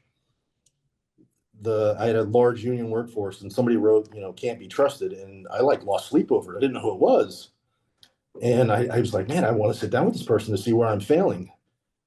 But in the team meeting, I brought it up and I said, I just want to make sure where I'm missing here. If I'm having, where's the trust issues? Let me know, because if I'm not meeting that metric, I need to know where I'm missing. And the person chimed up and said, that was mine. The only reason I wrote that is because you're white collar or blue collar, and that's just how it works. And I was like, you realize you cost me like 3 days of sleep, right? So I'll wrap it up there. But yeah. Thank you, Madam Chair. Okay, so thank you for that. We will move on to question number 4 from Bernadette Norris Weeks. Thank you, Madam Chair. Like many communities, Fort Lauderdale struggles to provide attainable housing across the economic spectrum. What are some of the attributes and challenges that you have discovered through I'm sure you've done some research and researching the city of Fort Lauderdale, but what are some of the things that you've discovered that would lead you to see Fort Lauderdale different from other cities? And specifically, how would you take those into account in addressing 2 specific areas of affordable housing and also homelessness? All right, so let me just write that down, sorry. Affordable housing, let's get back to the smart growth conversation. What we've been doing fairly successfully is putting it back on these builders that want to come in, and we're forcing them to chop down some of that density, but at the same time build in X amount of homes, whether it's the condo approach or however that is dedicated for workforce housing for teachers, police, fire. That's what it's they have to build it. They don't have a choice. If they want to bring that development here, that's built into that approach. We've done a couple where we have purchased the sites ourselves, and we're working with our community services to chase some grants, and potentially not there yet. So don't hold me accountable if it doesn't shake out, but I'm looking at some of the tiny homes, just being creative, because we have land on land here. And it's all going to be developed eventually. So we're trying to be creative with what we do with that workforce housing. And the feedback that I get constantly is these kids are going off to college and they can't afford to go live once they graduate. So they're back in mama's garage and that sort of thing. And the feedback from the public is we got to do something for the people coming back from school. So that's been the trade-off. We're putting it on the onus of the developers, and then trying to take on some of that burden ourselves through grants with our community services program. In terms of homelessness, what is that, House Bill? I got my notes here somewhere. House Bill 1365 or something. 1365. So what we did here, I bought a motel, and that's going to be where we channel not only homeless, but we're trying to help turn it into a veterans, type situation as well. So we can service 2 groups with it. But we were fortunate to, it was just timing. The House bill came out, we checked the market, there was a hotel, motel, whatever, and we purchased that with grant money. We ended up paying out of our pocket, out of general fund, $25,000, but it was a $2 million investment. We were investing some money in it now to expand the operation to address the homelessness, the camping in public, et cetera. So it is just a timing issue and the fact that we had the availability to do it. Just one follow-up, where did you get that grant funding of $2 million for that project to pay for the hotel? I don't know. I'll have to ask. I can follow up, but our Okay. community No, just services manager tracked it down. So she's a wizard with that sort of thing. But she got a good majority of that from a grant. Thank you. Yeah. Okay, no, thank you for those details. It's an important topic here. So I'm gonna move on to question number 5, and that will be from Mary Peliquin. Alrighty, so my question has a lot less words. So Okay.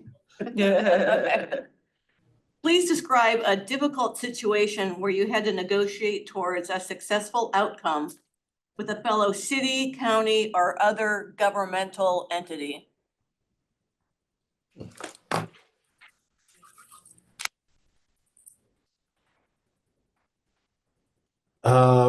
Again, speaking in generics, in my facilities days, it was a new concept. It's not so new anymore.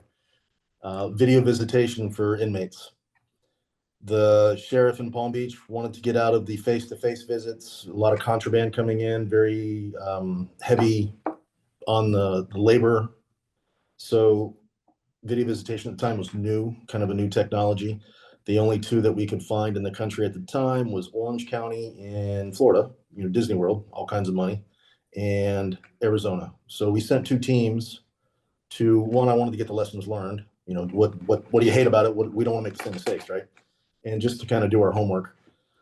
But where we ran into an issue is the team that I oversaw, very technical, and they were responsible for all the low voltage applications throughout the county. There was a sister department that was responsible for network traffic, that sort of thing.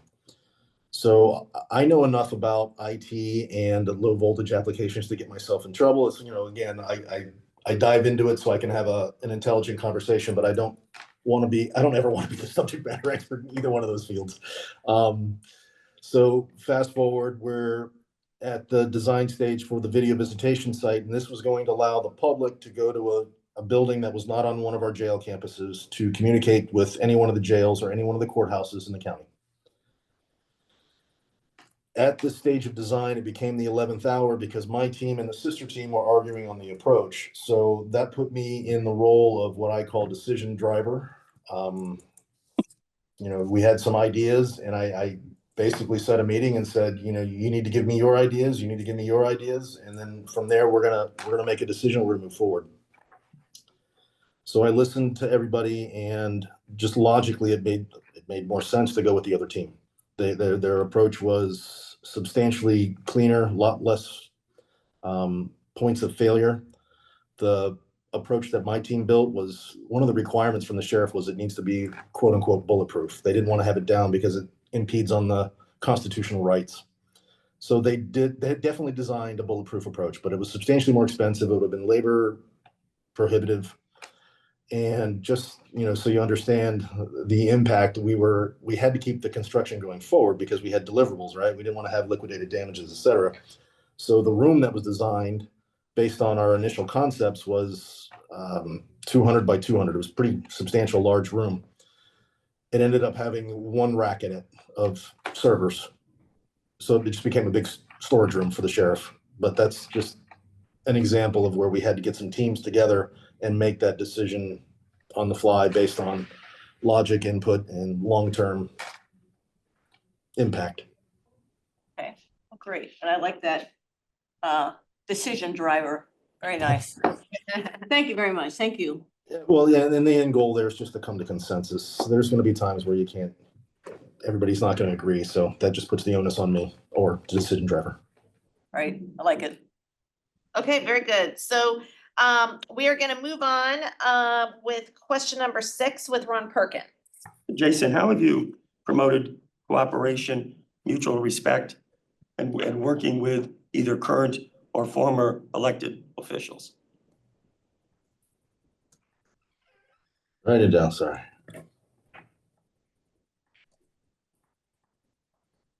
I almost feel like that's the interview question for some of them because again, as I'm biased, I am a very playful, easy working person. I'm approachable. All the commissioners that I've reported to over the years, they have my personal cell phone. They call me 24/7, 365. They know I'm a resource for them and vice versa.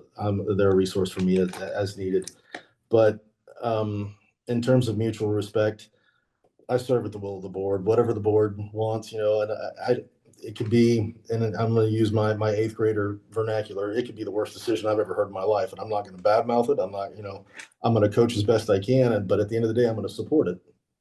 So that's just the way I operate. As far as working, I feel like I'm just a very approachable person. I'm happy, fun, playful, but at the same time, we're here to get work done. I have a lot of projects, and that's the stuff that I genuinely enjoy. Is I like to leave it better than I found it, but some examples of how the board that I've interacted with over the years, all kinds of boards, whether it's HOAs, my water days or whatever, but we have a drug clinic here, not drug clinic, a drug rehab type place. It's called New Horizons. So you go there if you have some issues, whether it's with substances or whatever. And one of the commissioners wanted to do a tour, but she'd heard some horror stories because again, these are people that are having a bad day already, and now they're kind of confined. It is an institutional site, but it's not a jail, so they can leave, but they're out of the programs. And sorry, I'm gonna turn my phone off. It's buzzing here. So she asked me to escort her because she knew I had a background in executive protection. So I just absolutely, I'll take a day and let's go do this. So she was, it was part of her learning the county. She was new to the board, and so it was an odd request. She actually went to the county administrator and she said, "Do you think Jason would mind?" He's like, "Absolutely no, he would love that." So again, a biased response, but I'm just a fun, playful guy that likes to work with everybody. The heart of the challenge, it's not work, it's fun. Okay. All right. So thank you for that answer. Jason, we are going to move on to question number 7, and that's going to be from Earl Prisley. Okay, Jason, thank you. So describe your approach to prioritizing and decision-making as it relates to the budget. And as a follow-up, how do you balance community and organizational needs with revenue limitations? And just high level, how you kind of address that. Yeah, you went from 10 questions to 43 with that one. All right. So again, I start my budget process in January. We don't even have our first meeting with the board and the public until July to kind of go over those preliminaries, and then it's ratified in September for October. But in terms of prioritizing, again, it's that risk appetite. Unfortunately, this county, long before this current administration, they were very reactive. So a lot of deferred maintenance. I have millions and millions of dollars in deferred maintenance, and now it's starting to cost the county because they're paying twice as much. So I think it's a different administration. We're substantially more proactive. In terms of decision making, I sit on a couple boards. One is tonight, the Citizens Committee, and then we have a Citizens Budget Committee, and we take a lot of input from those groups, and that kind of drives where we're going.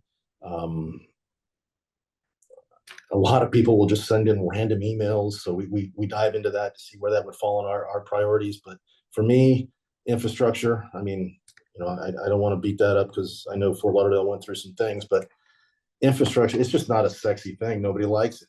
You're aggravated because the road's torn up. You're aggravated, but it's $1 million a mile. If I would have done that project 5 years ago, it was $500,000 a mile.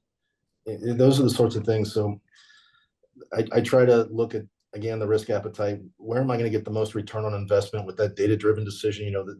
The data is going to tell me when I need to spend the money before it becomes substantially more costly.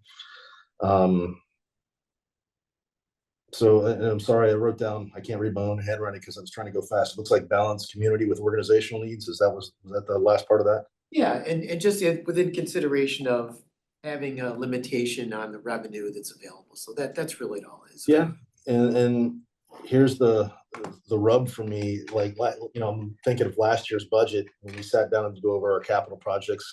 I sit down with each one of my directors and, they're out in the field, they're the subject matter experts. I want their input so that they give me all their projects and then how many staff they want to add and this and that.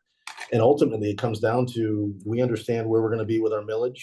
So we know ballpark how much money we have. And then we start working backwards from there. So then we sit down and say, all right, here's your list. In a weird way, I'm telling you, I want you to do less work. I know you want to get all this done, but we're not going to have the money. So let's prioritize what can you get done? What's the most urgent need? And then we just kind of work backwards from there. It does take us every bit of, we'll start in January and it's going to take us right up to that September. I actually try to prepare 2 or 3 budgets based on the flavor of the board, because they may change on a whim and say, hey, we're going to throw another 100,000 at the hands clinic next year that we didn't anticipate. So I have one that's ready with a little bit of money I can move around. So again, it's just an exercise in creativity.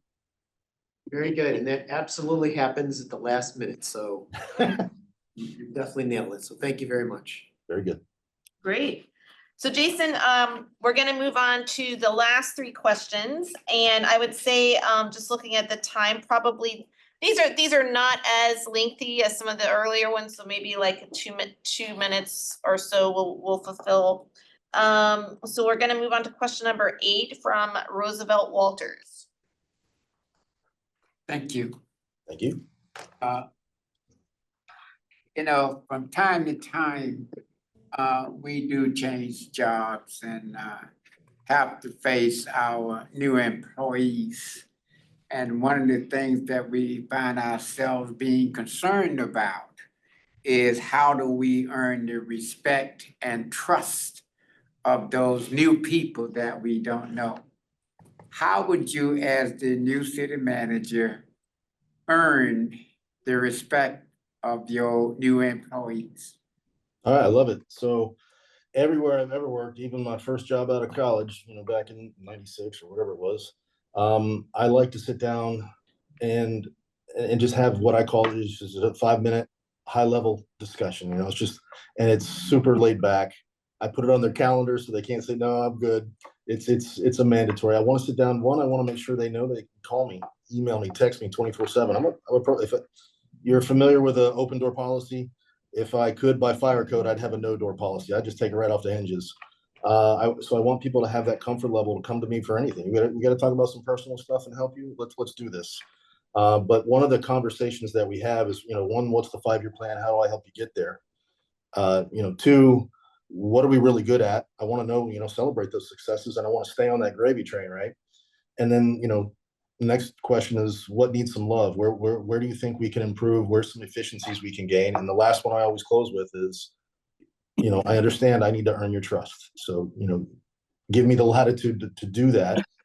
I think I'm pretty successful with it. Walk the walk, talk the talk, etc. But that's really my approach. I get in, and then I'm in the office at 6:30 in the morning, and I work 6:30 to 5. I want to be there for the early morning crews that go out if they need to come see me. And then I'm there till 5 for the later crews. And then when there's meetings, so it just turns into a 6:30 to 2:30 night for me, depending on our board meetings. So it's not a 40-hour week job, because you have to be there, you have to be available, you have to listen, you have to, so communication, you're going to hear it, but you got to give it back to make sure that everybody understands we're on the same page, So that's just how I am. I want to make sure we're here to have, I spend 80 hours a week at the office, more, with that family than I do my kids sometimes. So we got to have a good working relationship. And if they're fun and they're engaged, they're going to be very productive. That's just my philosophy. Thank you so much.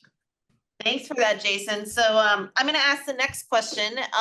And actually, you provided some good background just in as far as your management style. So I think you've covered part of it. The question is, describe your approach to managing senior leaders and subject matter experts. How do you find the balance between delegating responsibility and maintaining accountability for results?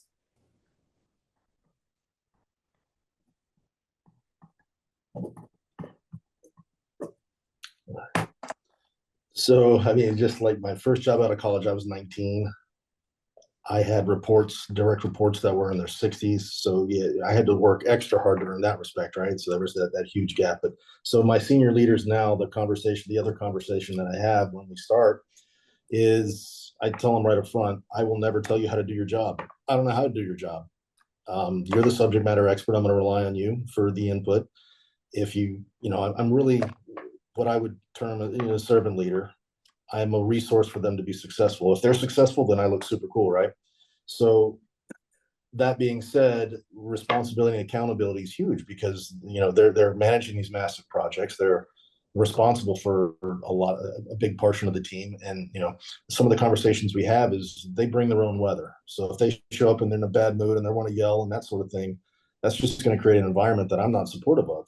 So they're a mirror, they're an image of me, and that sort of thing. I don't yell. I'm never angry. I don't care what happened. It's a mistake. We'll learn from it. We'll grow from it. If it gets to a point where it's a discipline issue, it's not discipline for me. It's a success. It's a path to success. So I'm fortunate that all of my directors are incredible. They are absolute subject matter experts. They're passionate about what they do. The conversation we have on accountability, I would say a good majority of the time, I let them set their due dates. So when I give a project, I know my library director's got a lot going on. You tell me when that's a good time for you, and that's your due date. You manage yourself. If you need to bump it, just let me know. That being said, if the board comes and says, hey, I need this tomorrow, we have a little different, we adjust our priorities, right? So with that regard, that's the same message that I expect them to hold me to as well, right? I have the same level of accountability. If they need something from me, it's just my thing. Nobody waits on me. If they call me and say they need something, I stop what I'm doing and I get it done for them so they can go on about their day. So I try to set that tone so that trickles all the way down to the person that starts tomorrow, right? They're getting that same message. And just create that environment that we're all responsible, we're all accountable, and if you need help, you have to ask. I have not in this role had a situation where any of my directors missed dates. They've adjusted dates, but I've had that happen in the past, and we sat down and we had a conversation and say, not cool, party foul, right? You put me in a spot with my board. All you have to do is tell me. So we learn from it and go from there. Okay, great. No, thank you for being elaborating on that. And okay, so we're gonna hand off the final question to Dan Limblade. Thank you, Madam Chair. So strengths and weaknesses, I've listened to your answers. I can pull out in my own mind, but we'd like to hear it from you. What are your top 2 greatest strengths or attributes? And how have you deployed those with a specific example or 2 so that it'll amplify your answer? And then any weaknesses that you may have, how you've adapted those or mitigated those, and you have 2 minutes. Okay. So strengths, again, the soft skills, I'm really focused on a fun team environment. We work hard, but we push hard, but at the same time, let's just have a good time about going about it. My teams are internationally recognized for just award-winning because they set the standard, and I'm proud of that. We celebrate those little wins when you're number 1 out of 32 countries, and then the governor's awards, those sorts of things. So we really celebrate those wins. So the soft skills, conflict resolution, I feel like I'm fairly good at bringing some people that just hate each other, and we'll find a way. We'll get there. We're going to work together and we're going to have a good time, and we'll work that out. I can give you endless examples of that, but you know, a great example, the guy that said, I wasn't trustworthy because I was white collar, blue collar. We worked together for 12 years. He ended up buying my father's motorcycle and we still talk. He retired a long time ago. So, you know, I'm good at bridging those gaps. Weaknesses, I can go back to my 360 evaluation. Somebody wrote, he just has way too many ideas, and I'm constantly, and I acknowledge that. I'm constantly doing something. So well, I don't need a PMP. I'm not a project manager. I used to be, but I went and sat for it last year just for the sake of doing it because, again, I want to have those healthy conversations. I don't need a financial manager certificate, but I'm sitting for that one now, and it is horribly brutal. But I just want to have those intelligent conversations with my OMB team, and hopefully maybe gives me some new creative ideas with our budget situations. But I think my team also expects that I expect that from them, and I don't. But in that feedback, it said just too many ideas. And some of the ideas, you know, for example, I work with our parks team and we have a good time. I wanted to have them look into a revenue generating, you know, a hole-in-one competition that I saw this private sector did it in Iceland, and they're making, you know, $480,000 a year, and it has so she's just like, dude, slow down, too much. It's just it's how I am. I'm just relentless. I have 1,000 ideas. One of them's awesome and sticks and moves forward, and the other 999 are craziness. But we have fun with doing it. So it's something I need to be better at. I don't know that I know how, because that's just how I'm wired. Thank you. No, thank you for that. Okay, so we are just about a minute away from our closing time, but I do want to just check very quickly to see if committee has any follow-up questions that they'd really like to Let ask. me go before Roosevelt. Okay. So, Madam Chair, and Jason, I was kind of looking at the latest statistics for your economy in your area. Your employment and year-over-year job growth is off. Talk to me about what you see with your rising unemployment rate and job creation being off. What are you going to do to fix that? We might have two different data sources. Last I had was trending in a better direction. Graduation schools going in a better direction. Where are you getting that information from? Because now I want to look at it. Something called the Florida Scorecard. Okay. So that's through our state chamber. Yeah, I've been working a lot with our Economic Development Council, trying to bring jobs in. We're being super creative in that regard. So I'm gonna look at that. But the last data that I had, we were trending in a better direction than previous administration. Okay, well, you might go to thefloridascorecard.org. Okay, that will be as soon as I get back to my office. Yep. Yep, very good. Thanks. And anyone else for a question? Follow-up? Okay, so there being no more follow-up questions, and we're at the end of the interview, you are now welcome, Jason, to just do a candidate closing statement. It doesn't have to be 2 minutes, but no more than 2 minutes, please. I am boy of a few words. So, you know, I again, looking at the brochure, exact same projects. I'm building the city hall. I'm very familiar with the infrastructure. Sorry, the collective bargaining, I just wrapped up with our union, the homeless and housing we talked about. It's OMB stuff, you know, that's all things that I've invested a lot of time in my career. I tried to be a very diverse background I didn't want to just be a one department section head subject matter expert, but you know, change is it's inevitable. But for me, it's an opportunity. So getting that stakeholder value, you know, showing the stakeholders what the value is, and I like to leave the room with the stakeholders saying, "Hey, that was my idea." So that change, you know, it's my little Jedi mind trick. People are opposed to change, but you got to be able to sell it in the way, you know, do your preparation. It's a win if you sell it right. You know, you got to be confident about it, and just I speak clarity. If we're not, you know, if you don't understand what I'm saying, I can't lead you. So I pride myself on making sure that message is delivered. And the conversations I have with my subject matter experts, they're way smarter than me. So I always give them that 8th graders vernacular. Dude, dumb it down for me.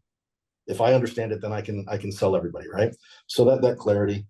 And again, I think when I compare my background with Palm Beach County and St. Lucie County and, the city of Fort Lauderdale, I got my numbers here. 1.6 million population, 388,000, and then 185 in Fort Lauderdale. Budget 7.8 billion. I'm 760 million. You're about 1 billion. Some of the things that just caught my eye looking at it, I have 942 FTEs, but I have 200,000 more people to serve. And, your FTEs are 2860. These are just anomalies that catch my eye. I don't understand it. So it's things that I want to understand more. Those would be my 30, 60, 90 days, those sorts of things. So again, I know you have lots of stuff to do, but again, that's all I had to say, just ideas and thoughts. And if you have anything else, I'm here for you. Wonderful. So, Jason, it's been a pleasure talking to you. Thank you for participating in the interview. You've answered the questions very thoughtfully. Just to let you know, the search committee is going to deliberate after all the interviews have been conducted. And then Ms. Lohman from MGT will be in touch with you regarding your status in the process. So again, it was a pleasure to talk to you, and have a great rest of your day. You too. Thank you for your time. Thank you. Thank you.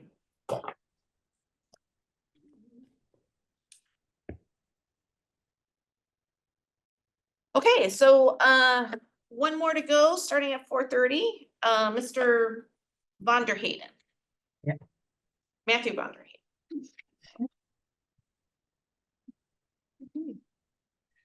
So LA, is this pretty much how are they true to form here? Is this what you saw on your interviews, and anything you'd like to share with us?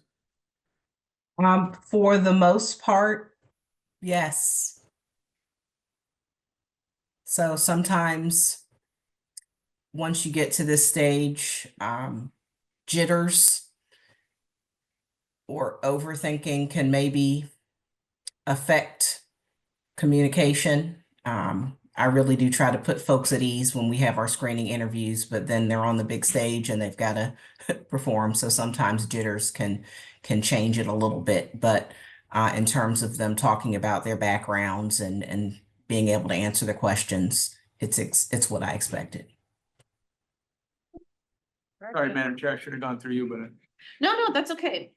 We have a little bit of informality during our small breaks. Dele, so you'll be with us next week, Tuesday at 10 o'clock. Yes. Okay. Remotely though. Yes. Okay, yeah, unless no, that's you- fine. No, that's what I assumed. So that's fine. You want to recess for 20? Yeah, we will just recess, is 4:20, so if everyone can be back in their seats by 4:28. Okay.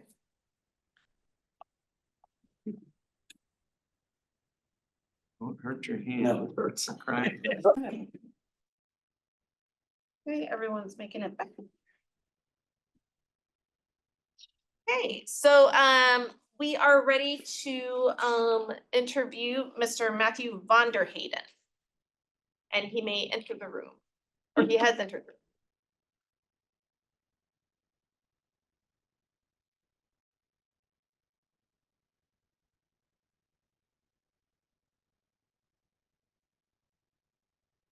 Okay, sorry. Hello, good afternoon. Hi, good afternoon. Yes, hello, Mr. Matthew Vonderheyden. That's correct. I got that right. And my name is Melinda Bowker. I'm the chair of the City Manager Search Committee for City of Fort Lauderdale. So pleasure to meet you, and thank you for coming to this interview. I just want to ask you briefly before we get started on your preference on how we should call you, whether it be Mr. Vonderheyden or Matthew or Matt. I'm not sure what you prefer. Oh, well, please feel free to call me Matt, and thank you for the opportunity. It's nice to meet you as well. Okay, so what we're gonna first do, we have a 7-member search committee. And we're first gonna do very, very brief introductions so you know who we are. So I'm gonna get started very briefly. Again, my name is Melinda I'm the chair in this volunteer role. And I've lived in the city of Fort Lauderdale now about 14 years. I've lived the whole time in the growing downtown. I am a CPA for my paid work, and my probably most notable community involvement and at the moment is my role as president of the downtown Fort Lauderdale Civic Association. And with that, I'm gonna go ahead and start with my colleague to the far right. Thank you. Thank you. Name is Roosevelt Walters. I am a committee member of many committees. I think it's 22 to be exact. But I keep myself busy. In my other life, I was a marketing and communication manager for Broward County in the transportation department. And when I retired, my wife said I didn't quit work. I quit getting paid to work. So that's where I am, and it's glad to have you aboard. Great. Very nice meeting you, Roosevelt. Hello, my name is Mary Peliquin. I've lived in the city 40 years and have been coming here ever since I can remember.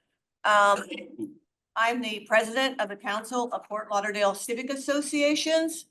So we have about 50 civic associations or neighborhoods that are members of the council, and there are a little bit more than 60 of them that are recognized by the city. So I'm all about the neighborhoods. And in my prior life, I was in the hospitality, aviation, hotel, and gaming industry. So I'm kind of familiar with that city where you worked in Atlantic City a little bit. And I look forward to getting to know you today. Yeah, it's very nice meeting you. Hi, I'm Bernadette Norris Weeks, and I am a local city attorney representing various municipalities in the Tri-County area. In addition to that, I am the immediate past chair of the Greater Fort Lauderdale Chamber of Commerce Board, and I'm very active with that. I am a longtime resident of the city of Fort Lauderdale and also a longtime business owner here. And look forward to hearing your presentation today. Thank you for joining us. Thank you for having me. Nice meeting you. Hi, Matt. I'm Ron Perkins, and I have the honor of serving as a city chaplain for the general population, as well as the fire department and police departments. Great. Nice to meet you, Ron. Thank you. And I'm Dan Limblade, and I am the president and CEO of the Greater Fort Lauderdale Chamber of Commerce. And we're the largest and oldest chamber here in South Florida, and look forward to hearing more about you. Great. Very nice meeting you.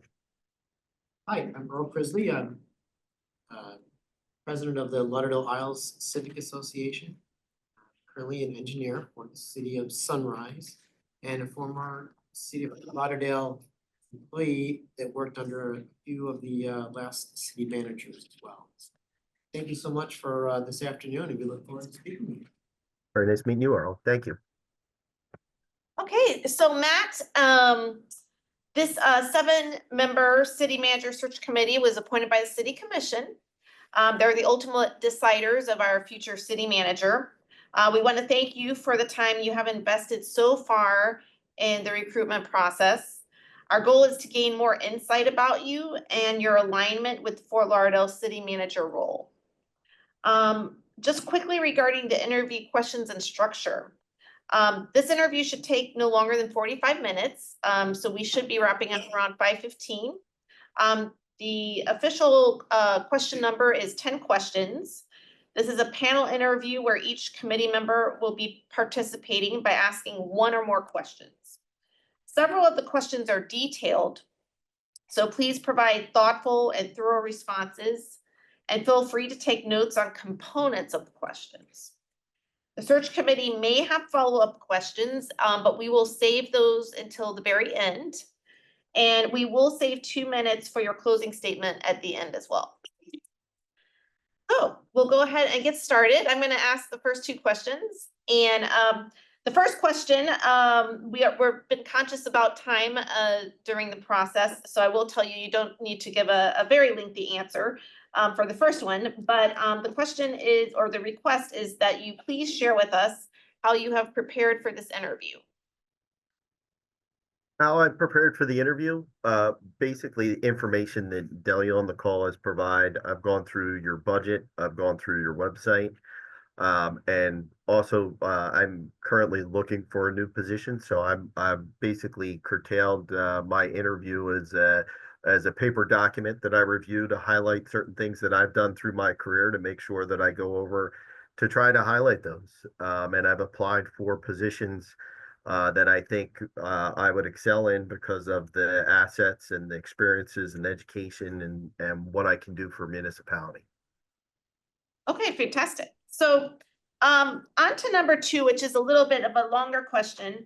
It has a couple parts to it, but when we started this process, this committee requested that the city staff prepare a city manager recruitment survey that was sent out to city residents.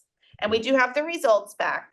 According to the residents, the 3 most important job experiences for the next city manager are in the areas of 1, infrastructure improvement, 2, emergency management, and 3, growth management.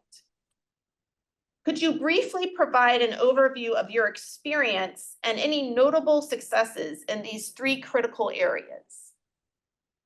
Yeah, so actually for number 1 with infrastructure, I actually started in my career, I started as a chemist. I have a degree in chemistry and biology, and then I have 2 master's degrees. With those master's degrees, that's how I was able to work myself up into the role that I'm at today. So my first real department head role was as the manager of capital planning for the city of Ocean City, which in New Jersey is a tourist attraction. They had a boardwalk, they had beaches that needed to be replenished. And my goal as the manager of capital planning was to work with all the project managers to manage, obtain grants, project manage those projects that we would run. And the projects would include roadways, beach replenishment, boardwalk replacement, road and building replacement. With the role in emergency management, I've lived through multiple events here in New Jersey. Managed Hurricane Irene and Hurricane Sandy for the Atlantic County Utilities Authority, obtained my CEM license to be a certified emergency manager. So I have that with IEMA. So certified to serve in that emergency manager role. I currently am the co-coordinator for emergency management for Stafford Township, which I took over about a year ago. When our chief of police left, our police staff did not have the certifications or the experience to run an event. I have that from my experience here. We experience events, severe windstorms, nor'easters, hurricanes, larger snow events. So I'm very adept to running that along with other emergency management events. We've had a sewer main hit. In my role now as Stafford Township, I'm the township manager, but I'm also the director of water and sewer. So I run 2 organizations for the township at the same time. We had a major strike of one of our sewer lines, and we were able to mitigate that with minimal disruption to our lagoons and back bay waters.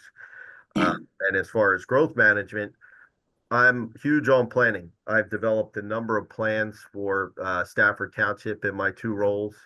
The way you manage growth is to work with your community, work with your staff, work with the governing body, work with the different groups, the nonprofits, the civic associations, the Chamber of Commerce's, the people that live in the municipality, to be able to come up with a plan that not only works for where the township is, but where it's going into the future.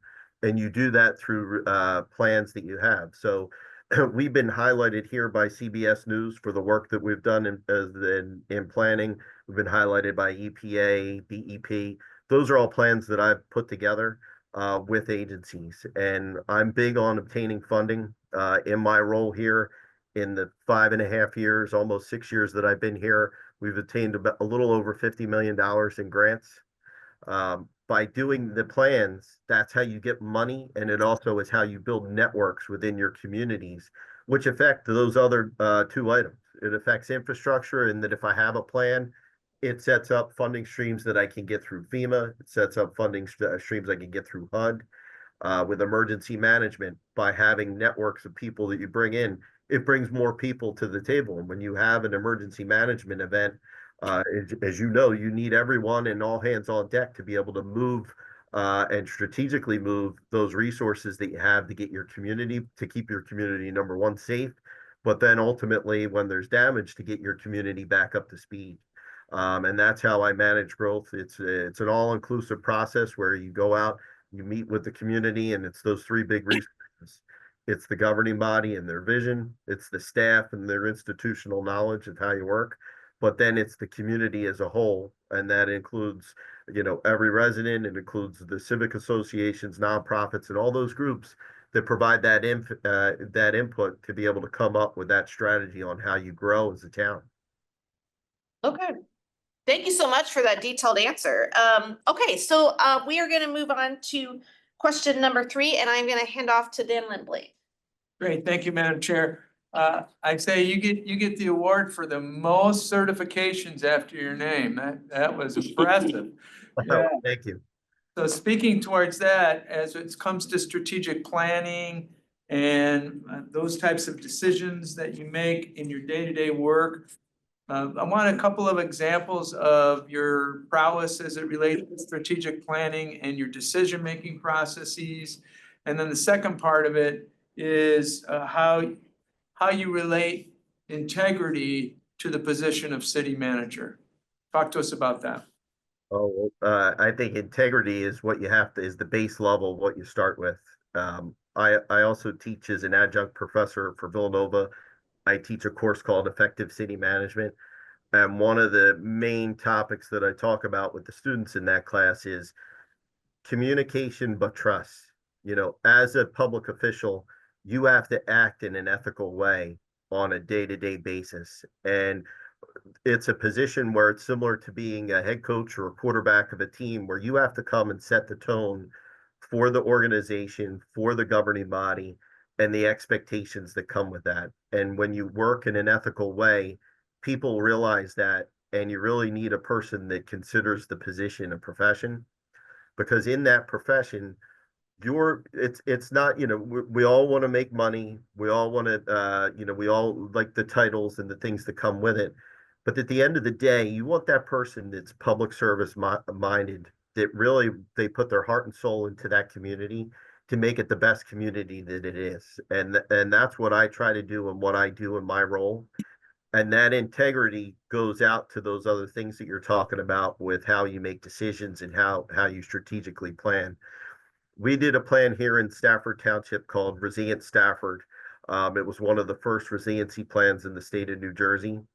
And I've used that plan. I was able to get it funded through the state, through networks that I've been able to build, but also in that planning process, you're involving the community, you're involving your staff, and that comes down to the decision making, right? You as the leader have to be the one that makes those decisions, but you also have to make sure that you have the tools and the resources and the input that you need.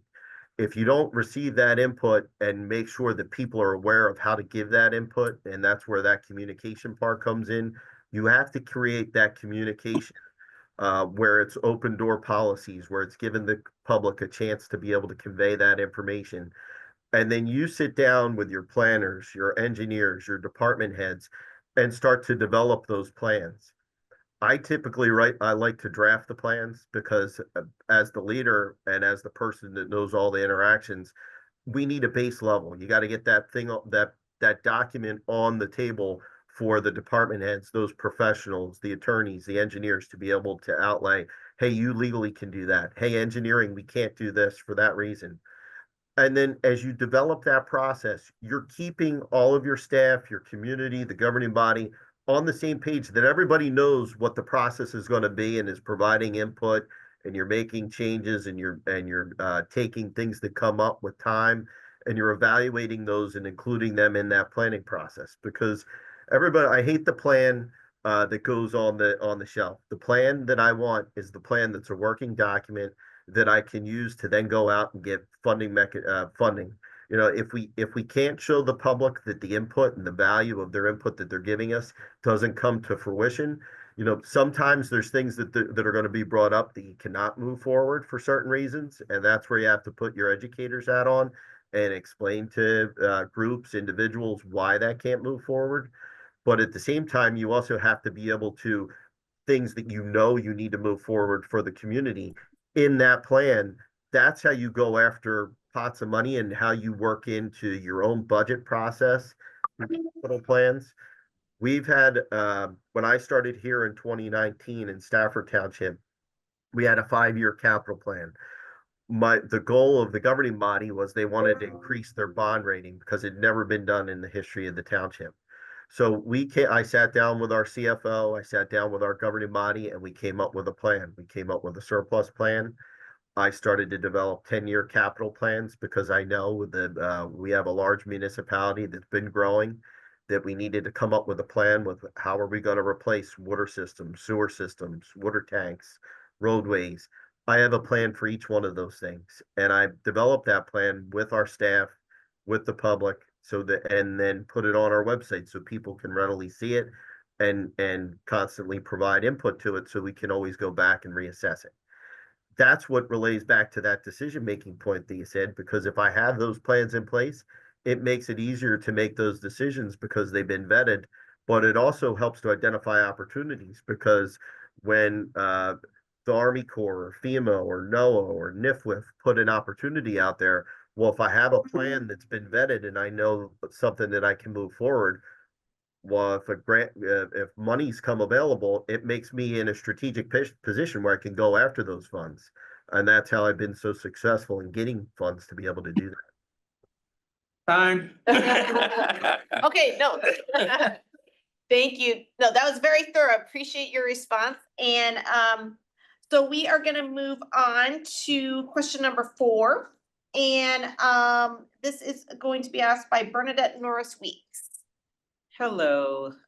Like many communities, Fort Lauderdale struggles to provide attainable housing across the economic spectrum. What are some of the attributes and challenges that distinguish Fort Lauderdale from other cities in the research that you've done? And how would you take those ideas into account in addressing affordable housing and also homelessness? Okay, so that's a great question. I think most municipalities, in particular with affordable housing and homelessness, there's issues for every municipality. I'm actually in a position where I grew up in affordable housing, so I come at things probably different than most administrators do because I've worked my way up into the role that I'm in today. I started out climbing water towers and going into aeration basins. From an affordable housing standpoint and what I've read up on the city of Fort Lauderdale, one of the things that I've seen in affordable housing that can really work are looking to rehab and loan assistance programs. When you have limited lands to be able to develop, you have to look into ways to redevelop the areas that you do have. So I currently right now I run a rehab program. We roughly rehab, you have to remember the municipality's 30,000 people. We roughly rehab and qualify anywhere from 12 to 15 candidates a year and have been successful in upping our affordable housing numbers using that. We also have areas where we can use loan assistance where you can provide a loan for someone that's income eligible under the HUD regulations, that they can get a loan to get into a new home if they qualify, and that increases our unit number. For homelessness, one of the things I've had success with homelessness, we've had a homelessness problem in Stafford Township in that some of the homeless shelters in New Jersey have been shut down. So we've seen more and more homeless come into the area. What I tend to do is I work with our police departments and work with our services. So you have to go out and identify your services. Here I've looked at the county in our area provides homelessness services, and I've also looked to identify nonprofits. And we've set up structures where when we identify an individual that's homeless, we go out and each one is specific. It could be, it's a veteran that doesn't have any family. It could be a substance abuse case. It could be domestic violence. And we basically have come up with silos. So when an individual that is homeless is identified, you can then go and work with them in each individual silo and put them into the role that they have. That's what I've seen successful. It's also relating to people. It goes back to that communication part where if you're communicating and you go out and you have that person or you yourself go out and work with that individual and find out what the need is, then you can figure out what silo do they fit and then help to get them placed in that so you can get them the help that you need. You're never going to get to I've never seen it where you get to 100%, but the goal in all of these things is to work to 100% and identify those structures. And if you don't have that structure in those cases, then you work to find what will work to try to help those individuals. Thank you. Thank you so much for that answer. Okay, Matt, we're gonna move on to question number 5, and that one is gonna be asked by Mary Peliquin. Okay. All right. Okay, please describe a difficult situation where you had to negotiate towards a successful outcome with a fellow city, county, or any other government entity. Sure. I had one last year. I walked into a situation here in 2019 where there were certain things done by the former administrator there were a number of lawsuits, there were ethics charges, and I walked into a situation that a number of things needed to be cleaned up. That integrity that we spoke about in the second question, it was not there. It had to be implemented in the community and inside the building of Town Hall. And I can certainly say we've done that. One of the things is I uncover, each day I would uncover a new skeleton, and sometimes even today I'll uncover a new one. And one of the things that I uncovered was our neighboring municipality had tapped into our sewer system, and the township residents of Stafford here were paying for wastewater that was from the neighboring municipality. I then sat down with the administrator for that municipality, with their attorney, and I negotiated to get all the funds from the previous wastewater gallons that went through the pipes. I got them to pay for what they owed over the time period of when they connected, because I went back and because of my science background, I'm good at going back and using that scientific data to go figure out things that normal people wouldn't look at. When I went back and I looked at the flows, I could tell when they connected into our system because the flows went extremely up. I went back, I documented that to their attorney, and then I negotiated a deal with their attorney to be able to get those funds back, but also put a 25-year agreement in place for the township that they collect those funds. That was roughly over $1.5 million that we were able to take in that we weren't expecting, but also put on that municipality what they were. Typically, I do those things on my own. Like I do it in consultation with our attorney to make sure we're not doing it legally. But because of my background and because of the experience I have, I've written contracts, I've done agreements. It makes it easy when you're working with your attorneys to be able to develop those agreements, but it also helps to make you knowledgeable of what you can and can't do. So I knew in this situation how far back I could go as far as statutes were. I knew, I had the data to be able to back up what I was doing, and then I went in and I did it for the municipality. Wow, that's terrific. Thank you. Okay, so thank you for that. And so we are halfway through, and I think the rest, the remaining 5 questions, they're probably not quite as wordy, at least on our part. So we'll probably stick to about 2 to 3 minutes answers. So I'm gonna now have question number 6 given by Ron Perkins. Matt, how have you promoted cooperation, mutual respect, and a shared vision among either current or previous electeds? Well, I think as far as a shared vision, number one, you need to work with your governing body to be able to see what their vision for the community is. And in that process, that means that some of those members are not always going to agree. But I think in that getting that information from the elected officials, you start to develop what as a whole they want to see, and then you work with them individually. There's times that, with quorum rules, you need to be able to work within executive sessions. We need to work within workshops to be able to get a cohesive vision. But at the same time, you also need to have individual conversations, because with individuals, they're going to have individual feelings that they have and directives that they want to see move forward, but it's not going to coincide. So being able to get that vision individually, but then try to work as a team to get everyone on board with what that collective vision is, that's where that communication comes into play. You need to get, I'm very good at, I like to think of myself as, I want to know all the people in our community. I want to know the staff, all the staff that we have.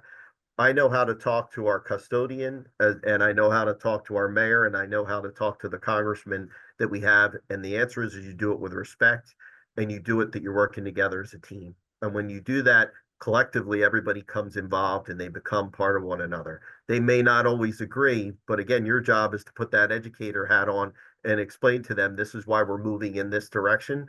And that's what you need for someone in this role. Thank you. Thank you so much, Matt. So moving on to question number 7, and that will be provided by Earl Prisley. Okay, so describe your approach to prioritizing and decision-making as it relates to the budget. And as a follow-up, how do you balance the community and organizational needs with the revenue limitations?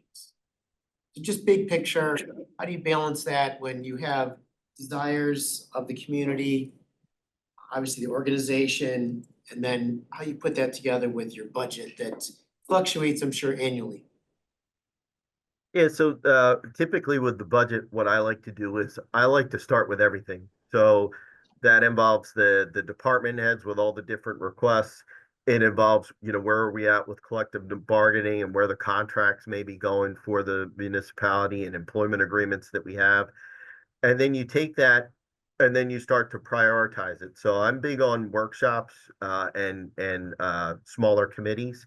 So we have a finance committee that involves 3 of our council members. It's a 7-member board that are involved in that process of seeing the whole scope of what is requested and what are the things that we need to accomplish. And in that process, we prioritize what items that we need to move forward. I have a big role in that because, like, for example, we have a sewer system that needs to be replaced. Well, that's a high priority because if we start dumping sewer into the lagoon, property values are going to go down. The bay is we're going to get violations from the regulatory agencies that we have. We're actually the only municipality in the state of New Jersey, because of that process, that's cleaned up a major waterway. It's over 186 acres of bay in the last 20 plus years. I consider that a high achievement, but in that process, one of the things that I do is we're going through and prioritizing those things, and things get moved later into those plans that are a year out, 2 years out, 5 years out, 10 years out, is I'm also utilizing that to go, okay, what are the opportunities when that revenue goes down of where can I go out and find money for the community? And again, that I'm constantly looking for funds to bring into the community. Right now, yesterday, BRIC opportunity, building resilient infrastructures, and FMA, flood mitigation assistance, came out through FEMA. Those are $1 million projects that you can help your residents raise homes, build larger infrastructure projects that make your community more resilient. If you're not going after those grants, you're doing a disservice to your community. So I'm constantly going after those types of things because that's what makes the community better, and that's how you supplement that revenue. We have, to put it in perspective, we have a little over a $50 million budget for the township, and I've obtained I mentioned obtained $50 million in grants. That's roughly a little over $5 million a year while I've been here. Well, God bless you on dealing with all the grants, because there's all kinds of caveats in there. So kudos to you on that, and very good. Thank you so much. Thank you. Thank you, Matt. So we're going to move on to question number 8, and that will be provided by Roosevelt Walters. Thank you, sir. Thank you. Sometime when we are seeking employment in new places, we have a tendency to be very concerned about first impressions. And we're not just talking about with the commissioners, but we're also talking about with the workforce. How would you earn the trust and respect of your new labor force should you be hired for the position of the city manager of Fort Lauderdale? The way I would gain the respect is a couple things. I think the respect that you seek, you get that respect by showing your staff the respect that they deserve, because they obviously have a lot of institutional knowledge into how the city has been run and how they do the functions of their job. The respect level to understand how that is, how it is today and where it may go, you need to be able to understand your employees. So you need to spend that time. Typically, when I took this role on, I made a point the first day we pulled all the department heads together, got a chance to meet with them, got a chance to talk as a group. When I started here, they didn't know what to do when I did that because they weren't used to getting together as a group. I've since when I saw that, and typically what I've done in the past is I will set department head meetings. I like to do them monthly. Number one, it keeps us all tied together. It lets the department heads give a chance of letting us know what's going on in their department, but it also gives me a chance at a higher level to convey what's coming down for the city. So I consider this job to have two functions. It's the manager role and it's the leader role. For the manager role, you're dealing with the day-to-day things that need to get done for the city. But in that leadership role, you're looking to that strategic planning and that planning function where you're looking out a year from now, 3 years from now, 10 years from now, 50 years from now, where is the municipality going to be? And the way I get buy-in is I include my staff into how we make that work. And when they get included and their input is received and taken into consideration seriously, they become part of the process. And that's how you get their respect. But you also get their respect by showing up and doing what you do as the manager. As the leader, if they know you're moving forward and you're supporting them, you're providing them the resources that they need, you're working with them to accomplish the goals for their department, you're getting respect because now you've created somebody that's your own captain of what your mission is for the municipality. And my goal of all our departments is to not only create succession plans, but build those captains, because now it's that soldier out in the field getting that information that and being a representative of your organization to other organizations. That's how you bring more people in to make the resources and the networks that we create. And again, it makes for a better municipality. And that's how you buy the respect. Thank you. Thank you, Roosevelt. Thank you, Matt. So I'm gonna ask the next question. And it does kind of follow on with some of your thoughts from question 8 that you just heard. Describe your approach to managing senior leaders and subject matter experts. How do you find the balance between delegating responsibility and maintaining accountability for results? So any senior leaders, I can tell you when I walked into this position, 3/4 of the department heads were older than I were. I do not micromanage because we are paying staff to be in department head level roles, deputy roles, assistant roles. They need to be in the position that they're able to run their department. In that same aspect, when they're running their department, my expectation is you know how to run your department the best. That's why we put you in the spot. At the same time, when you come up with instances that are outside of what you normally deal with and you need guidance, they're coming to me, they know I have an open door policy where they come in and we sit down and we figure out solutions. And sometimes that could be multiple solutions. Sometimes it's long range planning. And they know that they have an asset in me that they can come and work together to do that. That's how you get the accountability part of that portion of the question is they need to know that they're able to do their job. At the same time, they need to know that they're going to be held accountable. And when they know they have a resource in you, you become working together as one, going back to the last question, that you make them accountable by knowing that they're part of the solution, but also knowing that they're going to be responsible to you and making sure that you're aware of what's going on. Because at the end of the day, those decisions and those things that may come up, ultimately they're going to come back to the person sitting in that city manager chair, and they need to be aware of what's going on. And that's how you build that accountability. If they're not, if they're not doing that, then that's your role as the manager, again, to put that education cap on and educate them as to this is how it needs to work. Because if you want me to support you and make your department the best, then I need to be involved, and we need to work together to make this work. No, appreciate those thoughts. So, okay, so we're gonna go into our final question, and that's gonna be provided by Dan Lindblade. Thank you, Madam Chair.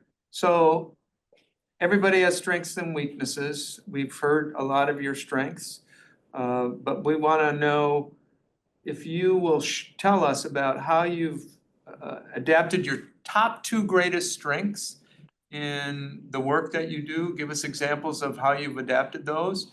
And then alternatively, your weaknesses or weakness, how you've mitigated or adapted that. I'll start with the weakness, because I think that the weakness is always the hardest one, right? Everybody's got to be self-reflective and look at, hey, what's the thing that you need to most work on. I always look at a weakness. I'm a human being, so there's things that I always need to work on. But I can tell you that I'm a constant learner. I'm always looking to learn new things. And, if I'm not the expert, I put the time in to figure out how to do that. A lot of with that is it's the time management portion of it. So typically someone that works in this type of role, they're working a lot of hours, right? On average, I probably work 65 to 70 plus hours a week. It's that time management component of learning how to prioritize and making sure that everyone is accounted for.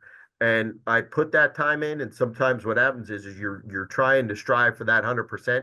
What you do is you end up putting more and more time in. So there's weeks that I'll work 75 hours, and that time management is something that I constantly try to tweak to make it so that there is a balance, because you also need that time to be able to come back. The strengths that I would say I've developed when I started out in this role, I really needed to develop as a chemist and as working on sewer and potable waters. You became siloed in working in a lab environment or working on top of aeration basins and sewer structures. I needed to develop my communication, and I think that's one of my greatest assets. Is I feel that in that communication part, I'm able to work with just a vast group of people, and with my background, it allows me to do that because I know how to talk with individuals. There's an example of that is when I worked in Egg Harbor Township, we needed an area that was a low to moderate income area. I knew it was. I went out and I did surveys to get that area qualified so that we could get road funds that were free to the municipality through the community development block grants.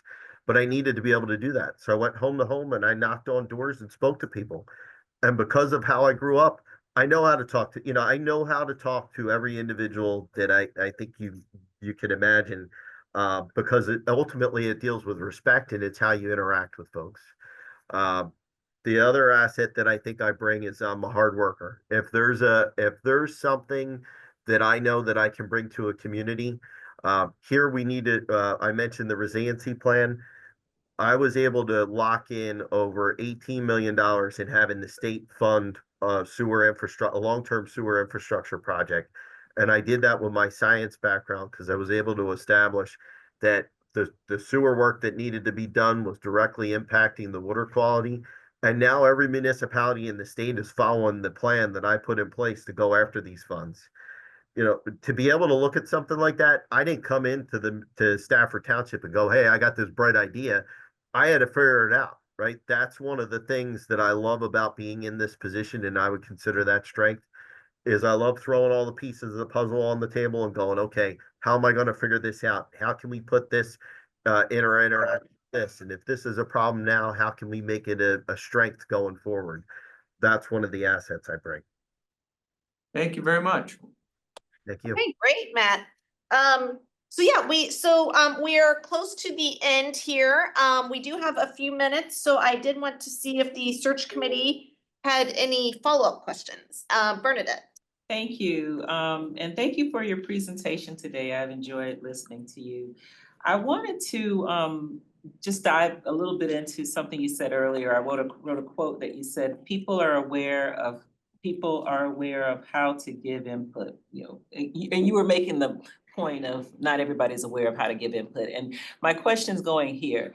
There are certain pockets of the city where people are not as engaged, and that's for a number of different reasons. Historically, maybe they haven't been used to being engaged, they don't really know how to engage, they're working long hours, shift work, that kind of thing, and it doesn't lend itself to showing up at meetings, you know, during the day and workshops and maybe even meetings at night sometimes. And so I wanted to find out how you would, and I think you know, touched on something a little bit about knocking on doors and things, but I wanted to find out how you might engage areas like that are not historically engaged with the city, but they could benefit from understanding what resources are available or from grant funding, or, you know, how will you handle just making sure that every district is treated equitably and fairly?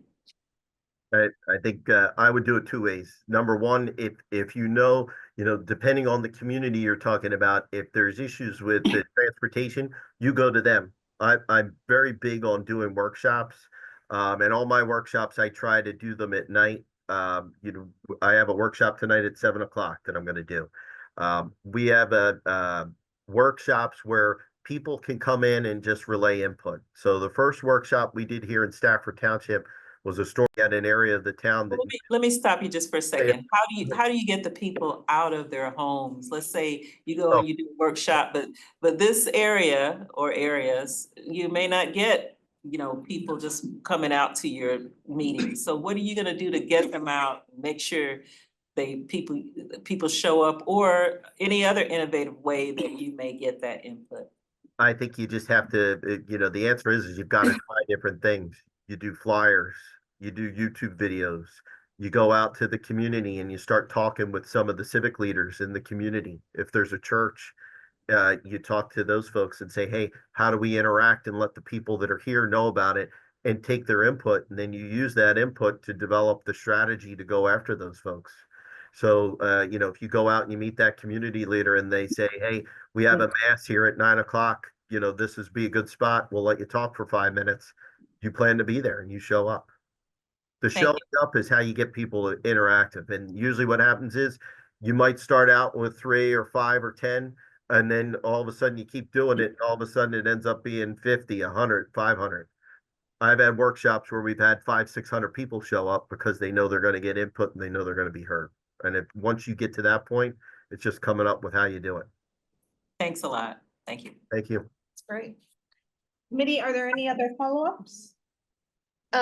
Okay, so we are at the close of the interview here, Matt. So I did want to give you 2 minutes to do a closing statement. It doesn't have to be 2 minutes. It can be less than 2 minutes, but no more than 2 minutes, please. Sure. No, I just thank you to the committee for having me a part of the process. When I saw this opportunity come up, the reason why I applied, and as I mentioned, I'm looking for the next challenge for myself and my career and for my family.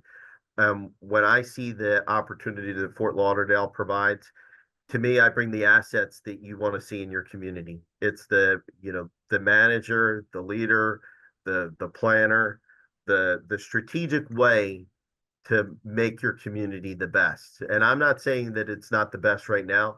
My goal in whatever community that I end up serving in Stafford Township right now is I will make it the best community in the state. And my goal is to be in the country. You do that by putting the time in. You do that by bringing your staff together. I love to do what I do for a living. It is truly a profession to me. Because what you do matters to so many people that work and live in the community that you serve.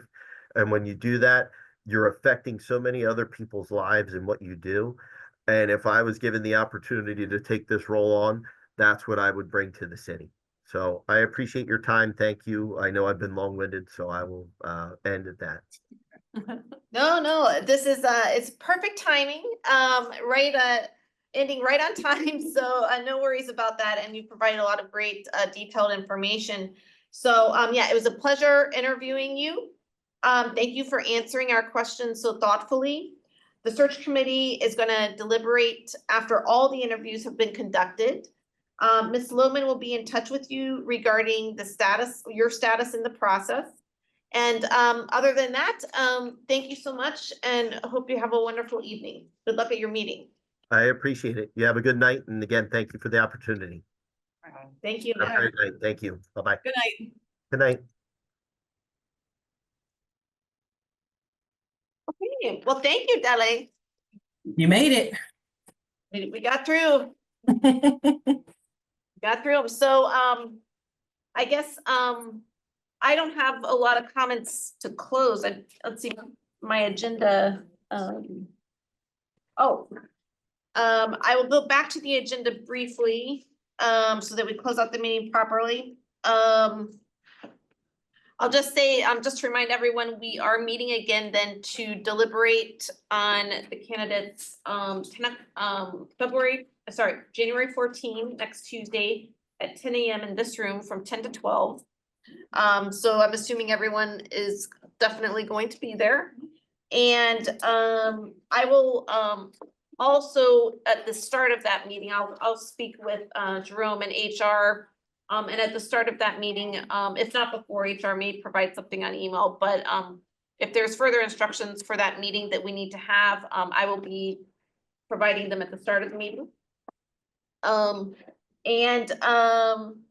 I think it's time now that we just reflect on a long day of very successful interviews. I'm very pleased with everyone's participation. Well done, well done. And no, thank you so much. I just want to thank the committee, but also definitely Jerome and Kristen and Laura and all the city staff for helping us get to this point.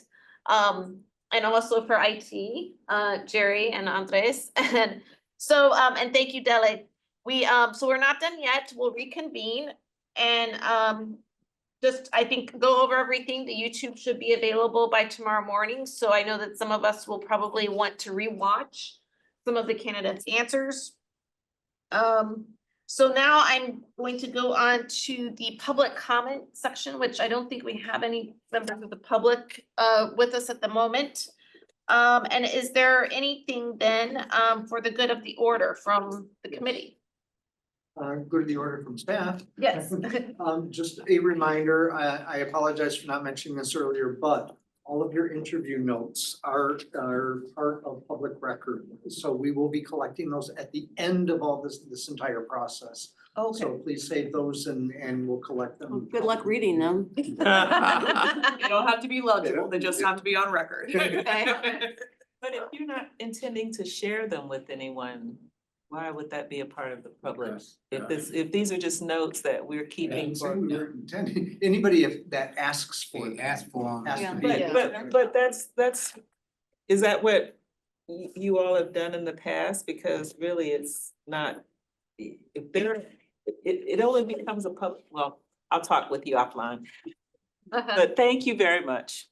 So I did just want to ask in relation to that, so that would include any notes that we've taken on our computers. I generally, I mean, is that included as well? In the course of the interview. In the course, just as in the course of the interviews, not at any other time. Oh, all of our public meeting notes. Like including the other meetings. Yeah. Okay, sorry. We're in the same place. I know. Yeah, the answer. Enjoy. You know, when I said public meetings, just, Yeah. okay. Yeah. Okay, I'm being challenged, so we'll look into it further, but please, please save your notes. Don't throw them out. Got it. Okay. You can have mine, good luck. Yeah, that's fine. Okay. So with that, as chair, I am going to adjourn the meeting. I don't think I need a motion. You don't.